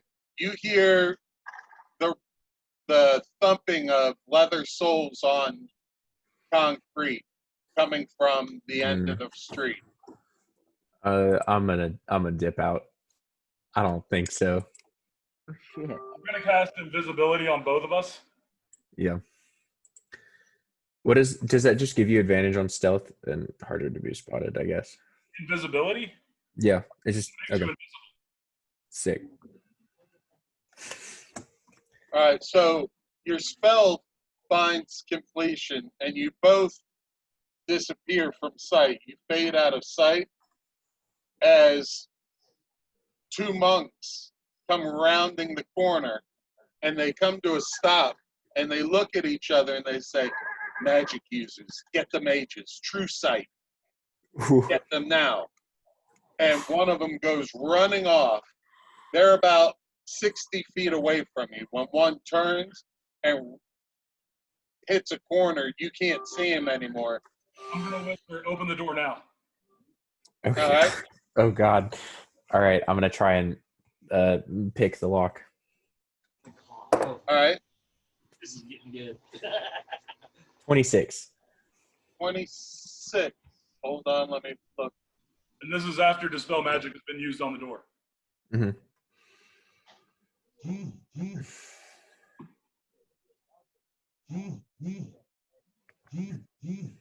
You're dimensioning Doris. You're dimension dooring us out, right? Yeah. Fantastic. I told you the lock was formidable, correct? Masterwork lock. I believe so. You need a 30 or better. So your 26 fails. And when you pick the lock and you fail, you hear 2 large crashes almost simultaneously, like a metal gates on the other side of the door. And you see, Tom, because your attention's not on the door, you're looking around. You see iron bars slam from the ceiling into the floor in front of the window. And the other monk is now walking down the street sideways. He's like creeping and he's looking around and he's turning his head and he's lifting his ears. And you can tell he's trying to listen. He says, "Give yourselves up now. The archmages will be here soon with true sight. If you don't wish to die in our dungeon, turn yourselves in now." I think this is a bus. All right, let's sneak away Mhm. to the point where we're around a corner, and then we will dimension door to the roof. Sounds good. Or maybe a few roofs over. Well, around a corner where he can't see us. Yeah. Dimension door away, and we'll fly back to the inn. Okay. Sounds good. Or can't we? Yeah. Yeah, I can fly, so I can fly and carry you. Sick. All right. Yeah. So yeah, we'll sneak away until we're around a corner and nobody's around us, and then we will go ahead and dimension door to a roof, and then fly.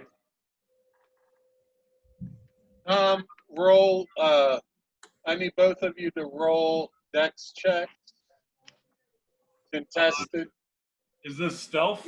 with advantage. Wait, is this stealth The or? monk's trying to listen for your footsteps. So then this would be And stealth, right? Yes. You're trying to be stealthy. He's trying to listen. Nat 20, baby. Oh yeah. Yeah, I'm rocking a 29. He also has disadvantage to hear me. Yeah, I said you both had advantage anyhow because you were invisible. Yeah. So you guys are able to slip away. And I should have given you advantage when you were working on the lock. I still don't think I could have done it because I only have a +8. Inspiration, I mean. Yeah, I completely forgot about that shit. that could have been. Yeah, magic shop with that kind of gear in it, they're gonna have a master work lock. Oh, They had a magic lock too, but you disabled that with dispel It was worth magic. Huh? it was worth a shot. Yeah. It was. Hmm. If I'd have thought about my bardic inspiration, we might have gotten in. Yeah, maybe. So you're able to slip down the street and around a corner, and how are you getting up onto the roof? Dimension door onto the roof. Okay, so you cast your dimension door and get up onto the roof. Now, does that break your invisibility? It does. All right, but it does not break Whistler's invisibility. No, it breaks both of them. Oh, does it? Does it? Okay, so you both Sure. get up onto the roof. And Uh, the dimension door does not break the invisibility. When I cast fly, it will though. Gotcha. So we'll sneak as far as we can away along the rooftops. Invisible. I mean, yeah, if the buildings are connected, we could just probably walk along the rooftops for a while, staying invisible Yeah. and not having. Because yeah, I think not risking. I think keeping invisibility on as long as possible is our best bet right now. All right, both of you give me a perception check to spot. And I have advantage on perception checks. Nat 20 again. First one was a 4. 21 for me. Holy All right, shit. you both see monks closing in on the street, and you see that behind each group of 2 monks is someone dressed in yellow robes, and you notice that all 3 of them, their eyes are all glowing in a pinkish hue. Yellow robes similar to the orc or ogre. Yes, but you notice that all the guards here are pretty much garbed in yellow, Mhm. and they all have the holy symbol of Denier somewhere on their robes. And these wizards are no exception. They're probably arch wizards that have taken to the guards or in defense of the city. Okay. Yeah, we'll stay a good distance away hmm and just continue moving away from them All right.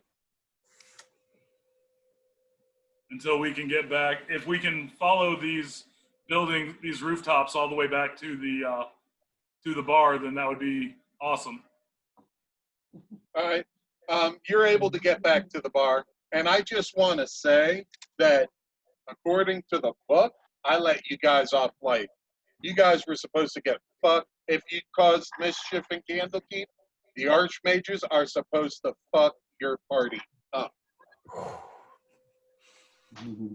That's why we don't get caught. Yeah. That's why I didn't let you get caught. If you landed on the roof had a constant grease spell on it. Oh no. Yeah. Well, So now you- that it's over, my thoughts were I didn't think Dimension Door was going to work because it's inside the city, and he said that inside the city, any kind of teleportation was restricted. Yeah, that's kind of what I was thinking as well. Is it might have been blocked from Dimension Door somehow. No, I let it go through. But Tom was right on one thing about the alarm spell, but he was very wrong on another thing.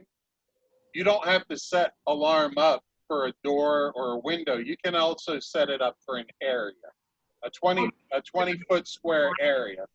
So if they had put that alarm spell, say, behind the counter where all the good stuff is, the second you moved into that area,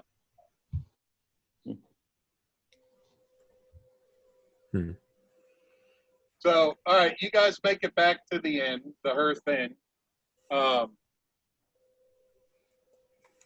What else do we want to do? Is there more mischief we It was want a to good achieve? attempt. I think that's enough mischief for the night for me. Yeah, that was a good attempt. It was fun, but in the back of my head, I'm thinking I can't let them have a Holy Avenger at level 7. Fuck no. There isn't a party member that can use it. But we can sell it. I wasn't really worried about the Holy Avenger. I wanted the robe for More. Eric. I wanted the scimitar for one of our fighters. So Oh, you wanted back it all. The hand crossbow for either myself or any one of our other users. Mm-hmm. I was really And thinking. another thing, the robes, it would have to match my alignment. So if it didn't match my alignment, it would be useless anyways. Well, I mean, if not, we could have sold it. Still, Take it back to the same shop. yeah.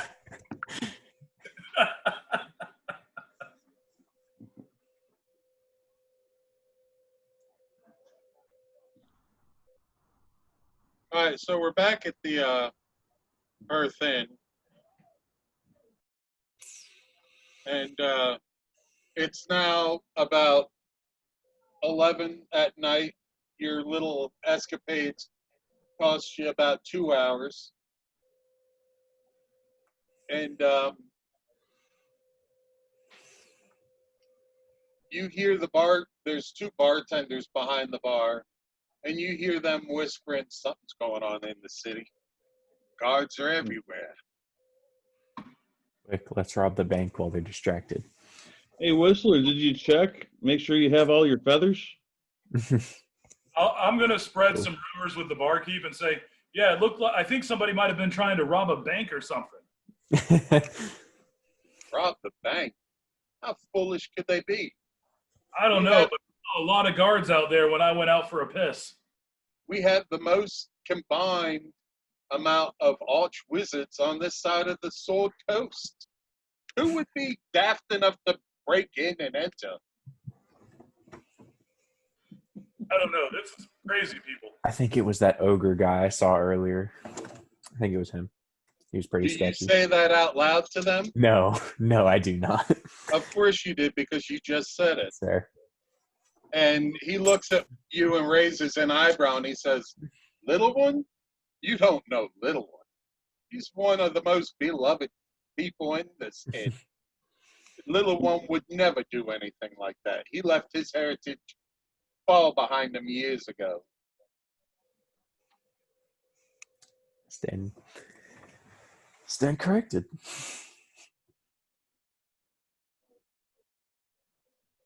You look, you as you're watching and the bartenders are talking about, you look at, you're watching and one of the bartenders says, "It's a damn shame how Little One got his name, though. He really should change that." And they turn and start wiping the bar down. They move back to different ends of the bar. The place is pretty empty. The musicians have done and packed up for the night. I know they're on the map, but they're really not there.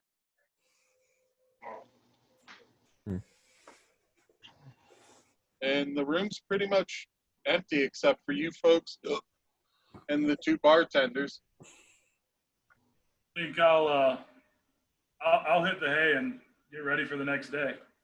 Yeah, I'll room up for the night. All right. Yo, So it's time to roll my beard check. Looks like Max is already asleep. Wait, what? Max, you still awake? Yeah, he was laying on the bed. I knew he was falling. I have to roll above 50% to get the beard, right? Yes. Oh, Roll. nope. Rolled a 20. Does anybody have an alarm clock? Hold up. Have a what? What's a clock? No, I'm just saying Max is sleeping. Uh, Hi, Max. Max. Oh, well. I think he actually, I made the joke, but I think he actually said that he did actually have, the plague. Max, you awake? Going once? Going twice? Good night, Max. And Max has been removed from the meeting. Poor guy. Yeah, I'm not going to deal with that anymore. I So, mean, I literally think he has coronavirus.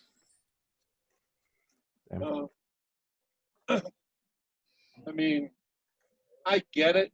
We're playing from the comforts of our own homes, but just let it be known. You fall asleep and you're called to wake up. You don't wake up. I'm kicking you out of the Zoom. Fair enough. I can't believe So, I can't believe I got 2 nat 20s. That was fucking insane. That was wild. um, I think that may have saved us just a little bit. Trying like the river. all right, so you wake up the next morning, and you all make your ways down to the common room, and you notice that along the bar there's different large platters with toasts and jams and hard-boiled eggs, breakfast fare, and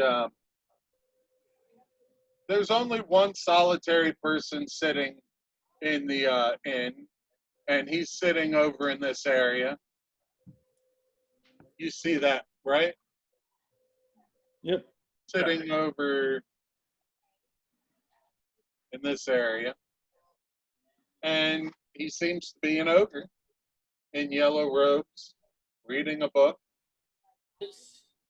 And the 2 bartenders are just wiping down the bar, cleaning glasses, and as you come down the stairs, good morning, gentlemen and ladies.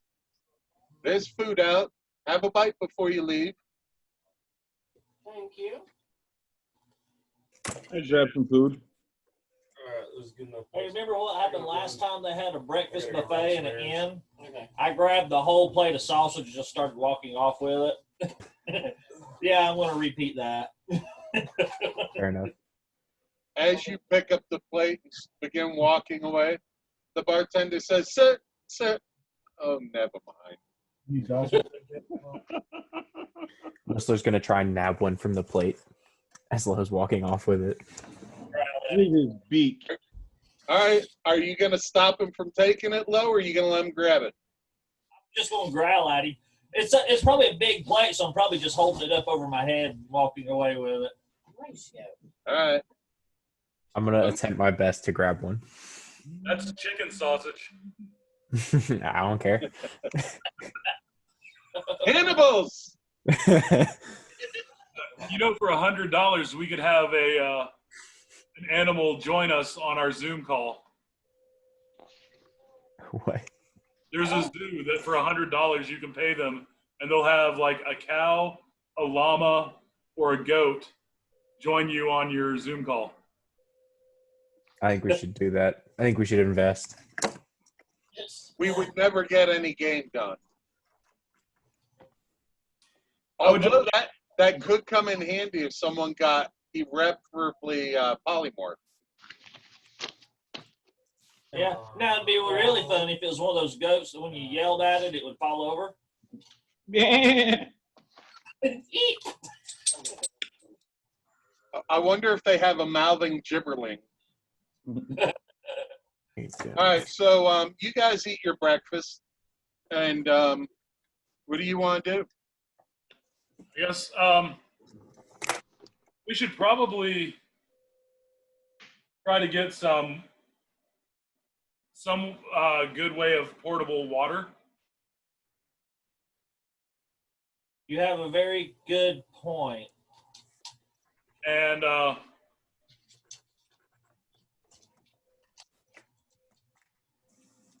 And food.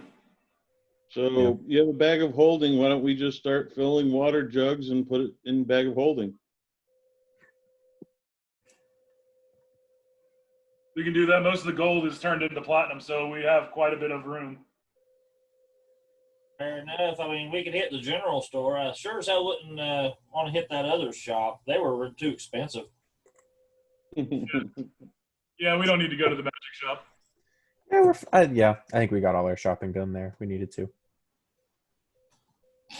Why didn't we just go around Yeah, go to the general store and see if we can't get a buttload of water skins filled with water. Yeah. So you go to the general store, and as you're talking, the gentleman behind the bar, he's laughing. He's like, lots of portable water, eh? He's like, water skins? I could give you a bunch of water skins, or I could give you a few of these. And he reaches behind the counter, and he pulls out what looks to be a small barrel. It's about 2 feet tall by about a foot round. It's a keg. He goes, a hogshead of water probably do you much better. I could sell you one hogshead for 5 silver pieces. Fill up with a few of those, and you should be all right for a few years. And he chuckles. He goes, "Where you going to the desert?" You wish, buddy. Hell, actually. So he's got 6 hogsheads he can sell you. Okay, for how much? 5 silver Five, apiece. 5 Honestly, silver apiece, so 3 gold. I say get them all. Like, Yeah, why we'll not? get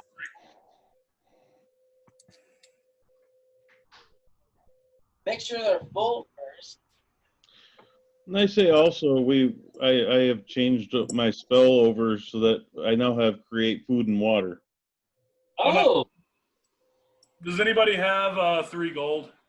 yeah. I'll I spot mean, one. I have a bunch of silver. I can just mark it off. Yeah, because I've got we're out of gold in the party fund. It's all in platinum right now. Yeah, I've got 120 silver. So it's 30 silver? Yeah, that's fine. It'll leave you 90. Yeah, that's fine.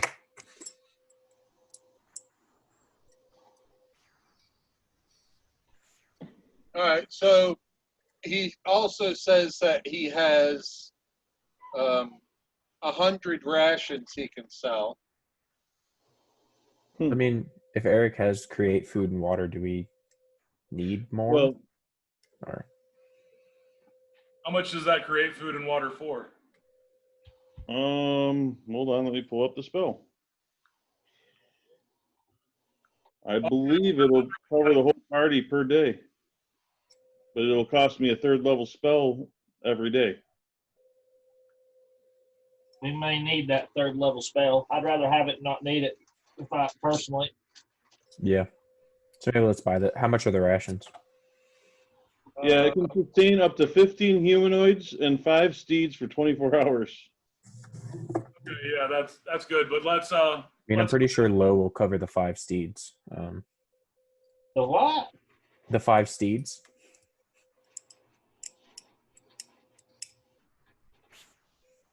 So how much are the rations? The rations, for all 100, he'll give them to you for 10 gold pieces. 1 platinum. Yeah, I'll Silver ration. go ahead and give him 1 platinum piece. So I now have 124 rations on me. I've still got 10 on myself.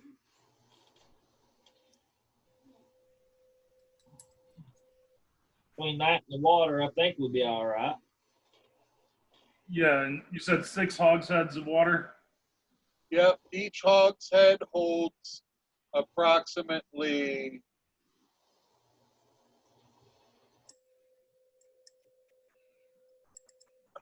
30 water skins worth of water.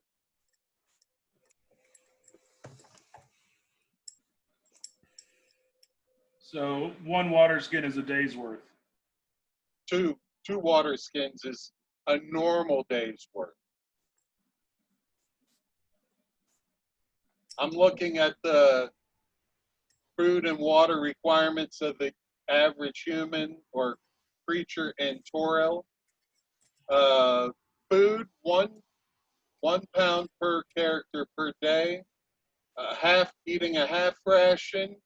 Half ration, would give you half a day of starvation per day. After 3+ con modifier days of starvation, 1 level of exhaustion, blah, blah, blah. Go to water. Water is 1 gallon a day, which is 2 water skins per character per day.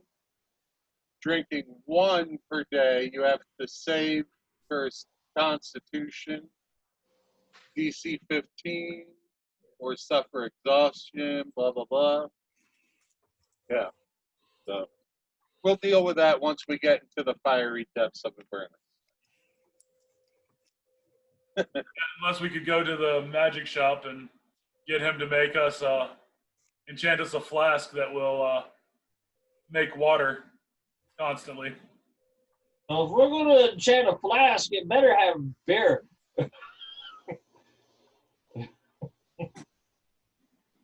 All right. Well, I guess we're going to hell. I'll get my Yeah. hand. All right. So you leave the general store and you go back to Silvera's tower, and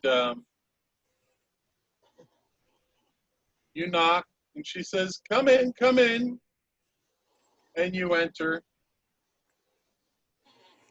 and she's sitting in her chair at her desk, and she goes, "Are you ready to go meet?" Oh.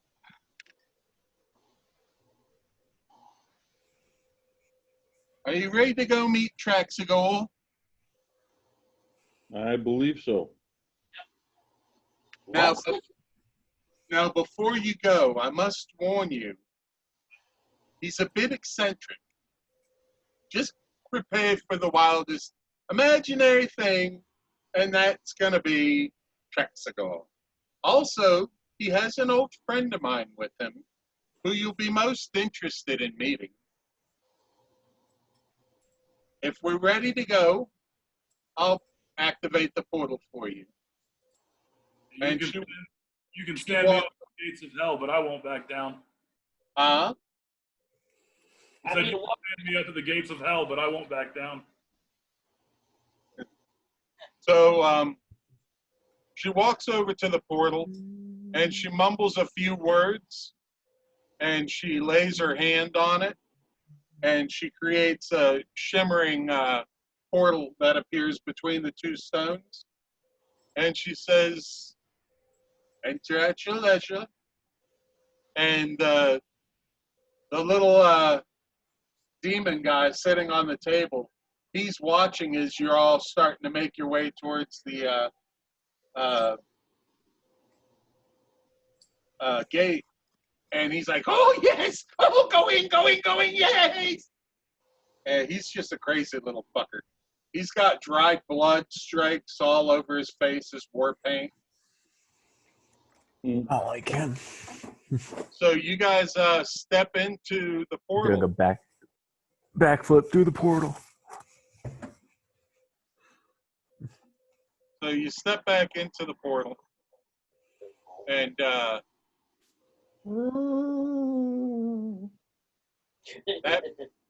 it lands you in a sunny field outside of a tower. Mm.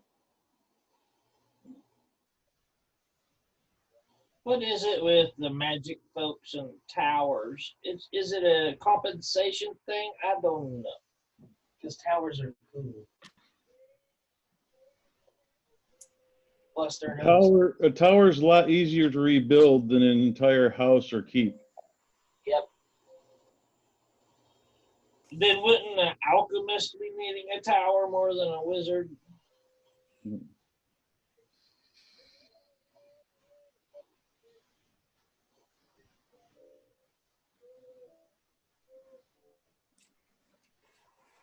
All right.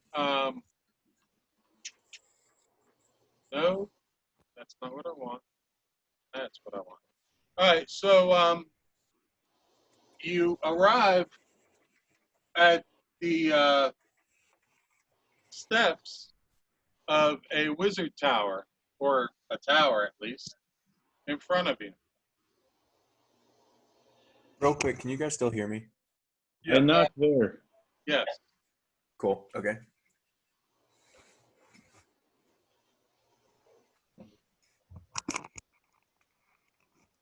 What do we want to do, guys? I believe knocking would be the right thing to do. Unless y'all want to break in again. Shave and a haircut. Before we go in, I want to cast Prestidigitation on low. No! Thank you. Yeah. That'd be presentable. Exactly. All right. You use a spell slot to cast your spell on low. And, No, it's a cantrip. oh, okay, whatever. Well, you cast whatever, you say the word. Prestidigitation. He cast Wash the Gnome. He cast Wash the fucking gnome. Lo, you notice that your testicles are no longer sticking to the inside of your legs. That's kind of pleasant. Okay. That worked. All right, so as you approach the door and you raise your hand to knock, a pink mouth appears on the door and says, "Welcome to Trexigo's home. Hello!"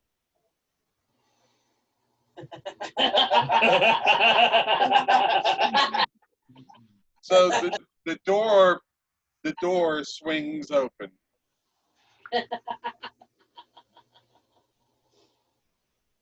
Do any of you want to walk in? Well, that's fun. Sure. Yeah. I stride in. You know, not having my nuts stuck in my leg kind of takes away that swagger. So Yeah. you enter this tower, and this otter wearing a red robe runs up to you and greets you. And he stands up on his hind legs, balanced on his little otter tail. And he brings his hands up in front of him and he says, "Welcome, welcome. I've been expecting you. I got my moth this morning. He told me to expect you. Hello, I'm Trexigor. How are you?" Confused. Doing well. Might any of you have any oysters? I have a craving for some oysters. I don't think so. I would have gotten you some if you'd have sent me a moth. What about a nice sea urchin? And he goes, he kind of clicks with his tongue and his teeth. Quite otterish. No, I don't have any, sorry. Oh, it's all right. Is that- He says, "I have someone. Where is she? Lulu! Lulu, where are you? They're here, Lulu!" And you hear like a, hello. And the door opens, and you see this little winged elephant come out of the bedroom. Hold on one second. You know, that scene from Dumbo gave me nightmares when I was a kid. At least it's not a pink one. In a helicopter. I'm trying to remember. I think I know who these people are. It actually didn't show us because it automatically turns it the background. Your background, yeah. Yeah, it's green screening it. Yeah, I see what it's doing. But you get the general idea. This is fun. Yeah. So this must be the otter spellcaster that's supposed to send us where we're supposed to go. So we're getting sent to hell by an otter. Pretty Well, cool. Whereas we could be getting sent to outer space. Oh my god. Outer space! Outer space! That's hysterical! I love it! Love it! And the otter walks over to low and starts clapping in front of you and like tapping on your shoe. You must tell me more. I love the good jokes. The good jokes are the good one. And as he's doing that, this little Hollyphant, she says, "Hello, I'm Lulu." And Traxagor says, "This is Lulu. She's a Hollyphant. Do any of you know what a Hollyphant is?" Is it anything like a heffalump and a woozle? "Oh, no, no, no." And he quickly looks at Illyria, and he runs up to you as quick as his 4 little legs would carry him, and he starts running circles around you while he's looking up at you. He's like, "Yes, yes, yes, yes. You're half. You must know. You must know the Hollyphants." And he goes, "All Celestials know of Hollyphants. They're celestial. Yes, yes." So I would know what that is. You would have heard stories of what Hollyphants are. They live in the celestial plane. Okay, then I'll tell him, yes, I've heard stories. And Lulu flies up to you, flutters up to you, and she says, "Hello, I'm Lulu. It's a pleasure to make your acquaintance." And she kind of like dips down to your waist area, and she reaches out her trunk, and she grabs hold of your hand and begins shaking it. And I shake back. And Traxagor starts running around the place, and he's like, "Oh, I must find it. I must find it. If I want to send you, I must find it." He says, "I can't send you anywhere unless I find my tuning fork. Would you all be so kind as to help me find my tuning fork?" So as he's running around doing things, Lulu flutters and flies up to your eye level, Illyria, Allie, Yeah. and she says, "I hear you're going to Avernus. I want to join you." Yes, come with us. I was with the angels, Ariel, when she assembled her army of Hell Riders to attack Avernus. Through the gate we went. Yes, we went, tearing through the devils like the song through the air. Victory was within our grasp until some of the Hell Riders, those dirty fiends, they betrayed us. They retreated through the gate and sealed it behind them, trapping us here, trapping us there. Before she was captured, my poor Zariel told me to hide her sword so that it wouldn't fall into evil hands. Someone help me hide the sword, but I don't remember who. Oh, we found a place to hide it, though, but I don't remember where. I escaped Avernus, but I don't remember how. Most of my memory's gone. I don't remember why."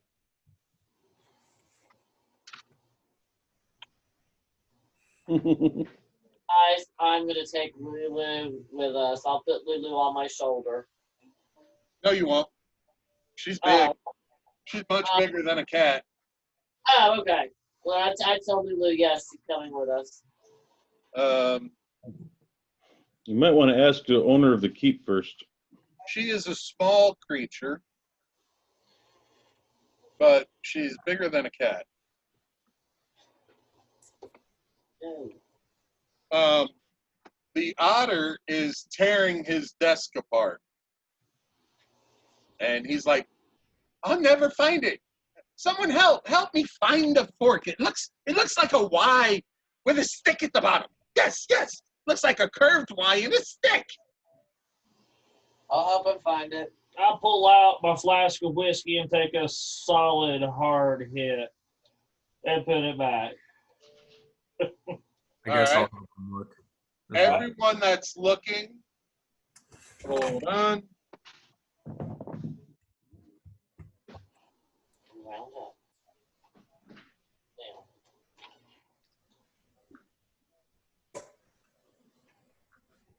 Down. I need everyone looking to roll a wisdom perception check. Ugh. Also hot. 15. 12. 20. I'm still with Nat Lulu. 20. All right, Caleb with a nat 20. And who rolled the 5? Oh, Who? no.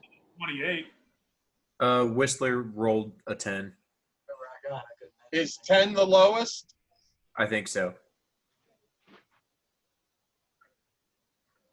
All right, hold on one second.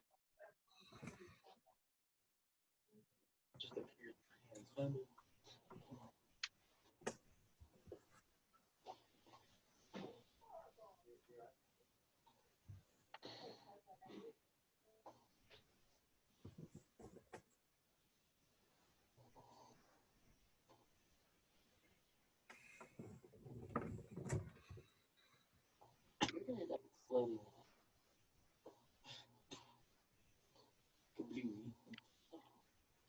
Yeah, I was talking to Lulu while y'all were doing that, so.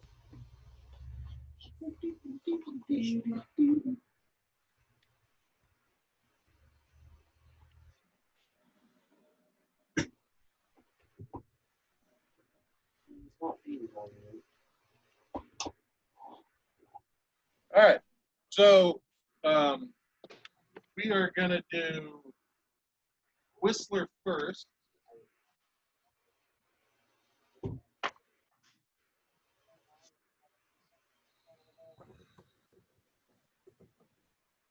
Whistler, you find a old key. Hmm. It's a pretty neat key. And Caleb, Yeah. you find the tuning fork, and you say, "Aha! I found it," or something to that measure. I'm guessing. Found it. All right. Look at the otter and goes, "This what you need?" Oh yes, yes, yes. That's what I need. That's what I need. Okay. Is there anything else anyone needs? Yeah. Can I quickly look around and see if I know what, like, if I see something obviously that the key would go to, or You don't see anything with a lock. Okay. I'm gonna say, is this key important? And hold it up. Oh, I don't even remember ever having that. I don't know what it goes to. Where it came from. Huh, who knows? You mind if I hold on to it? Feel free, my boy. So just write down old key. That's it. Old key. I'm gonna ask Prexel, is there anything that you think we need while we're down there? We're up there, wherever we're going. Oh no, it's down. It is descent.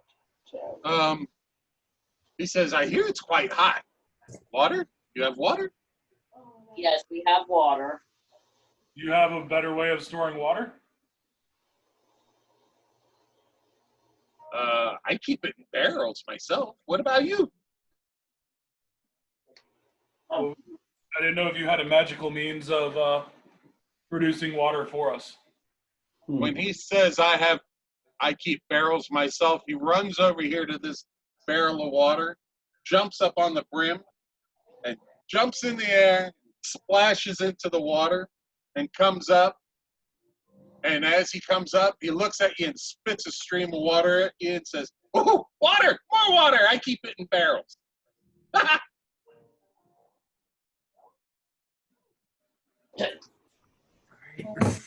that barrel magically fill? Huh? Does that barrel magically fill? Yes! From the pump out back.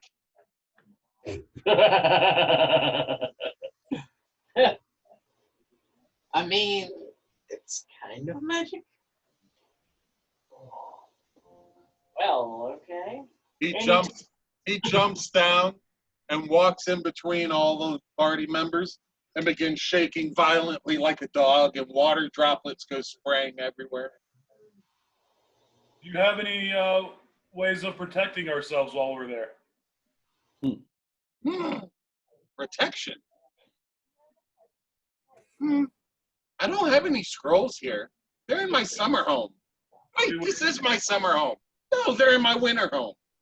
No, my winter home burnt down 2 weeks ago. I don't know where I left them. They may have burnt up. Maybe there was a scroll of fire protection left. I don't know.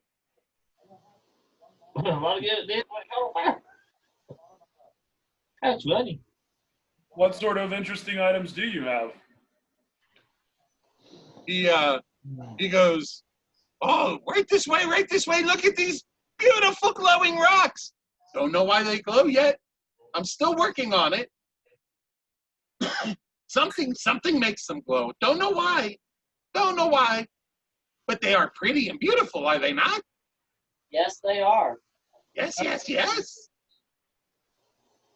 I've got books, lots and lots of books over here. You want to see my books? I got lots of books. Do you have any blank books? Blank books. And Let me look. He looks and he's pulling books off the shelves with his little otter hands. He goes, "Arr!" He grabs a book in his hand, in his mouth. He goes scampering off towards you, and he comes to a stop in front of you. He goes up on his rear legs. He goes,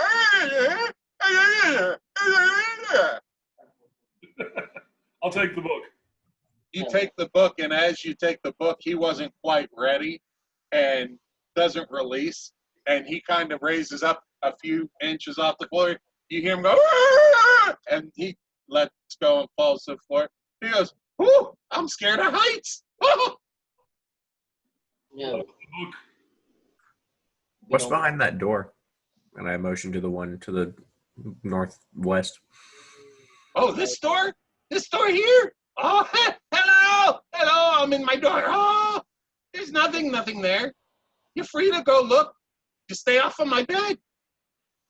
Okay, I'll look in. You look in and you see his bed chambers. Don't bite me. I also see that chest in the corner. Nah, I'll leave it. I'll leave it alone.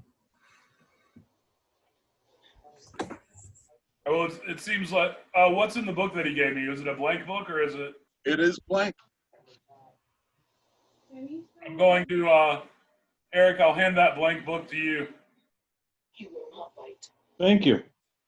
Huh? You still have the menu? Yeah, the only one I'm getting is stuff at home. That boy. All right. So he runs up to Caleb and he kind of stands in front of you and he raises up on his hind legs and he gives you the most sorrowful, pitiful look ever. He says, may I have my key now? My tuning key, please, please, please. Yeah. And he jumps up in the air, does a backflip, and begins running around you. And he says, yes, yes, yes, I can send you there now. Quick question. This is kind of a stupid one. Getting there is all fine and good. But what about getting back? I don't know about getting back. I just know about going. I should be fine. I mean, We'll figure it out when we get there. yeah, we'll figure it out.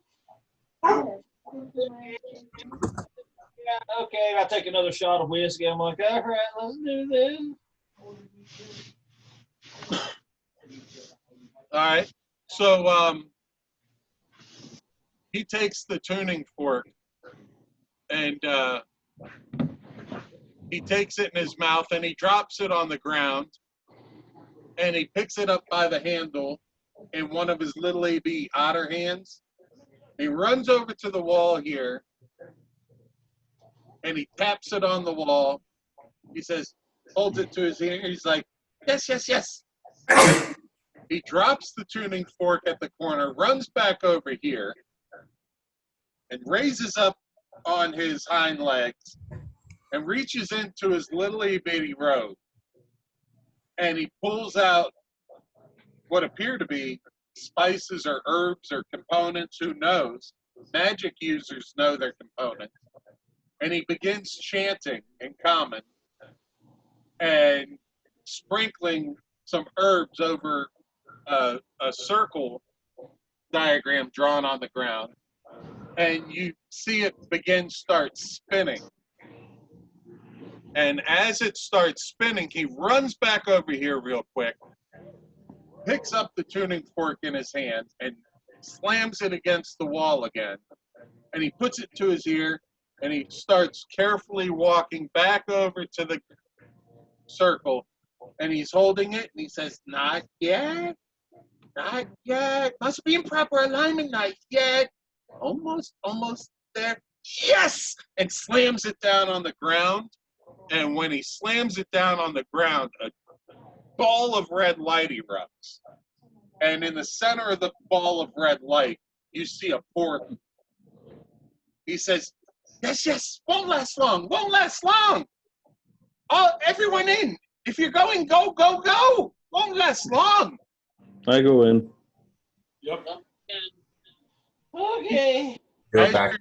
As you're going in, he says, bumpy ride. Yes, yes. Bumpy, bumpy ride. Nasty, nasty place. Bumpy ride. And you all enter. And you're all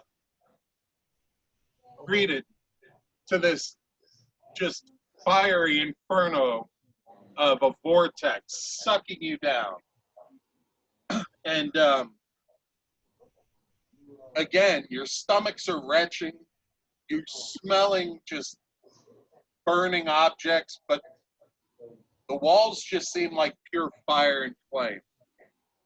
And it takes just a few moments, and then you land and come on, load. Load, damn you. Oh God, it's gonna take me a week to get rid of that. That's one thing I hate about doing character voices. That fuckers get stuck in your head. So, we're gonna get rid of him. Oh, give me 1 second. I forgot. I have to add someone.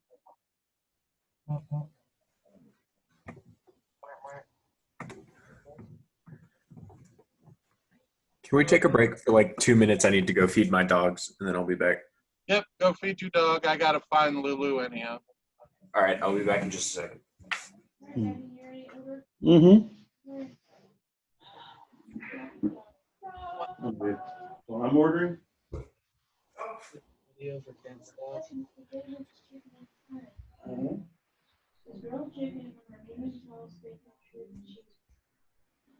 There you are.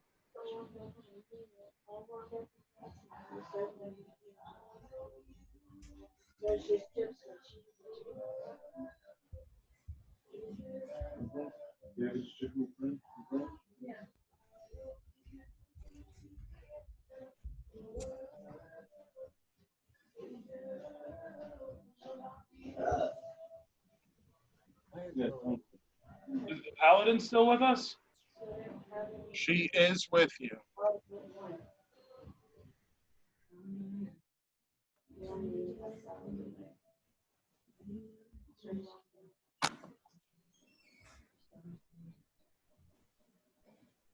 So you're ready to go down and then order it?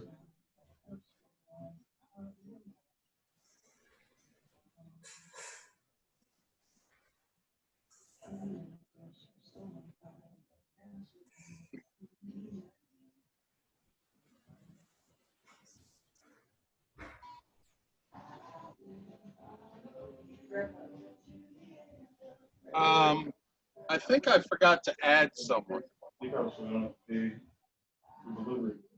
Charlie, what was your character, Kimura? He's not here. Yeah, he had to leave. Emergency. Okay. I think this was Kimura anyhow.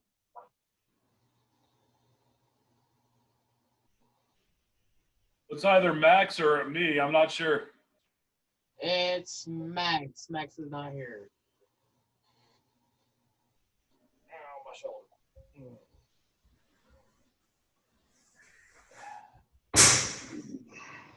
What? Did he spill the dog bag? That's what it sounded like.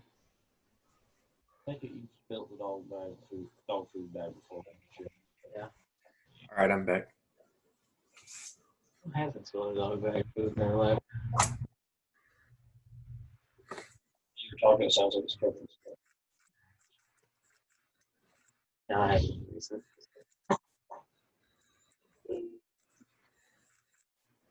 Trying to go stinky.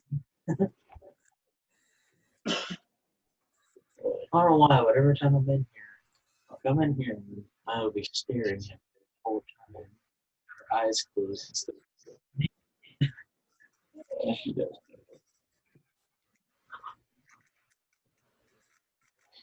That closing its eyes is really its eyes are like fully open. Like it's on crack.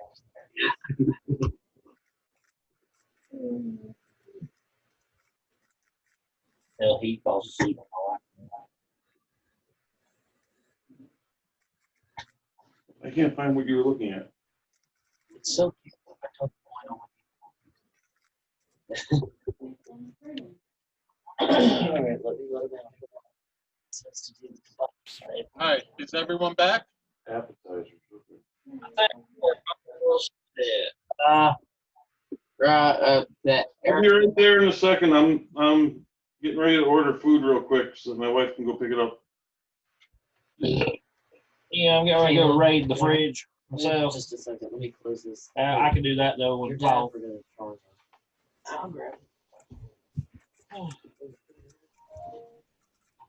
I see. Wait a minute. This is mine. What am I? You're holding it. So that's it?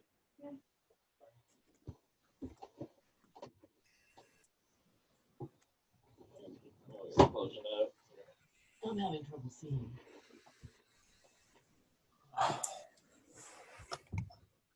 No bedtime. I'm having trouble seeing the TV.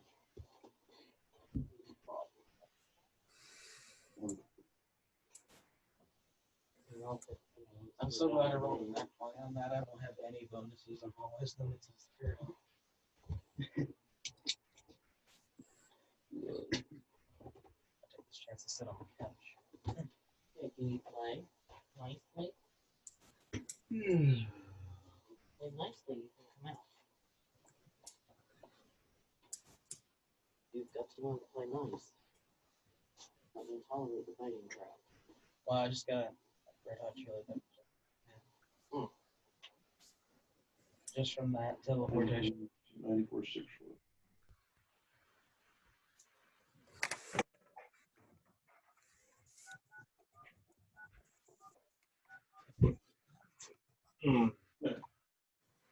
My phone kept on messing up. Kept trying to call South Korea. What type of food you ordered? That's a cool background effect you got going on there. That's neat. Yep. If I'm a tiefling, should I be resistant to hell's? Not really. Welcome to hell. Literally. Oh, I'm ordering for pickup. Fight mommy. No. Do you want him to be that big and bite you? No. Okay. He's got to stop now. That's what it said to do. He'd be bigger than hers. He'll be as big as hers. She can see the jaw. He will hurt. Break skin now. So I don't want him to. Ordering for pickup. Bullock, B-U-L-L-U-C-K. And I hear. All right, I need the big buffalo chicken sandwich with fries.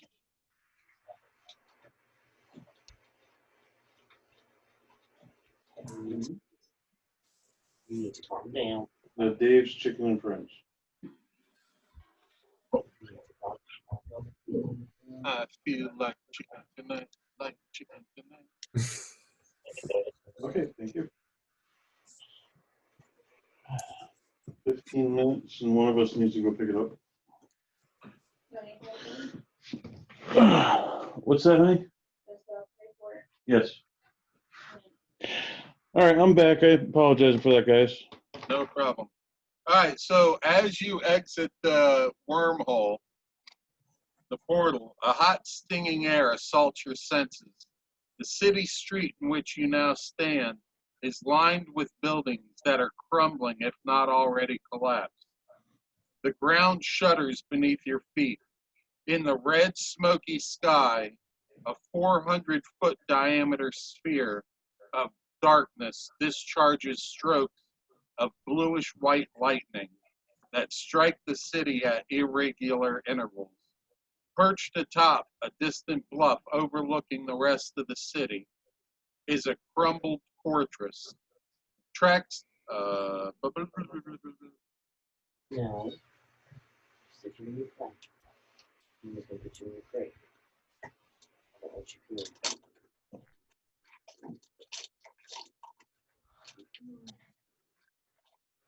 All right, so you see a crumbled fortress off in the distance, and it's pretty far.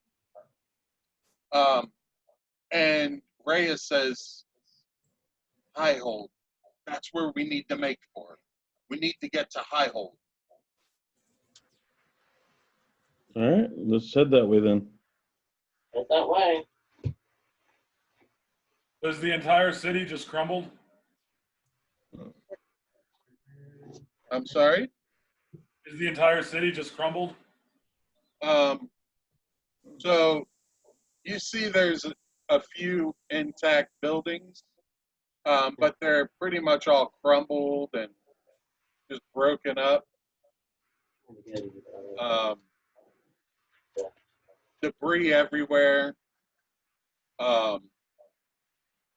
And as you're standing there, getting your bearings, you hear a scream, and you see a woman.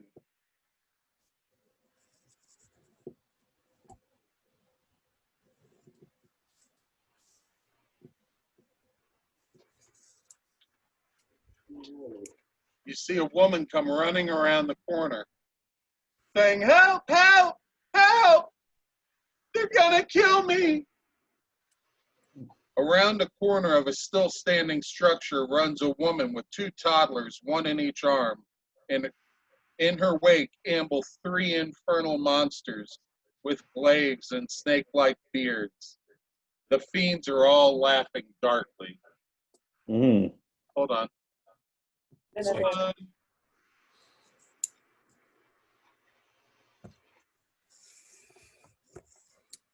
So who has Ambrosius? So we can charge. You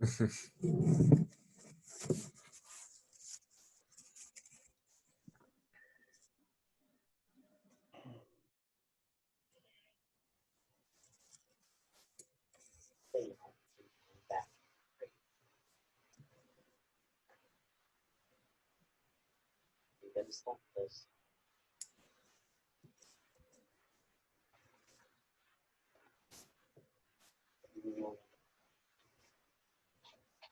I don't know. Sorry, still.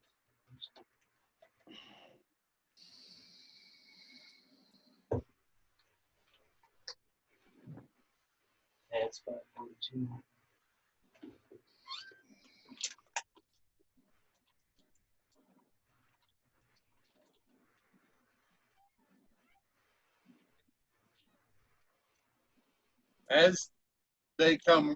As she comes running towards you with her children in tow, you see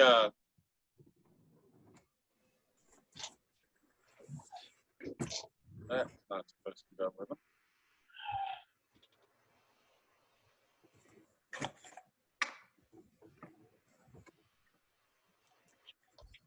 You see 3 devils walking towards her, kind of at a quick gait, laughing. Come here, wench! Roll initiative. And then they see us. Yeah. Yes, I got a 5. Woohoo! Woo! Hell yeah! You need to stop or I'm putting you up. I got a again. 16. Now stop it. All right, let's start with 20 or higher. Whistler is up there in that range. All right, anyone higher than 20? Whistler got a 25. Of course you did. Listen, it's not my fault. I get plus 10. I He's a don't very think individual. All right, Very quick. 15 through 20. I got a 16. Who's that, low? Caleb. Caleb? He put- No one else above 15? No, Horatio. 10 through 15. Low got a 14. Tom got a 14. Allie got a 13. Tom, I have a +2. What's yours? Plus 3. Okay, so you'll go before me. I'm not sure on that. Tom goes before low, Uh-huh. and then Allie. Eric, what'd you get? 5 total. What's your dex bonus, Eric? My dex bonus. Mm-hmm. What's 2? Nice. Loves him when it comes to initiative. Yeah. You got to take the alert feat.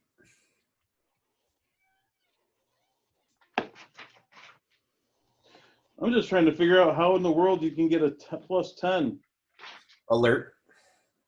It's a feat. It lets you add +5. In time. And you have a 20 dex? With my potion thing from the Blood Hunter, yes, that bumps it up +3. All right, Yeah, it's so kind of. she is running towards you rapidly with her kids in tow, and she gets to about Whistler. And that brings up number 1.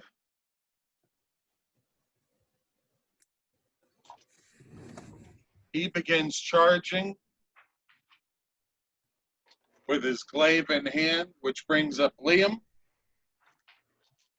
So what's my? How far away are they from us? 5, 10, 15, 20, 25, 30, 35, 40, 45. What's the range to one of the farther ones?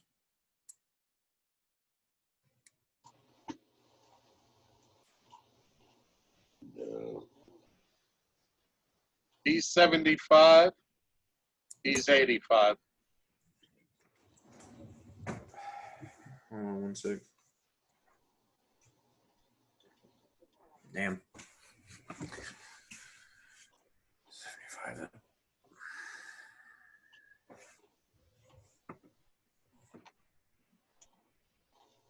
I guess I'll just take.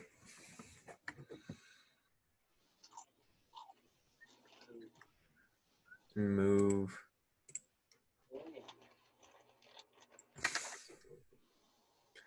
$10, $15, $20, $25, $30.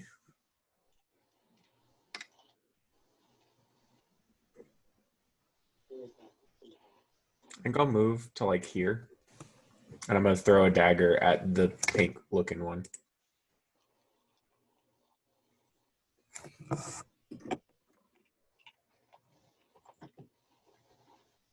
At the which one? The pink one. Okay. Or Roll can I the throw? hit. Yeah. just a normal dagger. So 14. 14 hits.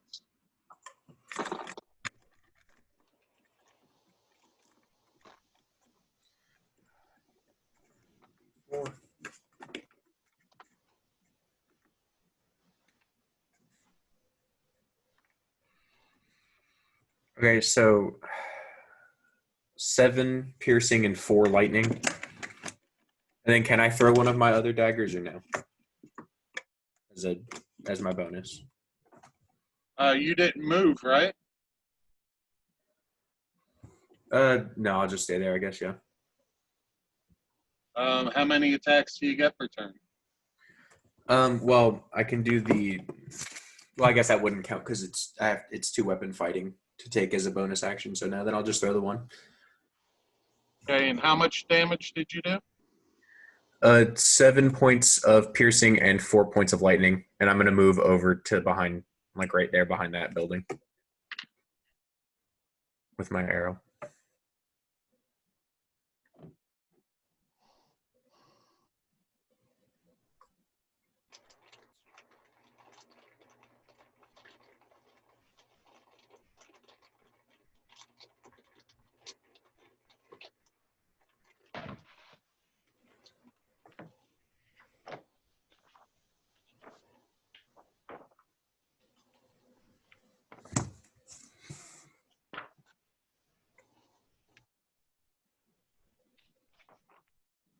Give me 1 second.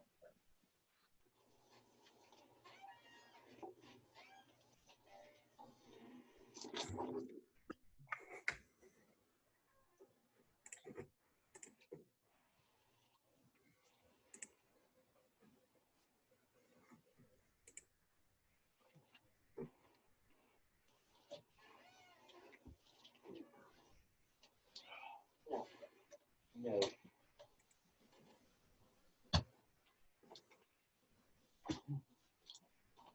No. You tolerate the much. Not gonna bite.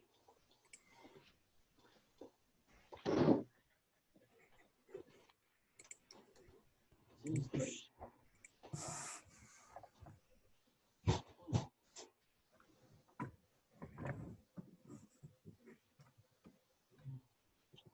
Where's your?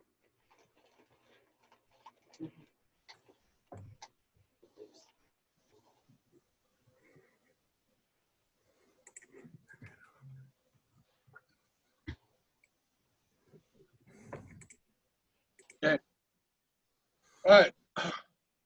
And then, as a bonus action, can I hide behind, like, use the hide action?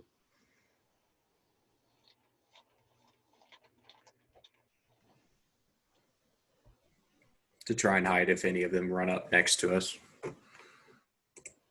Yep. Okay, I'll go ahead and do that.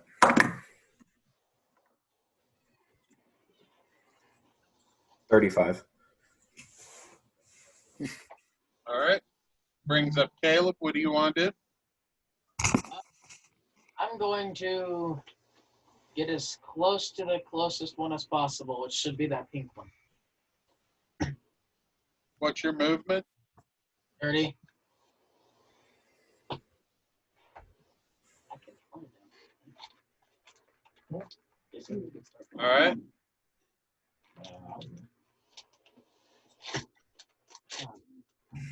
And I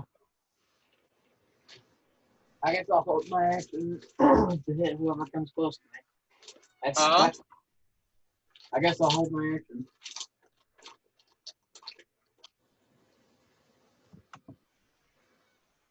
Sorry, you broke up. Open mouth, make words come out. I'll hold my action, I guess. I can't really do anything. All right. You need a missile weapon. Ranged. You need a ranged weapon.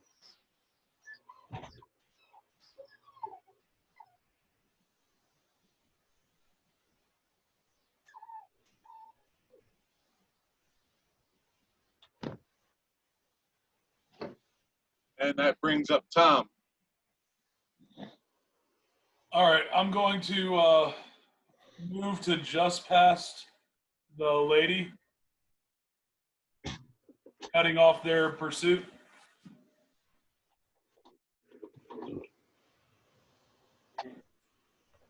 There? Hold on, it's not letting. There we go, right about there. Okay. And let's see. We are going to look at the purple one. What does he look like? What do you mean? Like physical attributes, what does he look like? He looks like a big hulking demon, and his beard is kind of waving in the air. You've seen these before. You've fought these before. Oh, okay. We did. Devils. All right. I'm just gonna say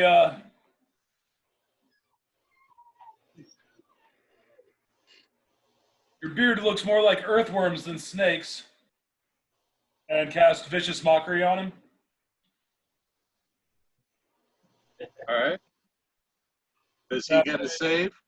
Yeah, that's a DC 15 Wisdom save.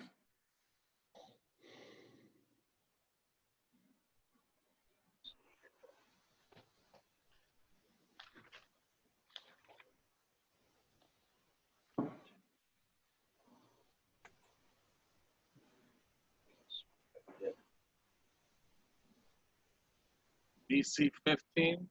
Yeah. That's worth trying. Oh, 25 feet. He fails. He takes 5 points of damage. Which one? The purple one, right? Yeah, the purple one. Takes 5 points of damage and has disadvantage on his next attack. And I am looking to use cutting words. Right there. Okay. 3, 4. Oh, hit me right there. Anything else? Nope, that's it. All right. Low, that's you. Okay. My movement's only 25. So I'm going to move, let's see, right About there. to there. One up. Yeah, right there. Yeah, I want to, right there. Mana. Mana. Okay. All right, and let's see here. I'm going to draw my shield and my warhammer, All right. and I'm going to get ready. Cool deal.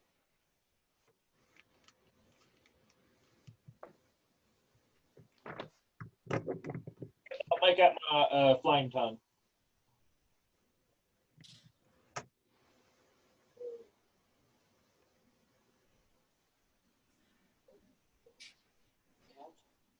What was that, Low? I missed it. Sorry. Instead of my hammer, I'll draw my longsword. Okay. I'm still Anything that. else? Yeah, that's all I got right now.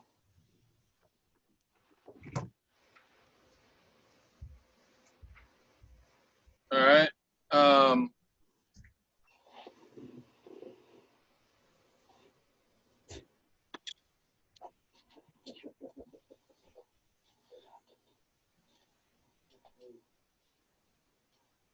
Allie, you're next. He goes before me.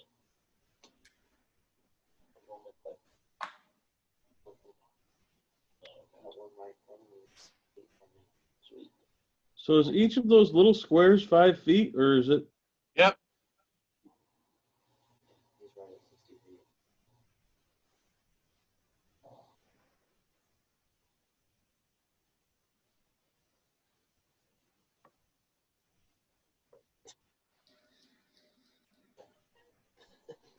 Sorry. Very trusting about somebody doing Still getting the hang of Lulu. I stabbed him right there.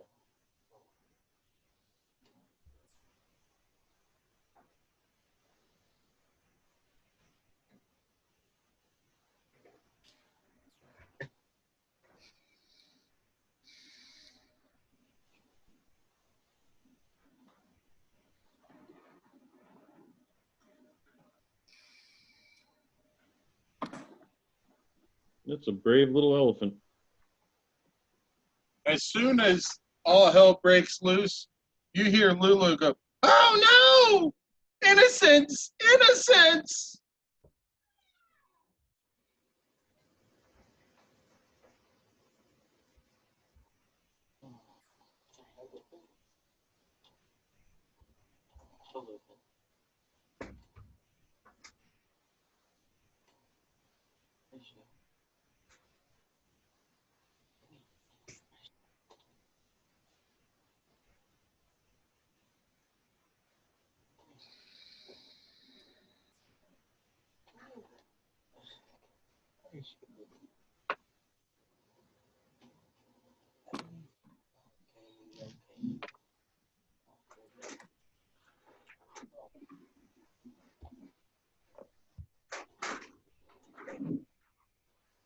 You see Lulu fly straight at that demon, and her little itty bitty tusks rip right into him, and she's like, "Take that and that!" Smite evil once a day.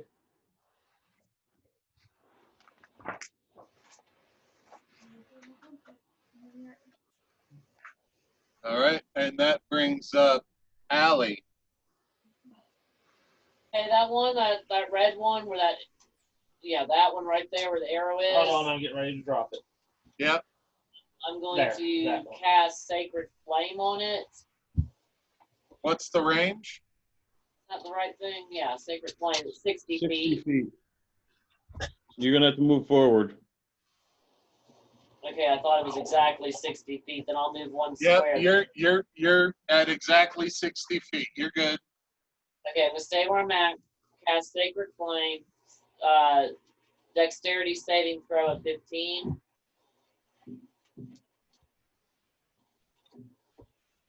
Okay, so the path is only 5 foot wide.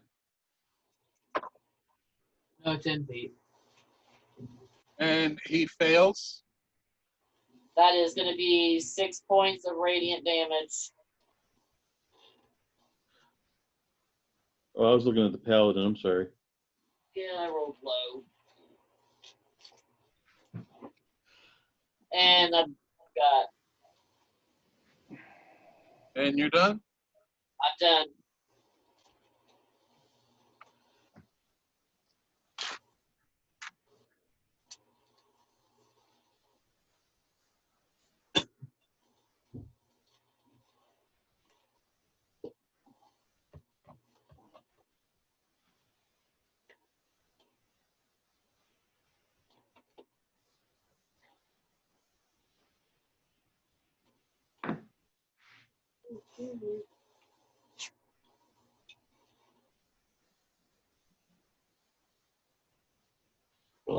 Off in the distance, you see 2 more devils running towards the fight.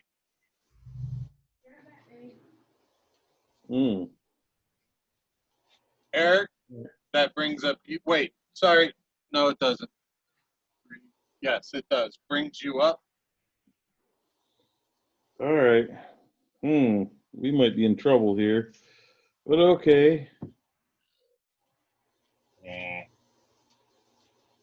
I move 5, 10, 15, 20, 25.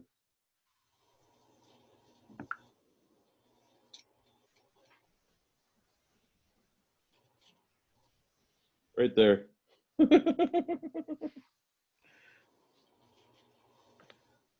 And then Sacred Flame on purple. He needs a dexterity saving throw, DC 15.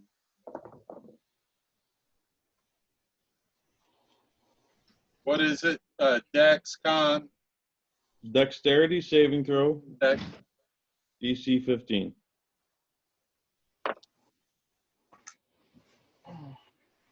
Passes. If he passes, he takes no damage.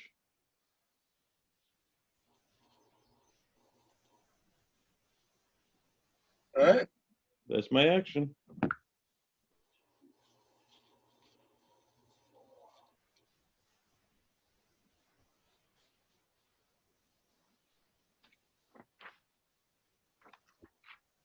Yeah, I gotta find something to boost my speed. Yes, I don't have anything like that. Earthworms. Earthworms. He tore off an arm. Okay, that's another one. You said he has disadvantage, correct? Yes. And I'm looking to use cutting words as well. All right.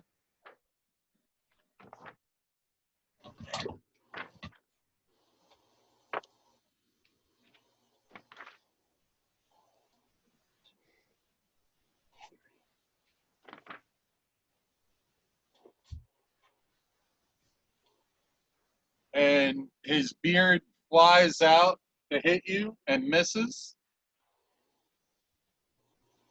Now, does he have disadvantage on all his attacks or just his first attack? Just his first attack.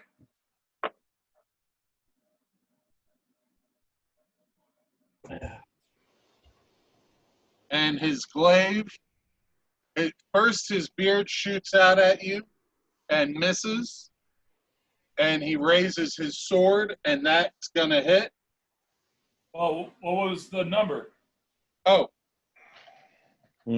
16, you're exact. What's cutting words do?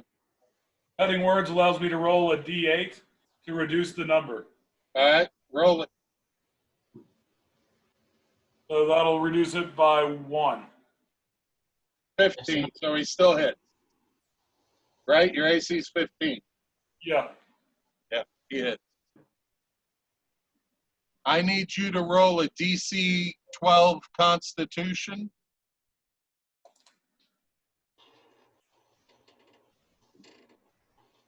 $21. You make it.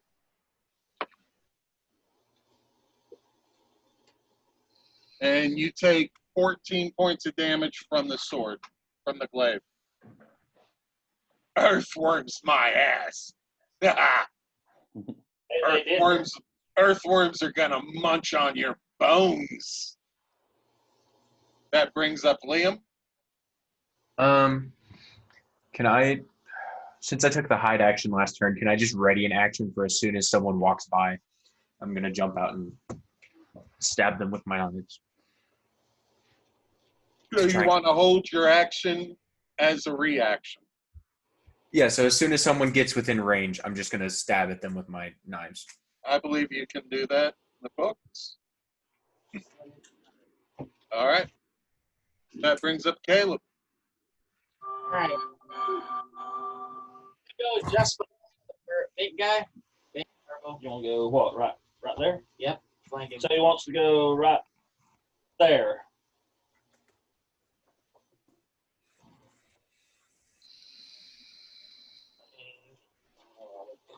Clear that. And you're going to flank and attack? Yep. That should be. Didn't you flunk flank? Tree tested. 22 to hit.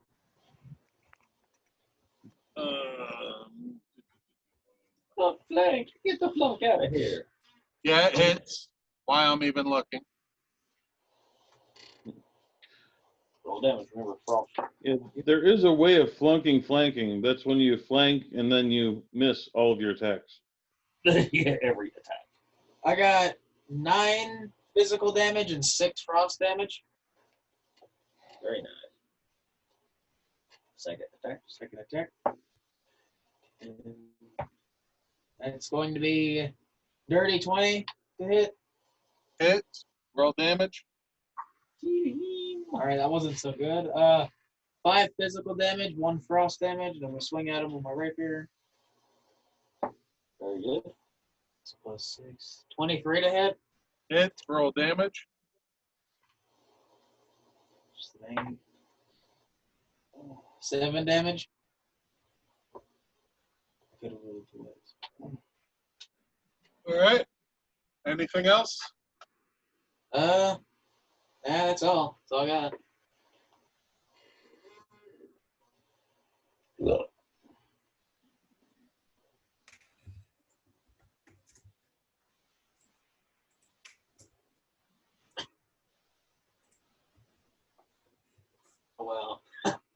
Hmm? The conga line.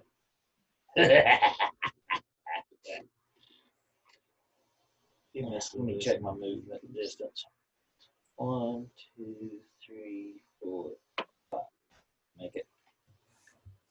Okay, so that's where I'll send it. All right. Hold on, I gotta look at something. Before I split them first.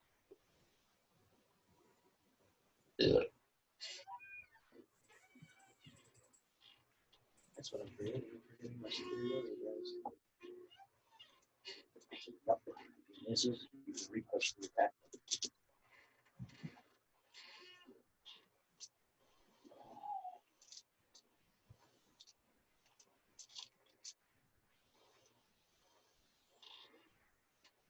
I have a 20 armor class right now. So.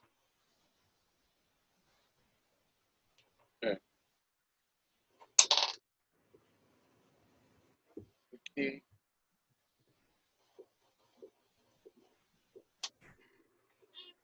Come on.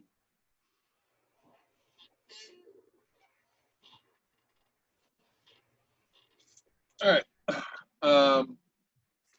His beards lash out at you, and because he was still moving towards you and sidestepping Lulu, they miss.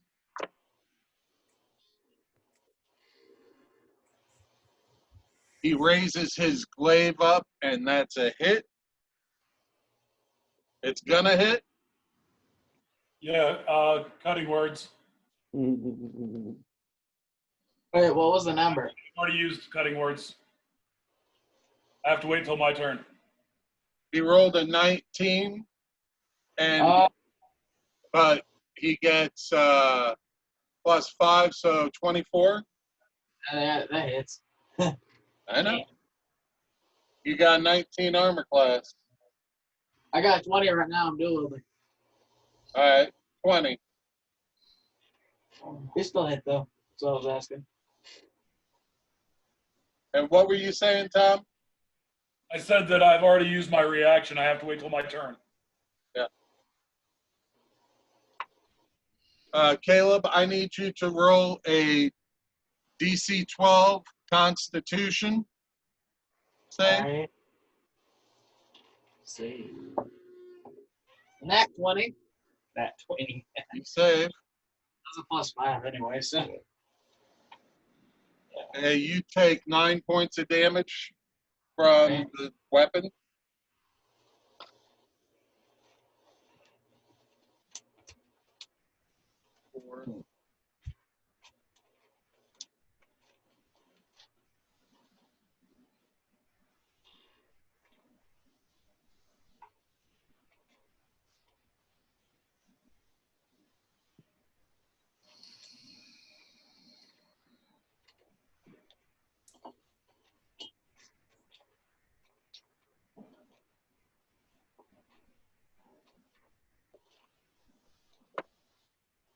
Nat 20, baby.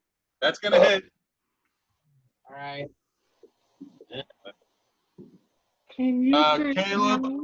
Caleb, I need you to roll a DC 12 Constitution. Oh. He said 12 sided die. Target rich environment. Target rich environment. Oh, DC 12. Yeah. It's going to be dirty 20 that time. All right, you pass. You take 5 points of damage as his. Oh, sorry. Double damage. So that's 3, 6, 8 points of damage. All right. Wait, do you double the modifier as well? No, just the dice. Yeah. So that's 8 points of damage. And then he swings at you with his glaive. And it bounces off your sword. Because Huh? reposting. You get Okay. good. Not one on a repost. Oh, yeah, that's a. Oh, okay.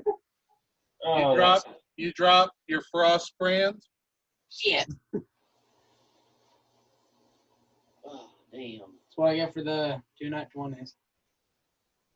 yeah, you burned all your nat 20s on checks that you didn't need them for. Yeah. Tom, that brings you up. All right, I am going to try to keep his attention on me and say, I've been hit harder by grungs and vicious mockery. All right. What's he roll for that? Wisdom, it's a DC 15.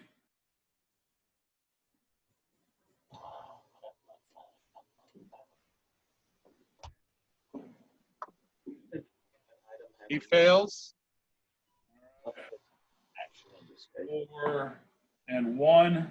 So 5 points of damage, and he has disadvantage on his next attack. All right. And how much damage has Caleb had? I'm at 60 right now. I've got 74. I'm going to go ahead and cast Healing Word. All right. So that is 7 points of health that Caleb gains. Yay, I now have 67. Hooray. And that is as a bonus action.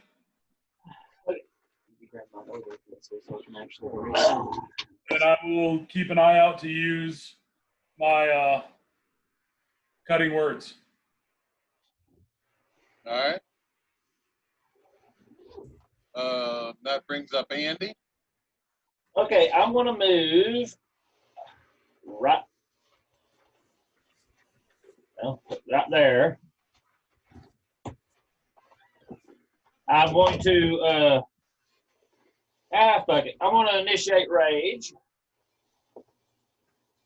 And I'm going to start with the purple one. That's a 17 to hit. Kick his 17 hits. Okay, let me get myself situated here. There we go.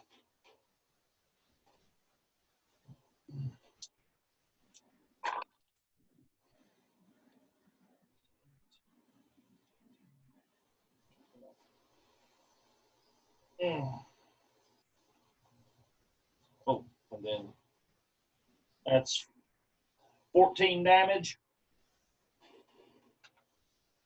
And if it matters, 6 fire damage. It's halved. I'm fairly sure you did So still. All right. Second attack. Going to be a 19 to hit. Hits. Roll damage.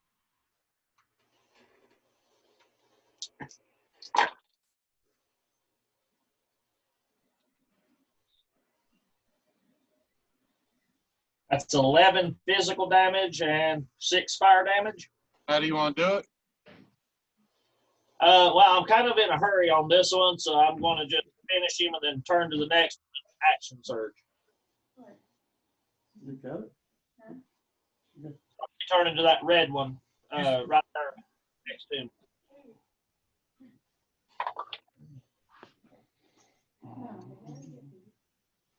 16 to hit.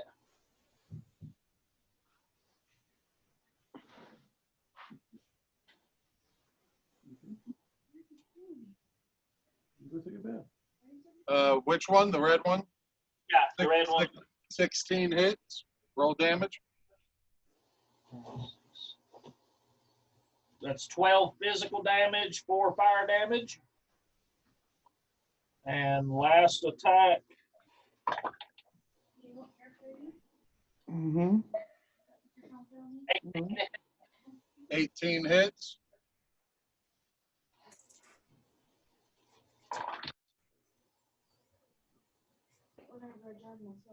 12 physical damage, 6 fire damage. And I'm saving my reaction, so. All right. That brings up Allie. I'm gonna move, I guess, 30 feet, so I have that red one I'm engaging with. I'm gonna move straight 30 feet. Straight ahead 30 feet. Yeah. 1, 2, 3, 4, 5, 6. To that square right there. Yeah, and that puts me in range for that red one in front of Leo, and I'm gonna Sacred Flame again. Pew! Pew pew. And that's a DC 15 the dex save, I believe. Isn't it? Yeah, and I think it negates so if they succeed. I know. Yeah, it's a 15 dex saving throw.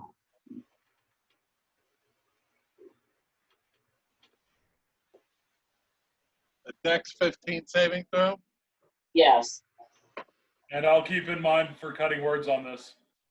And he fails it 12 radiant damage. on which one? The red one in front of Low. 12. Yes. All right. Anything else? That's all I've got.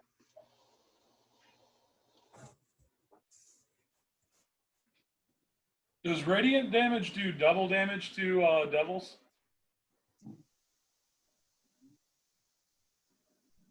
It should. Frost damage could have fairly certain. Vulnerability. It doesn't say anything about that on their stat block. Okay. All right. I mean, does the spell say anything about it? No, it just says radiant damage, Yeah. which I believe mainly is undead. Yeah, it would probably be really Yeah, good. it would be like, I think frost damage is double damage to the I just know that some creatures have vulnerability to it, and I was wondering if my character would notice if these creatures were being hurt more by it or less by it. If they were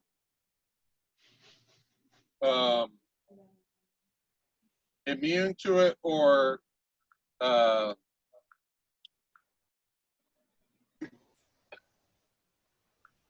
if it did extra damage, it would say that on their stat block. Yeah, it would. I'm not looking at their stat block. I was just asking basically if to me it looked like they were vulnerable to it, like if it was dealing more damage than it normally did, or if it was dealing less damage than it normally did, just by my character watching. But you're saying that it's just regular, which is fine. Yeah.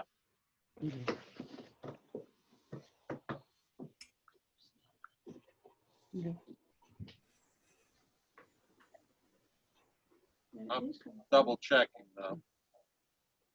It'll say it on their stat block. It'll say vulnerability. Vulnerability. Oh, fresh. Yeah. It would say it right next to their resistance. Yeah, it would say it under it. Like it usually goes Yeah. like resistance, immunity, condition immunity, and then vulnerability. Yeah. Any more Pepsi?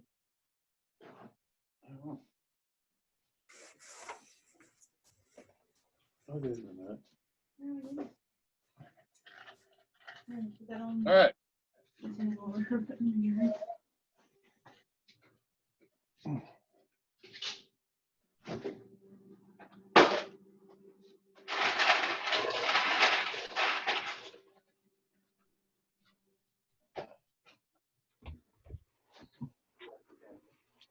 You know what the cool thing about this is that if we were going to cast like a fireball, we could decide where we wanted it and then actually draw a circle to see who gets hit.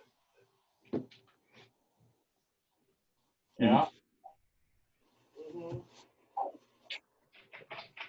I can cast it right here and be like 1, 2, 3, 4.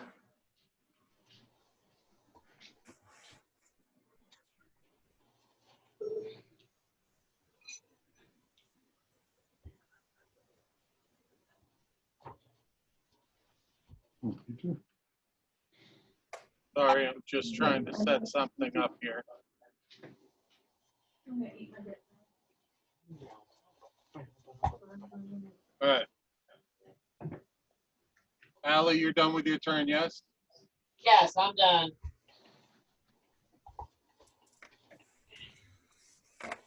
What to do? That's a massive size for a fireball. That's about right. No. 20-foot radius, Yeah. 4 No. square. Actually, yeah, it could be. Yeah. Yeah. Fireball. All right, Lo. This gentleman here pops his hands out like this and hurls a fireball at you. Not a fireball, but fire at you. And it is going to hit. That's not a melee attack, so. All right. Which one is attacking me again? You said you have your shield out, right? So Yes, I your do. AC 17?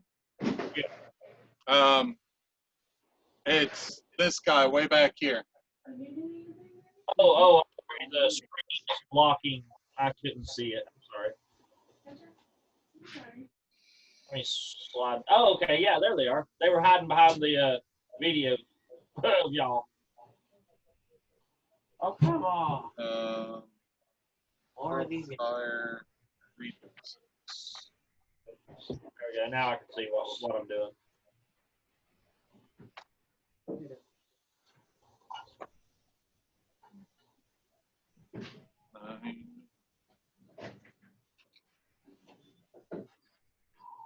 That fireball hits you. It's not fireball. I'm gonna call them fireballs. They're not fireballs. It's called, the spell's called Hurl Fire. And that fire hits you for 9 points of damage. Okay. And then he throws his second ball of fire at you.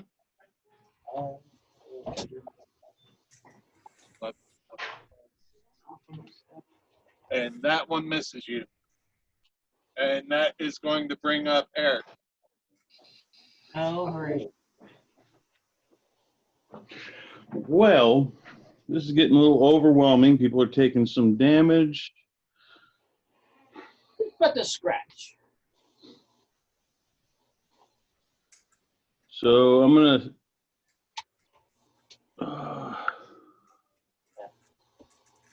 5, 10, 15, 20, 25, 30.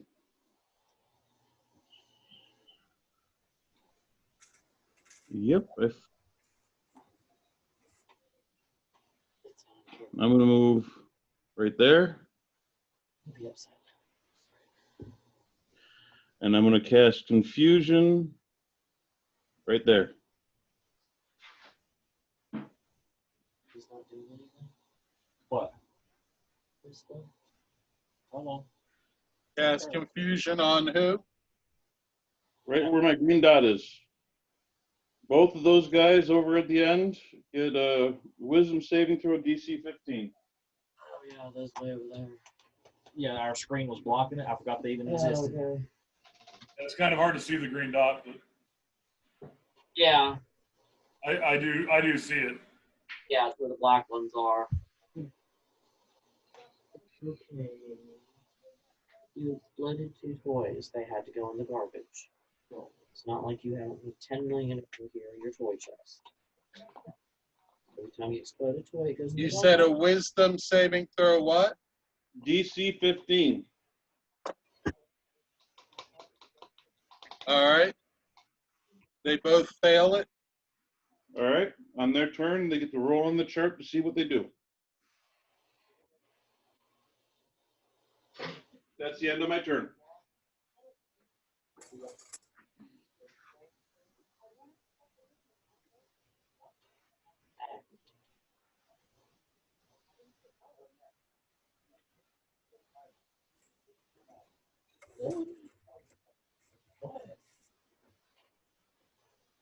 so beautiful.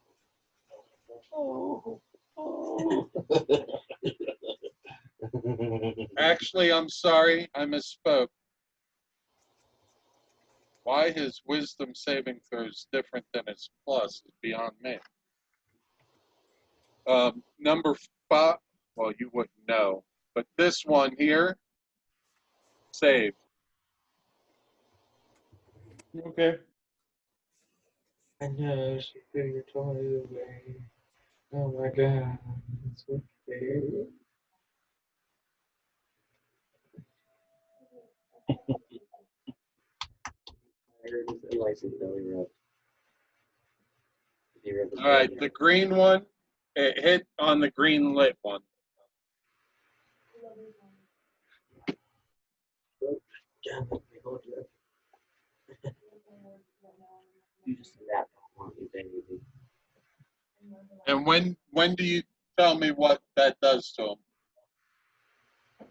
Every turn on their turn, the beginning of their turn, they roll a d10. I read off the chart what they do. All At right, the end of their turn, they get a saving throw to end the effect. gotcha.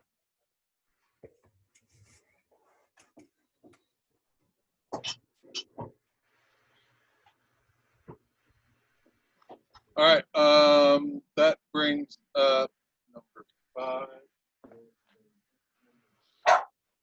Him. All right, the one that made his saving throw pops 2 beads of fire into his hands.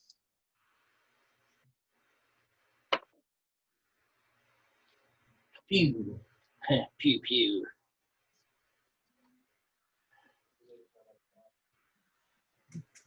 And Eric, 1 ball of fire goes flying by your head.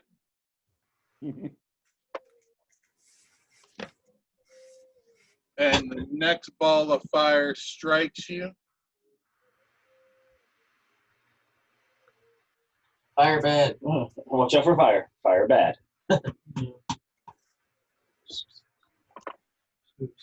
Oh, motherfucker!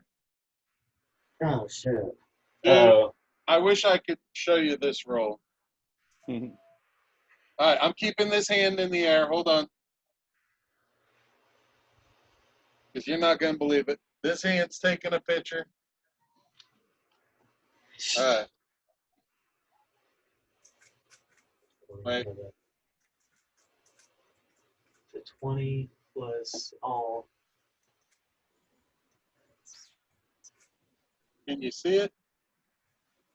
That's 3 6s. That is 3 6s, baby. Pretty That high. is 3 fucking 6s. Can I use cutting words on that?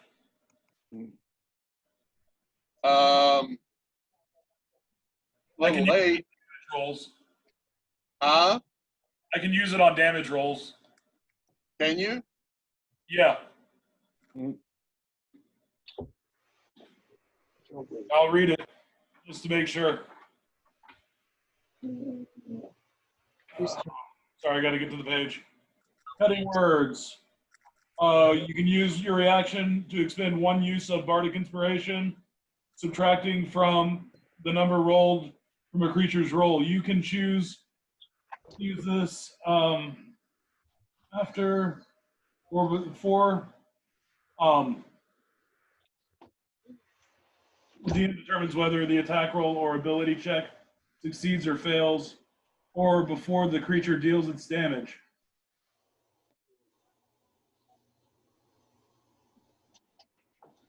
So it just says from the number rolled. It doesn't say whether it's the attack roll or the damage roll. Hold on. Mitigate anything.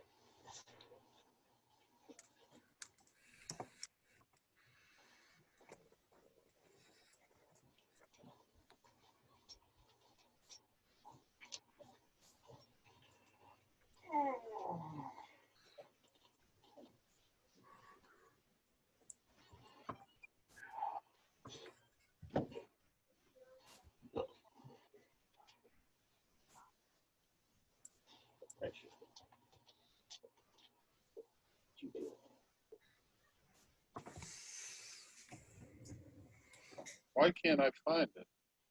How much time we- Air Force, we go with-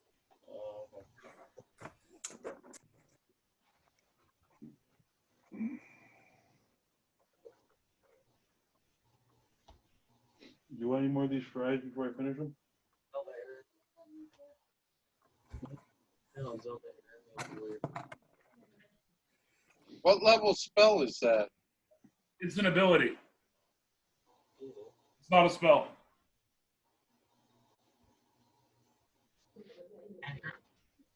You have to look under the Bard class. In the book, it says when a creature that you can see within 60 feet of you There it is. I found it. makes a attack roll, an ability check, or a damage roll, you can use your reaction. Is he within 60 feet of me? 12 squares.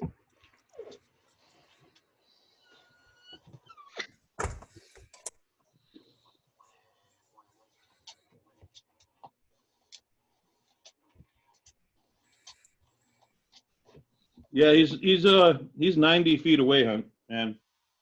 Oh, he's 90 feet away? Yep. Oh, then I can't do it. Yeah, I think you can only stop him from hitting, though. It doesn't say. No, it says on cutting words, the second sentence, when a creature that you can see within 60 feet of you makes an attack roll, an ability check, or a damage roll, you can use your reaction and expend one of your uses of Bardic Inspiration, rolling a Bardic Inspiration die and subtracting the number rolled from the creature's roll. But he's not within 60 feet of me, so I can't do that. Yeah. The distance is what stops me from doing it, not the ability itself. Okay. So I take 18 plus what? 18 damage. He doesn't have any pluses on that.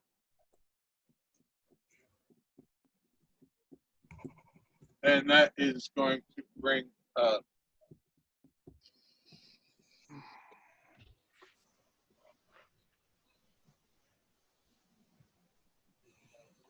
Sorry, I tried.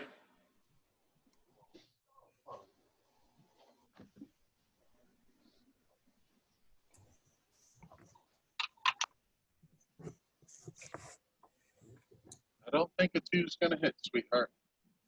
But, which brings up Lulu. No, no! What are you doing, you fool? You done?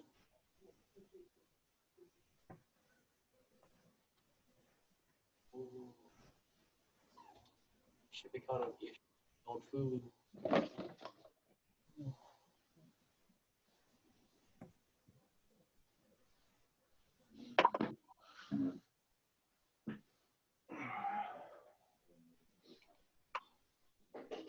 There you go.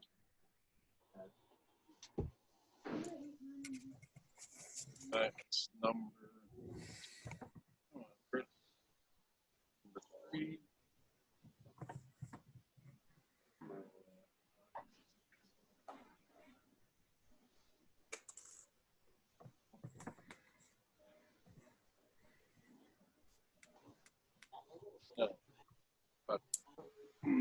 All right. That brings Liam. You see Lulu fly down there real quick. She's flying, by the way. That's how she moves around so quick. And she, again, bores her tusk into this demon. Okay. I'm going to move running between Allie and Eric to be flanking the red one to right there. You have 30 movement. Yeah. I think that should be 20. It's either 30 or 25 to get to there. It's 30. Okay. Then I'm going to make my 2 attacks. Oh, no. That's an @1 on the first one. You drop that dagger. What else was the time? Second. Nope. Don't worry about it. It's a 2. Oh wait, wouldn't I have advantage on both of those because I'm flanking? Yes. Cool. Okay. Did So you know first I one- found out advantage on flanking's a house rule? Is it really? Yeah, it's not in the books. It is in the DMG. It's Is it? Where in the DMG? I looked it up. It said it's a house rule. DMG over there? No. It's where all the maps and grids are. Yeah, it is in there. That's where I learned it from. So that's a lot better than a 1. That's a 15 plus 7. That hits. What page? Because I want to see that. That counts. I'm pulling it out now. It is in there. So 15 slashing and 3 lightning from the first. Slasher movies. Okay, that one also hits then. Hold on. Hold on.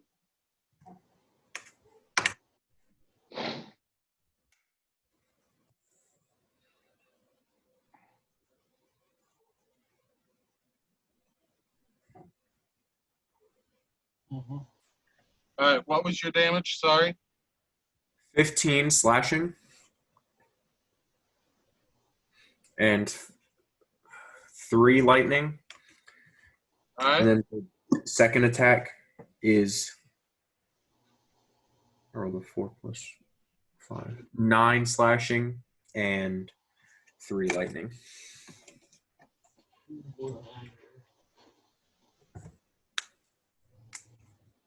All right.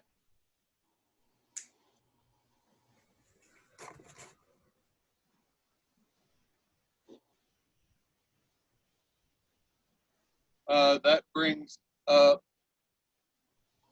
Caleb.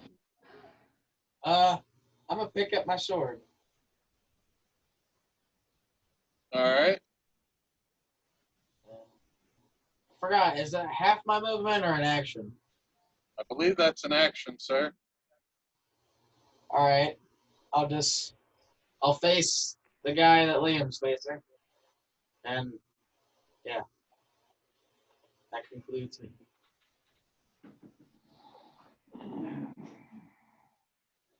Okay. Anything else? That'll be all. All right. Hey, Chris, it's on page 251 of the DMG. It is listed as an optional rule. Optional rule. Right, not a house rule, but an optional rule. And it suggests it for players when using miniatures on a grid. 251. 251. Says if you regularly use miniatures, flanking gives combatants a simple way to gain advantage on attack rolls against a common enemy.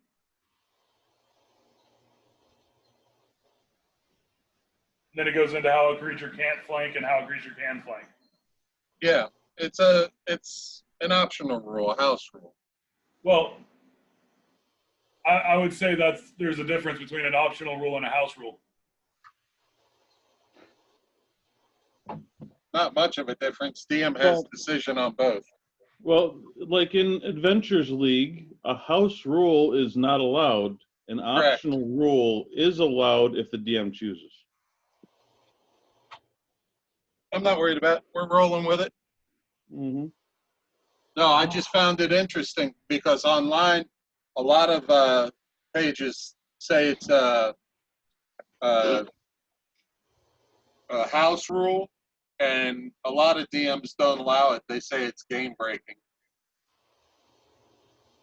Well, with the way you move in this, it's kind of nuts. I mean, the fact that you can walk up to somebody and walk around them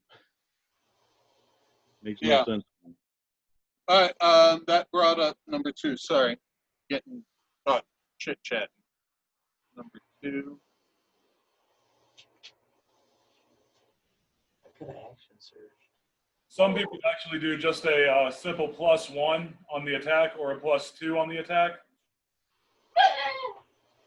Oh, come on. Hey, we want to flank? We'll flank, baby. Yeah. Hey. Mhm. Oh no, I was just saying, like, there's actually a bunch of videos on YouTube about it, where somebody did the math, and basically having advantage, it ups your chances of hitting 25%. More than that. And gives thieves the ability to backstab. Yeah, it's pretty game breaking. I mean, I don't care. I'll roll with it. All right. I mean, it just changed his miss into a hit, so I'm good with it. Oh, damn it. So what was the number?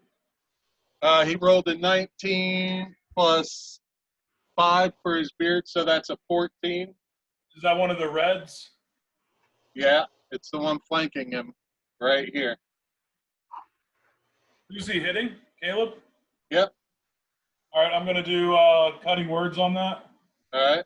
Long cutting words. 8.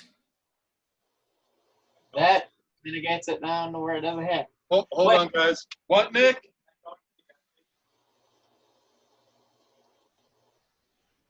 Yeah, I guess, Nick. Be safe. Be careful. All right. All right, so his beard misses. Wait, repost. Can you repost something that was blocked, though, from him? It Because he says hit, technically.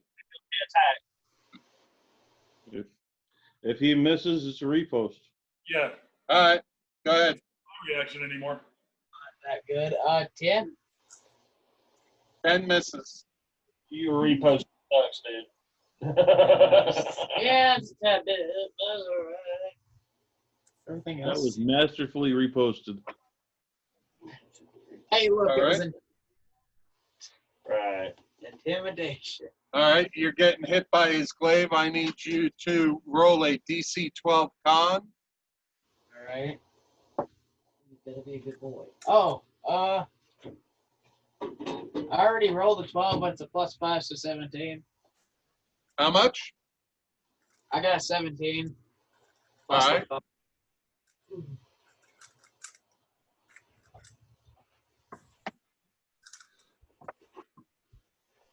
And he hits you for 6 points of damage with his glaive. All right, so that's 16. Your control.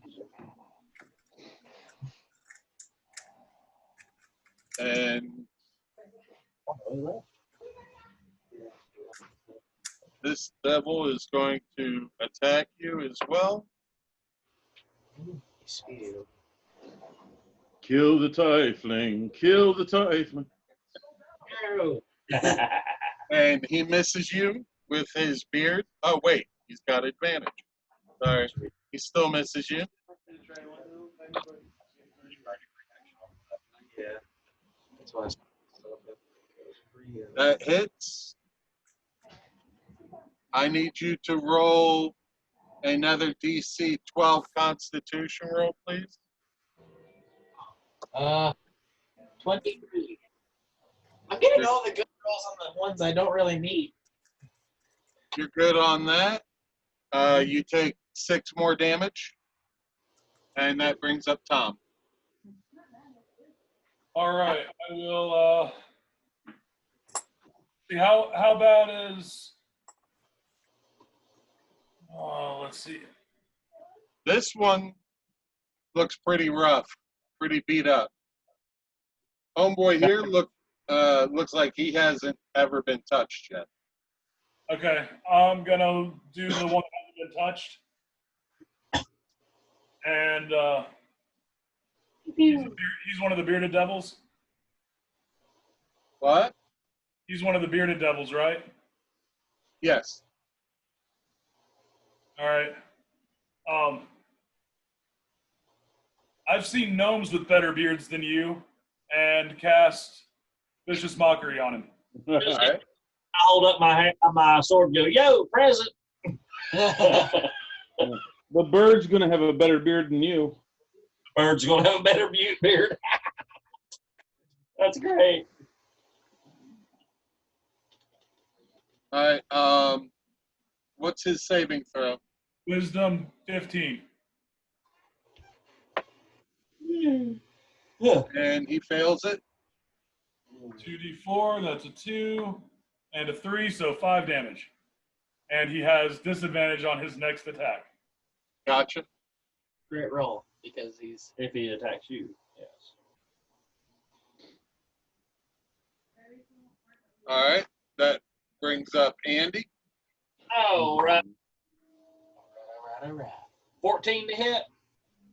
14 hits.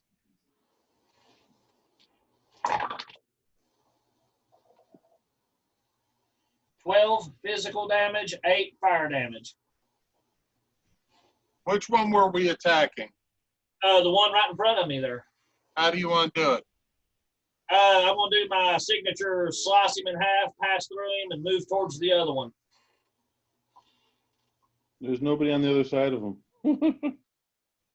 All right. Fortunately, What do you want to do now?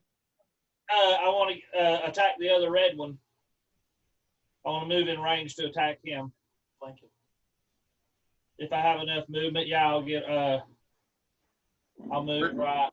Where do you want to be?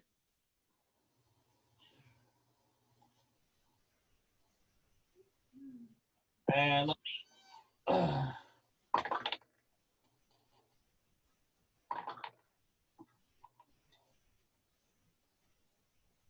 22 to hit. Hits, roll damage. And roll.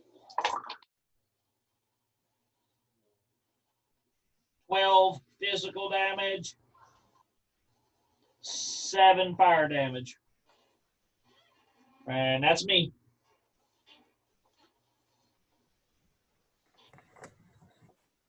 And that brings up Allie. I'm gonna move straight ahead 30 feet, and that should fit me 60 feet and within range of that black one right in front of me. So you're moving. 30 feet. Yeah. All right. You're attacking that one. Yeah, I should be 60 feet from it. And I'm gonna cast Sacred Flame. Dexterity saving throw of 15. You should have half cover. Hold on 1 second.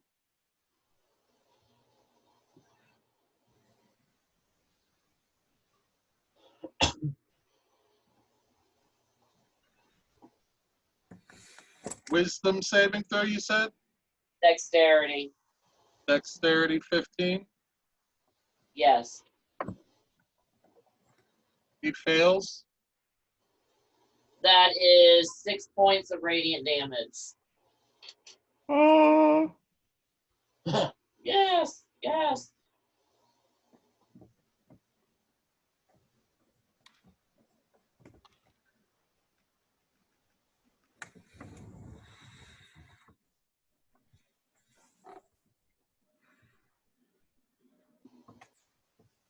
Why is that?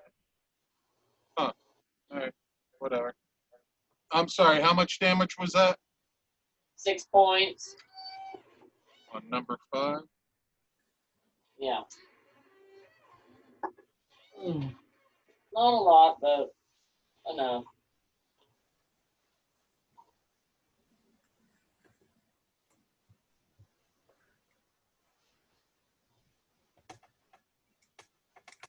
There we go. I know I can get it. I'm trying to keep my numbered tokens hidden from you guys, so I know what numbers they are for my damage tables. But, you know, if you see one guy labeled number 5 and don't see anyone else, well, that's a pretty good indicator of at least how many people you're fighting. Yeah. All right. That's all I got.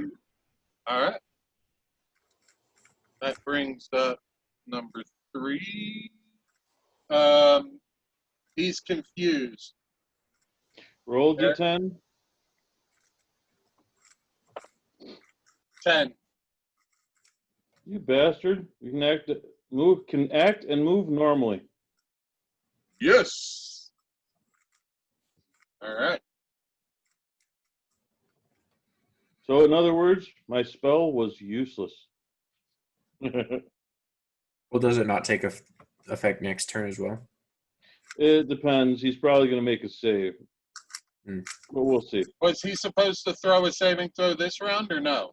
He throws a saving throw after his action. At the end of his turn, he gets a Gotcha, saving gotcha. throw. Okay.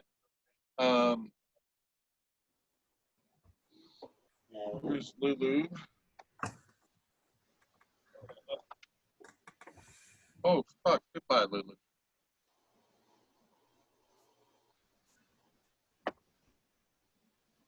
Yeah, the little elephant thing. Yeah, what happened to Luke? It's attacking. No. You see the creature call back one claw and swipe at Lulu and miss? Yeah.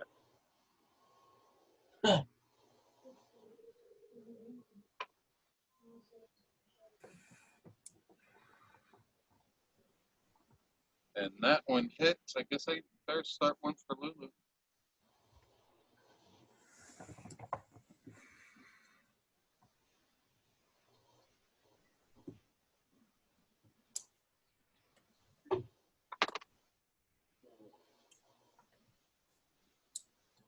And then you see him swing around with his tail.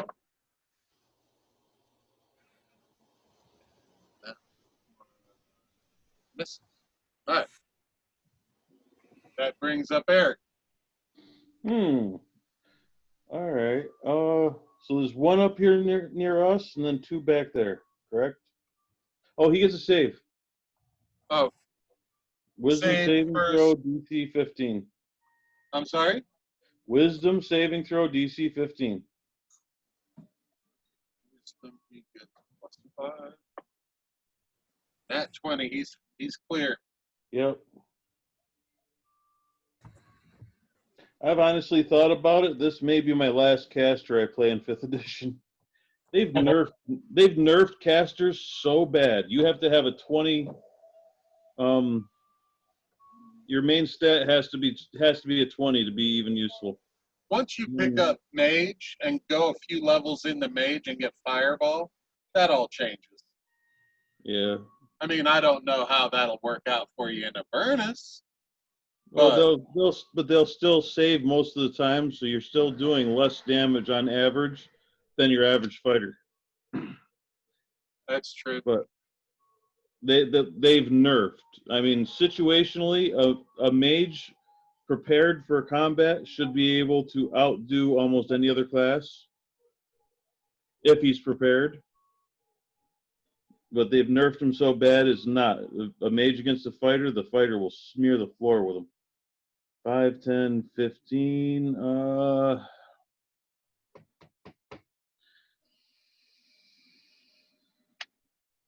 I think I am going to move.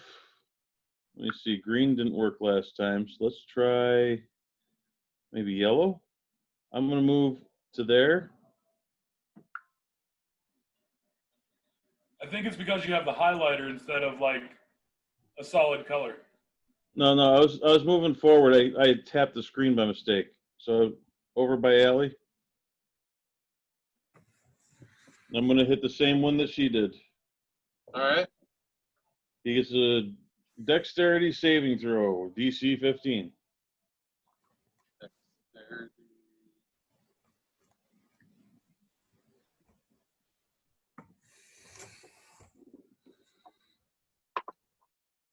He saves. He takes nothing. Next player. Next player is the one you just attacked. But he's pissed off at Allie because she hit him. So you see him throw his palms up, and two glowing orbs of fire appear in his hands.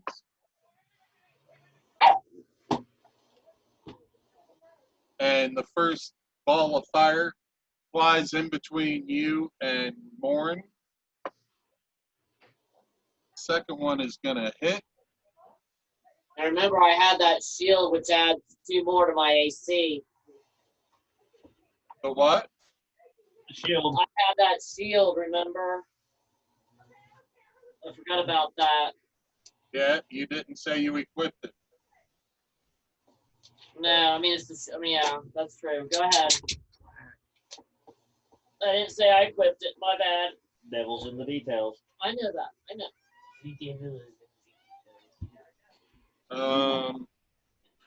Are you lucky? It wouldn't have saved you anyhow. He rolled a 17 plus 5, that's 23. A shield would have brought you up to 18. You still would have got whacked. Yeah, I was still get whacked. I know I'm not gonna roll 3 6s again though. God, I hope not. 12 points of damage. No, that's not much better. Okay.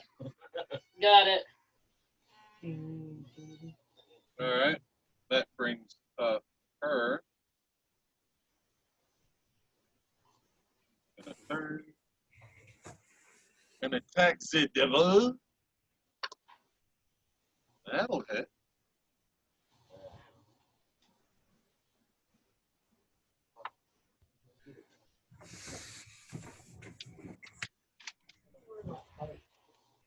That was a bad boy. Do you have an AGM? Yeah. Yeah. And that brings up Lulu. I said to do they want to wait. Lulu is going to attack. That'll hit.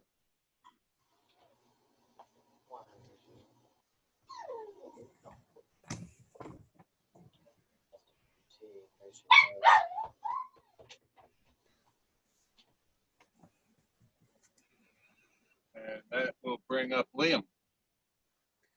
So is that one between Low and the Paladin, or is that one gone? Oh no, he's still very much there. I guess I'll move to. I'll just move to where I can, or I'll move around to the backside so that I can be flanking with. Can I get to where I'm in a flanking position or no? That's fine. Let's see. 5, 10, 15, 20. Your movement's 30? Yeah. You'd have to move there to get it. Okay. And there you got it. Okay. Caleb. Yeah, I'll just attack then. 16. 16 hits, roll damage.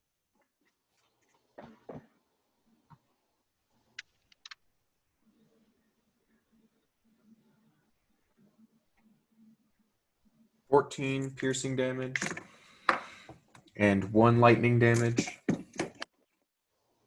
Second attack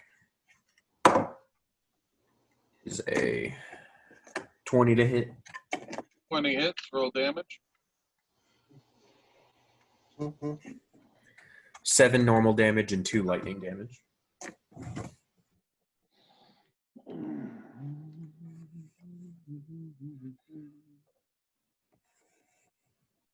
All right. That it? Yeah, that's it. I can't really do anything else. Caleb? Attack. Attack! That's going to be a 1d4 to hit. Hits, roll damage. Roll twice.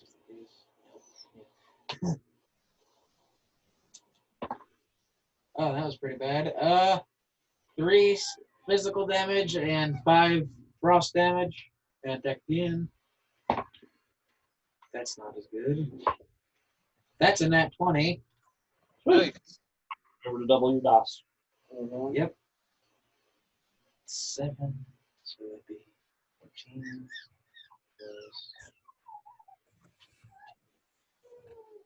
26 damage. Double its frost. Offhand attack. That's not as good. That's a lot better. 19 to hit. Hits, roll damage. 5 damage. How do you want to do it? Since it's a rapier, I'll just hack his tentacles off. Well, it's a rapier. It's a pokey Yeah, pokey. stab. I'll just stab through his. It's a pokey pokey, not a Yeah. slashy slashy. Oh, I got this. I'll stick the rapier through the back of his mouth. Right through his. Come right. out.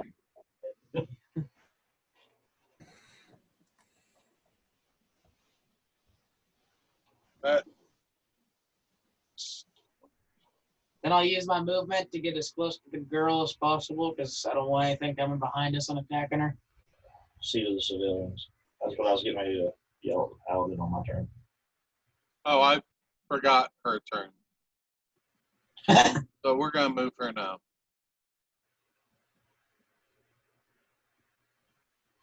She's cowering behind a broken half wall. She's pretty much out of sight. We'll get as close to her as possible. If she's not, I can still barely see her because pretty much out of sight. What are you doing, Horatio? All right. Yeah, stand on top of the wall. Ow, Horatio, God, watch your nails, dude. All right. That brings Tom. All right, I will move up beside Eric.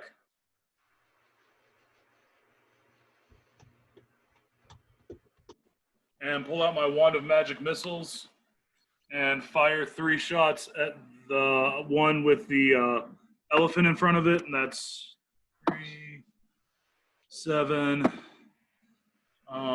11 damage. And that'll be my turn.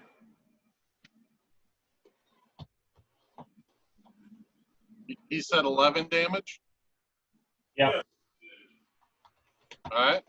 That brings Bandy. Okay, I want to use my action to dash to that spot right there. On my way by, I'm going to grab the paladin and say, "Protect the civilians" as I'm running by. That's cool. Yeah, right? All right. And that's all I've got. All right. That brings up Allie. I'm gonna cast Sacred Flame right in front of the one right in front of me. Dexterity saving throw 15. Let's see here. Yeah. Allergy issues. But this morning he was a little congested, but Dex saving throw. 15. He fails. That's gonna be 8 points of damage.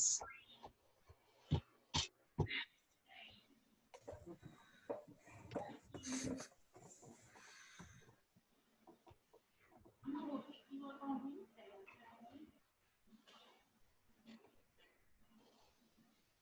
And he's like standing on his own really good, so kind of work with him on that. All right.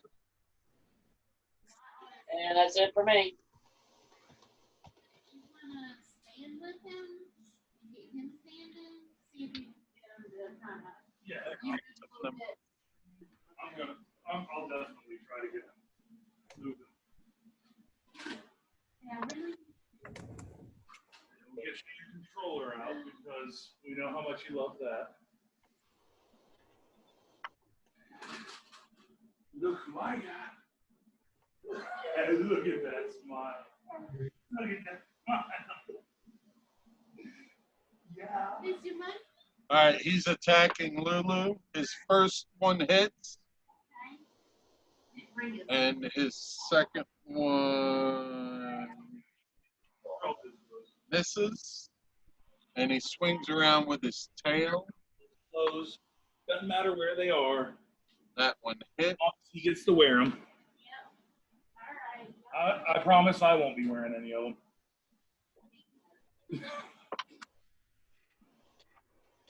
Hey. Say hi, everybody. Aw, did it, baby? Aw. Hey, Connor. What's up, little man? You guys are playing D&D. One of these days, you'll be able to play. Wow, All you right. really That brings up Eric. Lulu just got beat the fuck on. Pardon my French, Connor. Hmm. He's still too young. Hmm. I'm it's just saying. fun. There is no OR on the end of it. From you. All right. It's just CONN. There is no OR. So Lulu's the elephant, right? Yeah, that's For anything, it's just gone. it's gone. That's 30 feet. And that should be 30 feet from me. Yeah, for All my area. right. I used the Star of Mistra and 17, 18, 19, 21 points of healing. So who, Lulu? Yep. Okay. And then I'll heal her too. Channel divinity. So You hear her giggle. She goes, "Oh, thank you, thank you." All right, so And I should have let her die. I can give her 21 heal. all right, Yeah. so 30 from here. You go. All right. And that is my mighty move.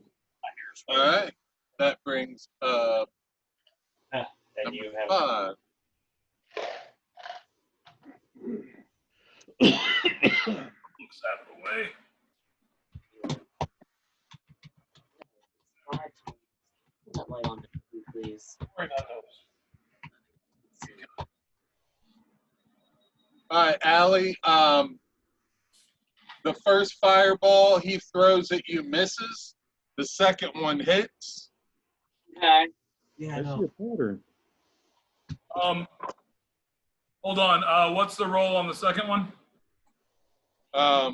Crap, I just moved that dice. It was a 22 in total, so that was -5. So it was 17. All right, let me do cutting words on that one. And that's going to be -4. So 22 -4 brings us down to 18. It still hits. Okay. We tried. We tried. And before that happened, I had already rolled the damage roll. I'm not going to re-roll it because it's not that bad. It's only 10 points of damage. Okay.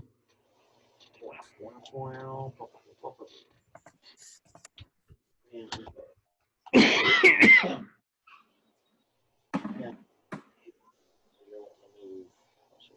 I can channel divinity for points. 5 times my cleric level within 30 feet. And we're at level 7.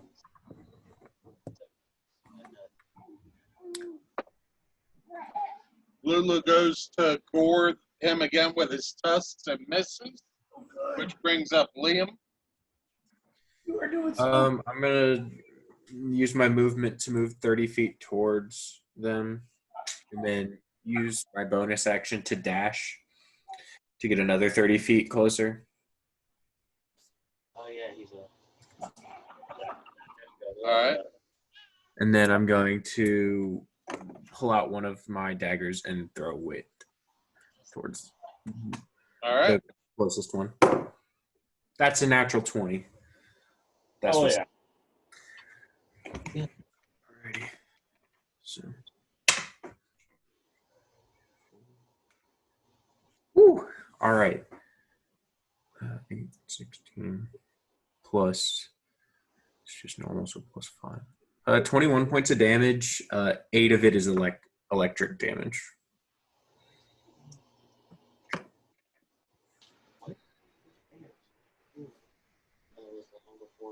Long before we ever had it. All right. And that is my turn. All right. That brings up Caleb. Fairly much. You don't have a You bow can on move. it? I do have a bow. I do have arrows too. Oh, you- I can't hear you, Caleb. Oh, sorry. Where at? Considering the pally's back there with me, I think I'll just no. I'll get as close as I can with my I'll only use my action to sprint as close as I can get to them. So move 60 feet towards them. So 1, 2, 3, 4, 5, 6, 7, 8, 9, till right there. It'd be 12 squares. Huh? 12 squares. I can move 6 squares. Yeah, I Huh? counted it out. 5, 10, 15, 20, 25, 30, 35, 40, 45, 50, 55, 60 out back one. Yeah, that's what I thought. We were That's both wrong. I counted it out. I only gave him 5 feet. Andy would have robbed him of 5 feet. Yeah. Right? 5, 10, 15, 20, 25, 30, 40, 45, 50, 55, 60. I was right, damn it. Robbed me of 5 feet. I would have robbed you 10. Yeah. All right. That it, Caleb? Yeah, that's all I can do.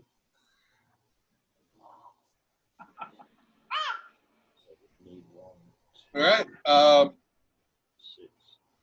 So you need to be right That there. brings up Tom. All right, we're going to, let's see. We're going to Wand of Magic Missiles, the same one.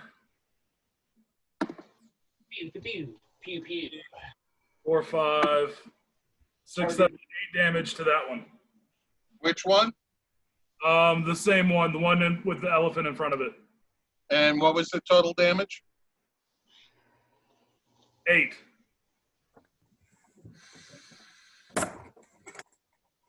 All right.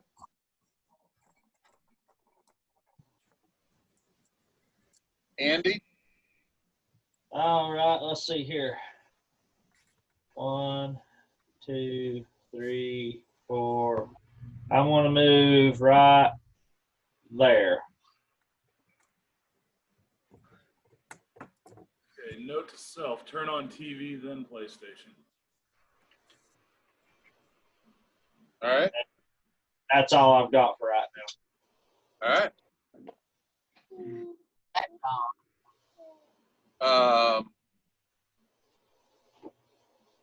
Allie? All right, does Lulu still look like she needs some healing? No, she looks pretty damn good right now. It looks like all the damage that was done to her was erased with Eric's spell. Okay, I'm going to cast Sacred Flame on the one right in front of me. Dex saving throw 15. He makes it. Okay, damage. And do I have a bonus action of anything?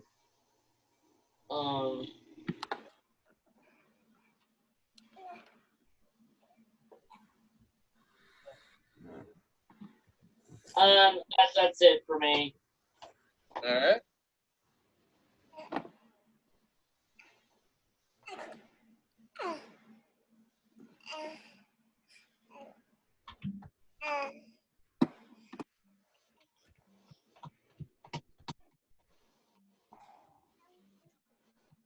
All right, so the one that is attacking Lulu turns his attention to the oncoming party. Hey, just a heads up, Chris. Just a heads up, I've gone 2 rounds without actually attacking or taking damage, so my rage has dropped. All right. I just wanted to let you know that. All right. He raises his hands up and creates 2 balls of fire in his hands and fires the first one at you. Goodness gracious. The first one misses, and the second one misses. Well played, jackass. Eric, that brings you up. Me again? That went fast. All right. Everybody's pretty much fine. So, Did your the last one, Lulu, dexterity save, DC 15. Hey, Eric, did you heal everybody your last turn? No. Okay. Sorry, when Con arrived, I missed a few things, so. I healed Lulu because I was told she looks horrible. Okay. I just didn't know. I was going to say, I want a gut All right, instinct. so the one in front of Lulu fails. Takes 6 points of damage. Woohoo! That's my round. Yeah, I call it a gut instinct, but I think things will go very, very badly if Lulu was to die. All right, that brings up the other one.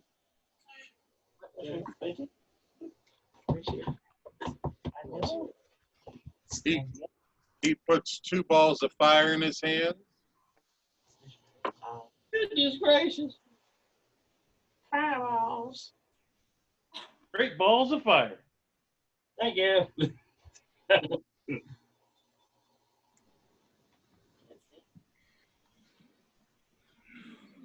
All right, Andy, they're both going to hit you.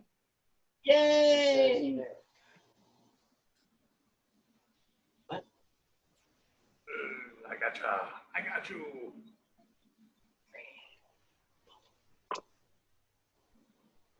Boo.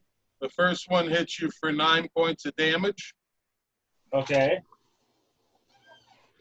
This is incredibly average. And the next one hits you for a whopping 10 points of damage. So a total of 19. 19 points of damage total between the 2 pearl fires. Alrighty. And that is going to bring up her. She's holding her action.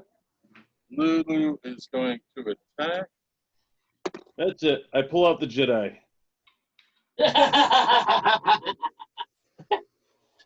Oh, that's too funny. What's that, Mr. Potato Head Yoda? Yep. Oh my gosh. That is awesome. All right. That 2 of brings them. up Liam.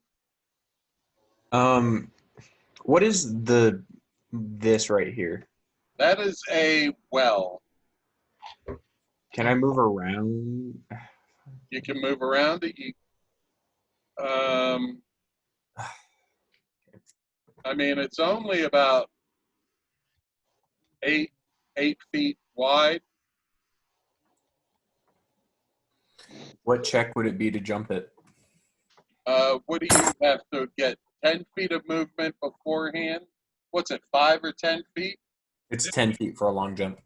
Yeah, 10 feet of movement, and you can jump your strength without a check.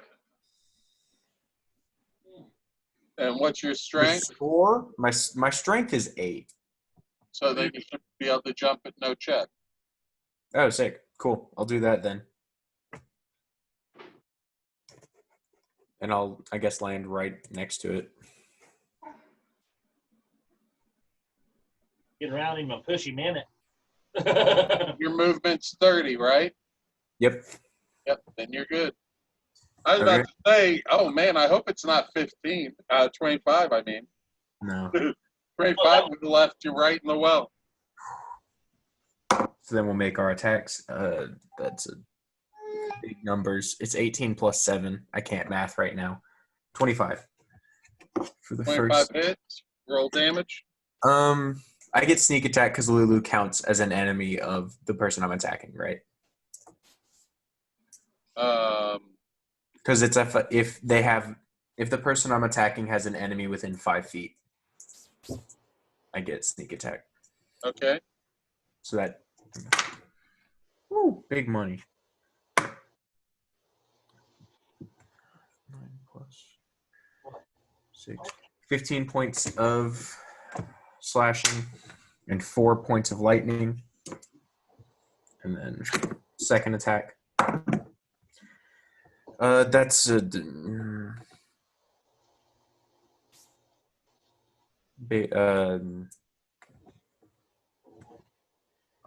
to hit. I don't think that's gonna do it. 11 misses. Okay. Well then, yeah, that attack misses. All right. Is that it? Yeah, that's all. All right, Caleb, that brings you up. All right. I should be able to get right up next to Lulu. Yeah, it should be just enough. Yeah, it's my whole movement to get to that guy. All right. Let it out. But deck it. We go. 22 to hit. 22 hits. Roll damage. It's going to be 8 physical damage and 2 frost damage. Second attack. 19 to hit. 19 hits. All right. It's going to be 9 physical damage and 5 frost damage. Off a 10. Offhand attack. Ugh, that ain't so good. 17 to hit. Hits. Roll damage. 8 physical damage. How do you want to do it? Oh, Just shove him down the well. That's what I was about to say. Shove him down. all right. Shove down the well. Knock him down the well. Oh, you just ruined the last water source. So you can't really knock him down the well because where you're standing and where it's standing.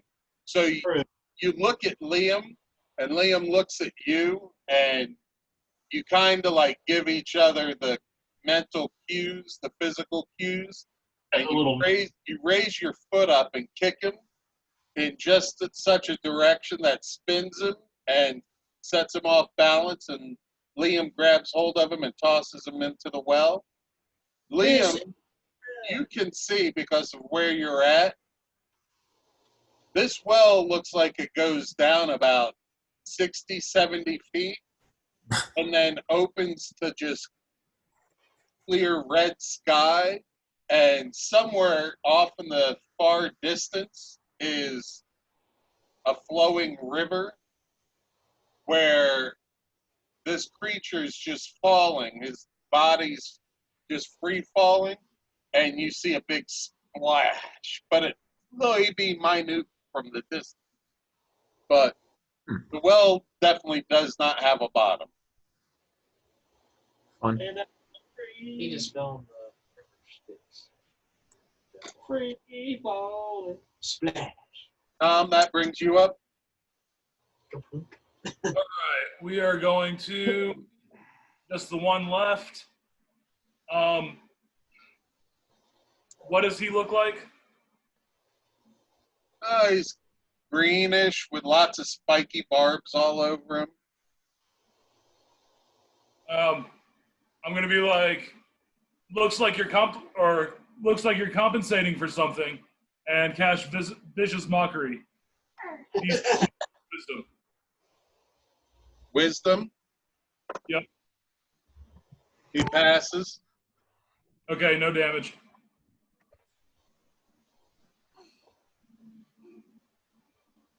All right. It's satisfying when that happens, isn't it? Andy. I don't have vicious mockery, but I want to say, me and you have a lot in common. We're both horny devils, and I'm going to run up and attack him.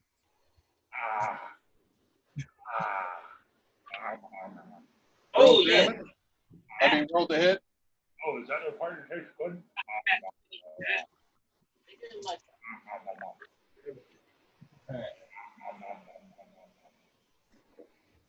Okay. 18 physical damage. Wait, and what did you roll to hit? A nat 20. Oh, okay. How much damage?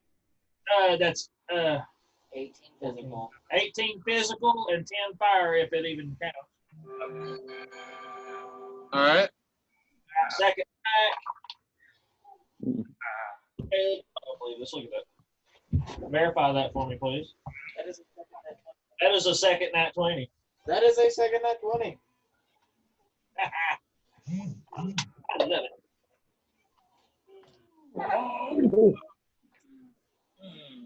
That's a pretty shitty die rolls on that. Okay. Tired. 6 physical damage and 12 fire damage if it counts fire. You said 6 physical and 12? Yeah. I rolled a 1 on my physical damage. Gotcha.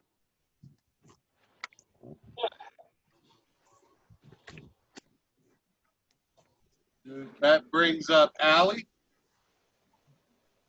I'm gonna Sacred Flame that one again. DC Dex save of 15. He saves. No damage. Mhm. Sorry. And I'm also gonna equip myself with my shield. All right.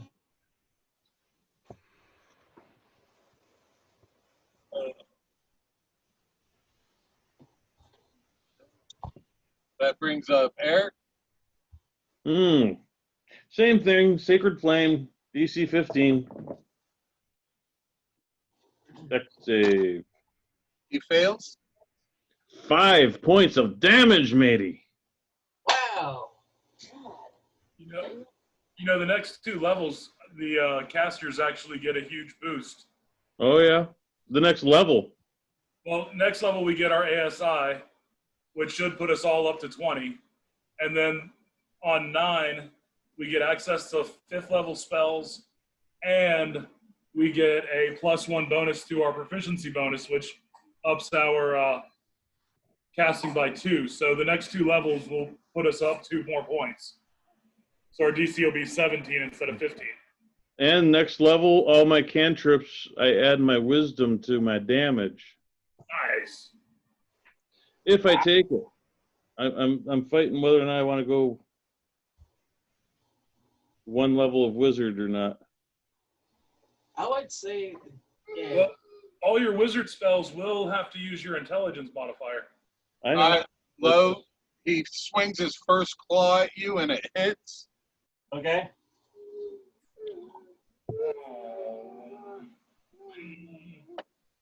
For 9 points of damage. All right. He swings his second claw at you, and that's going to hit Okay. for 6 points of damage. And then he swings around to hit you with his tail. Nat 20, baby. That's going to hit. Oh, no. No offending words, Tom? And that's 13 points of damage.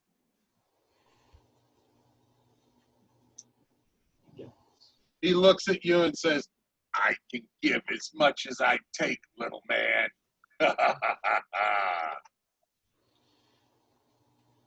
All right. She's going to hold her attack. Lulu is going to move.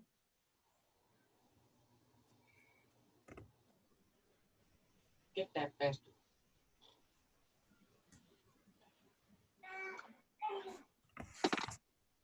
And she misses miserably, which brings up Liam. Alrighty. Can I move up to, where's my arrow? Right there. To be flanking. And I'm gonna attack him twice. All right.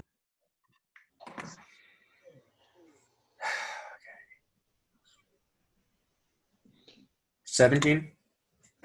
17 hits, roll damage.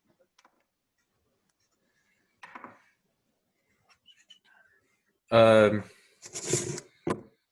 16 points of piercing damage and 3 points of lightning damage. Second attack. 15 to hit. 15 Mm-hmm. hits. 8 points of piercing, 4 points of lightning from the second.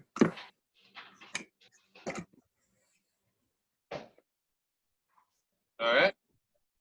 That brings up Caleb. I'll go Hmm. him from Lulu. What was that? I'll go on the other side of the Betty, like on the other side, so I'm flanking with Lulu. Should be able to make that if I go diagonal. Yeah, you should be able to. And I'm attack. That's that one. Oh, right. Dude, with advantage? Advantage, Ken. I do Advantage. have advantage. That's a 5. 11 to hit. You don't drop your sword this time, but you definitely don't hit. All right. Second attack. Advantage.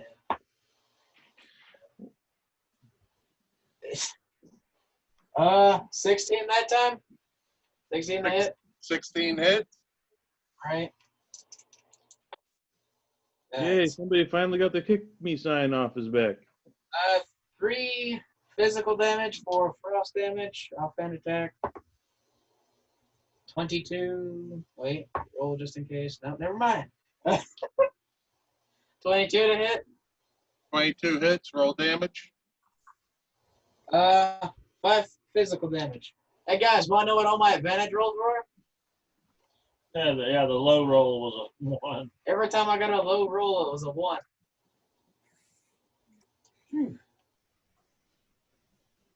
But thank God for advantage, otherwise I would have lost my. It was trying to get me to lose my sword. What is he doing? I don't know. He's Shame. there you go. Hold on. Give me a second to see what my dogs are barking at, and I'll be back. All right.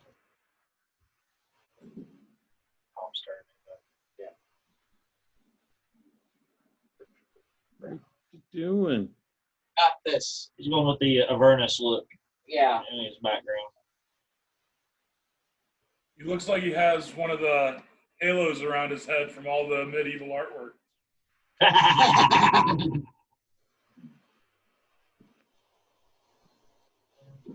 I guess that gives new meaning to Chris died for our sins. Yeah. So they take the last one down? Is that why we're jumping out? All right, so that was Caleb's. Now we're at Tom. Sorry, I was trying to get my Avernus map as my background. No worries. Kill him. How bad is he looking? He's looking pretty rough. All right. You want to give him a heal? You're No, funny. I'm just gonna be. I'm gonna say. You're gonna die more pathetically than your friends, and vicious mockery him again. That's wisdom 15. 15. Yep.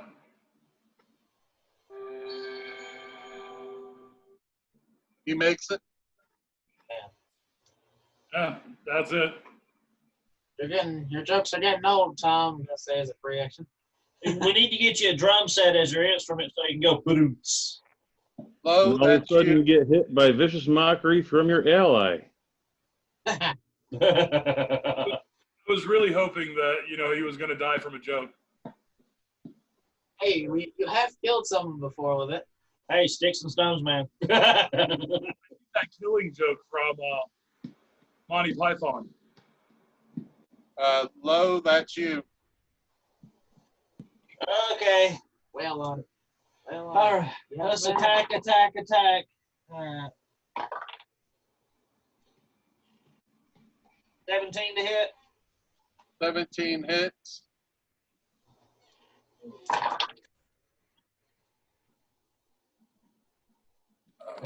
Physical damage.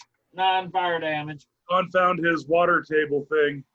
It doesn't have any water in it, but he is definitely excited about it. Aww. Aw. Okay. Second attack. He just started standing. He's about to walk. He is growing up way too fast. You hit the demon with your first attack. He's like, "Hey, can we talk? Can we talk? Come on, come on!" What do you guys think? He's from Jersey. Insight. We can talk about this. Nah, fuck it. That's a 23 to hit. It hits. Roll damage.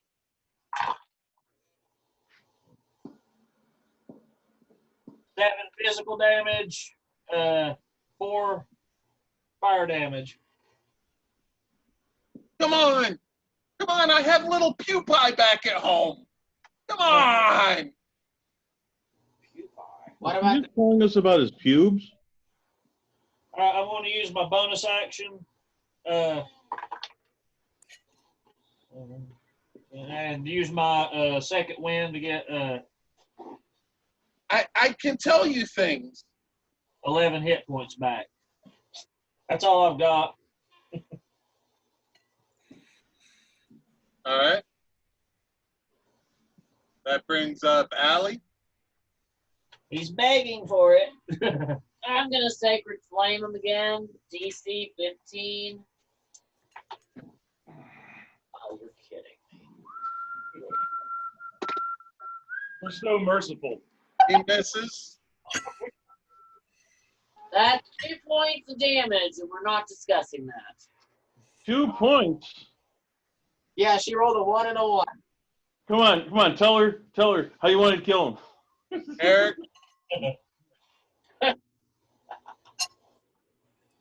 All right.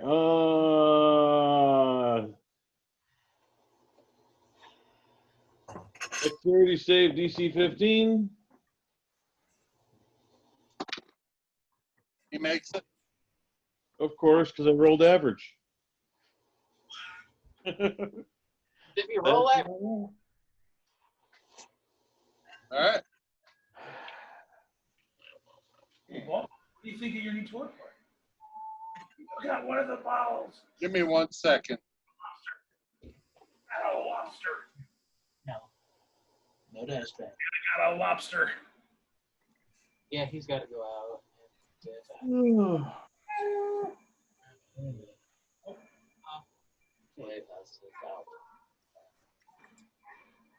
Okay. He's holding it in. Oh, okay. I know you like to grab people. Oh, he's going for the dice. Uh-oh. He's got my big dice.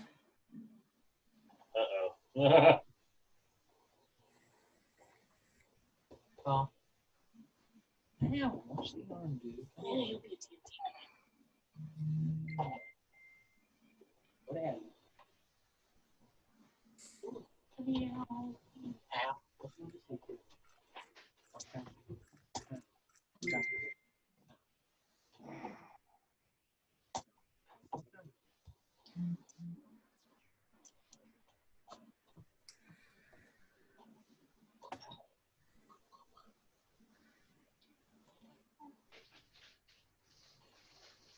I wonder if Max woke up yet.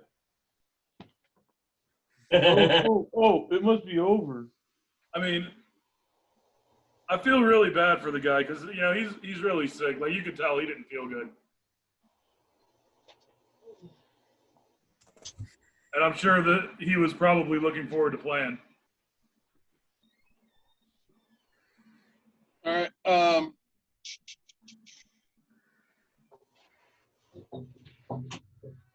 Yes, I know what's getting ready to come. He's going to try to run. Who's taking their attacks of opportunity? Runners don't get it. I'm going to.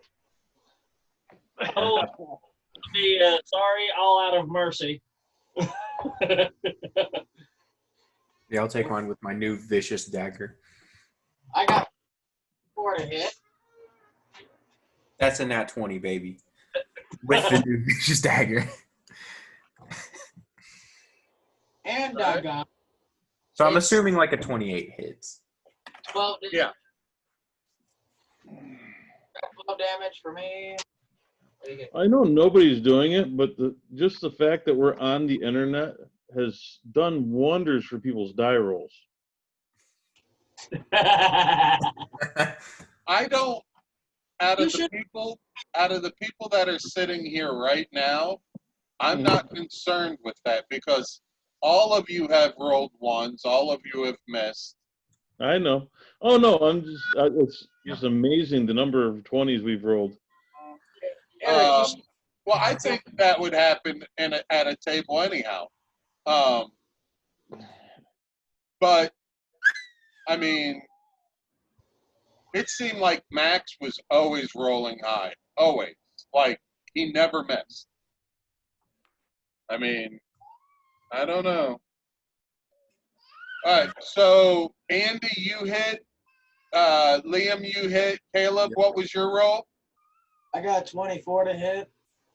So all of you hit, and all of you stab forward with your weapons at the same time. And he gets lifted off the ground by 3 blades. And you feel all 3 of you, your blades touch each other inside of his body. And when you retract, he just falls lifeless to the ground. Nice. Cowards don't win in these battles. Demonic. Lulu, her eyes grow real big at watching what just happened. And she goes, "That's right. No mercy for the bad guys. I love it. I love it. But maybe he could have told me something. But no, he needed to die. And what an epic death." Somebody needs to give the elephant a tractor chain for a necklace. Tractor. All right. So we're now out of initiative. Like almost 8 o'clock, guys. To the civilian. Oh shit. Now, I'm just going to speed this up just a little bit because what are we getting at? 8 o'clock now? Yeah. Yeah, I got to So after the battle's over, the woman comes to you guys, and you're all in a circle now. And she thanks you all profusely. And she shares some of the intrigue that she knows. She's a citizen of El Terrell, and she was pulled here with the city. She tells you that many of El Terrell's citizens died when the city was drawn into this terrible place. Still more have died in the days since from attacks of terrible creatures and lack of food and water. And the collapse of many of the city's buildings have taken their fair share of the dead too. Her and her boys, her 2 little boys, have been hiding in the basement of a tavern that had enough reserved food and water to keep them alive for a time. When those provisions ran out, the family was forced to creep from their safety to search for more. The city has been split into 2. She's heard from other survivors that the other side of El Terrell, formerly the eastern part of the city, is far worse off.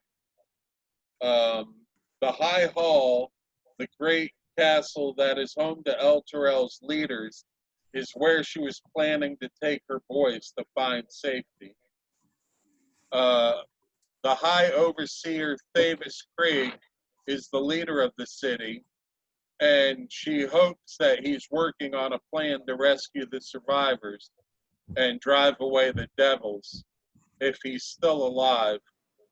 And Grand Duke Oldar Ravengard of Baldur's Gate is probably at the High Hall as well.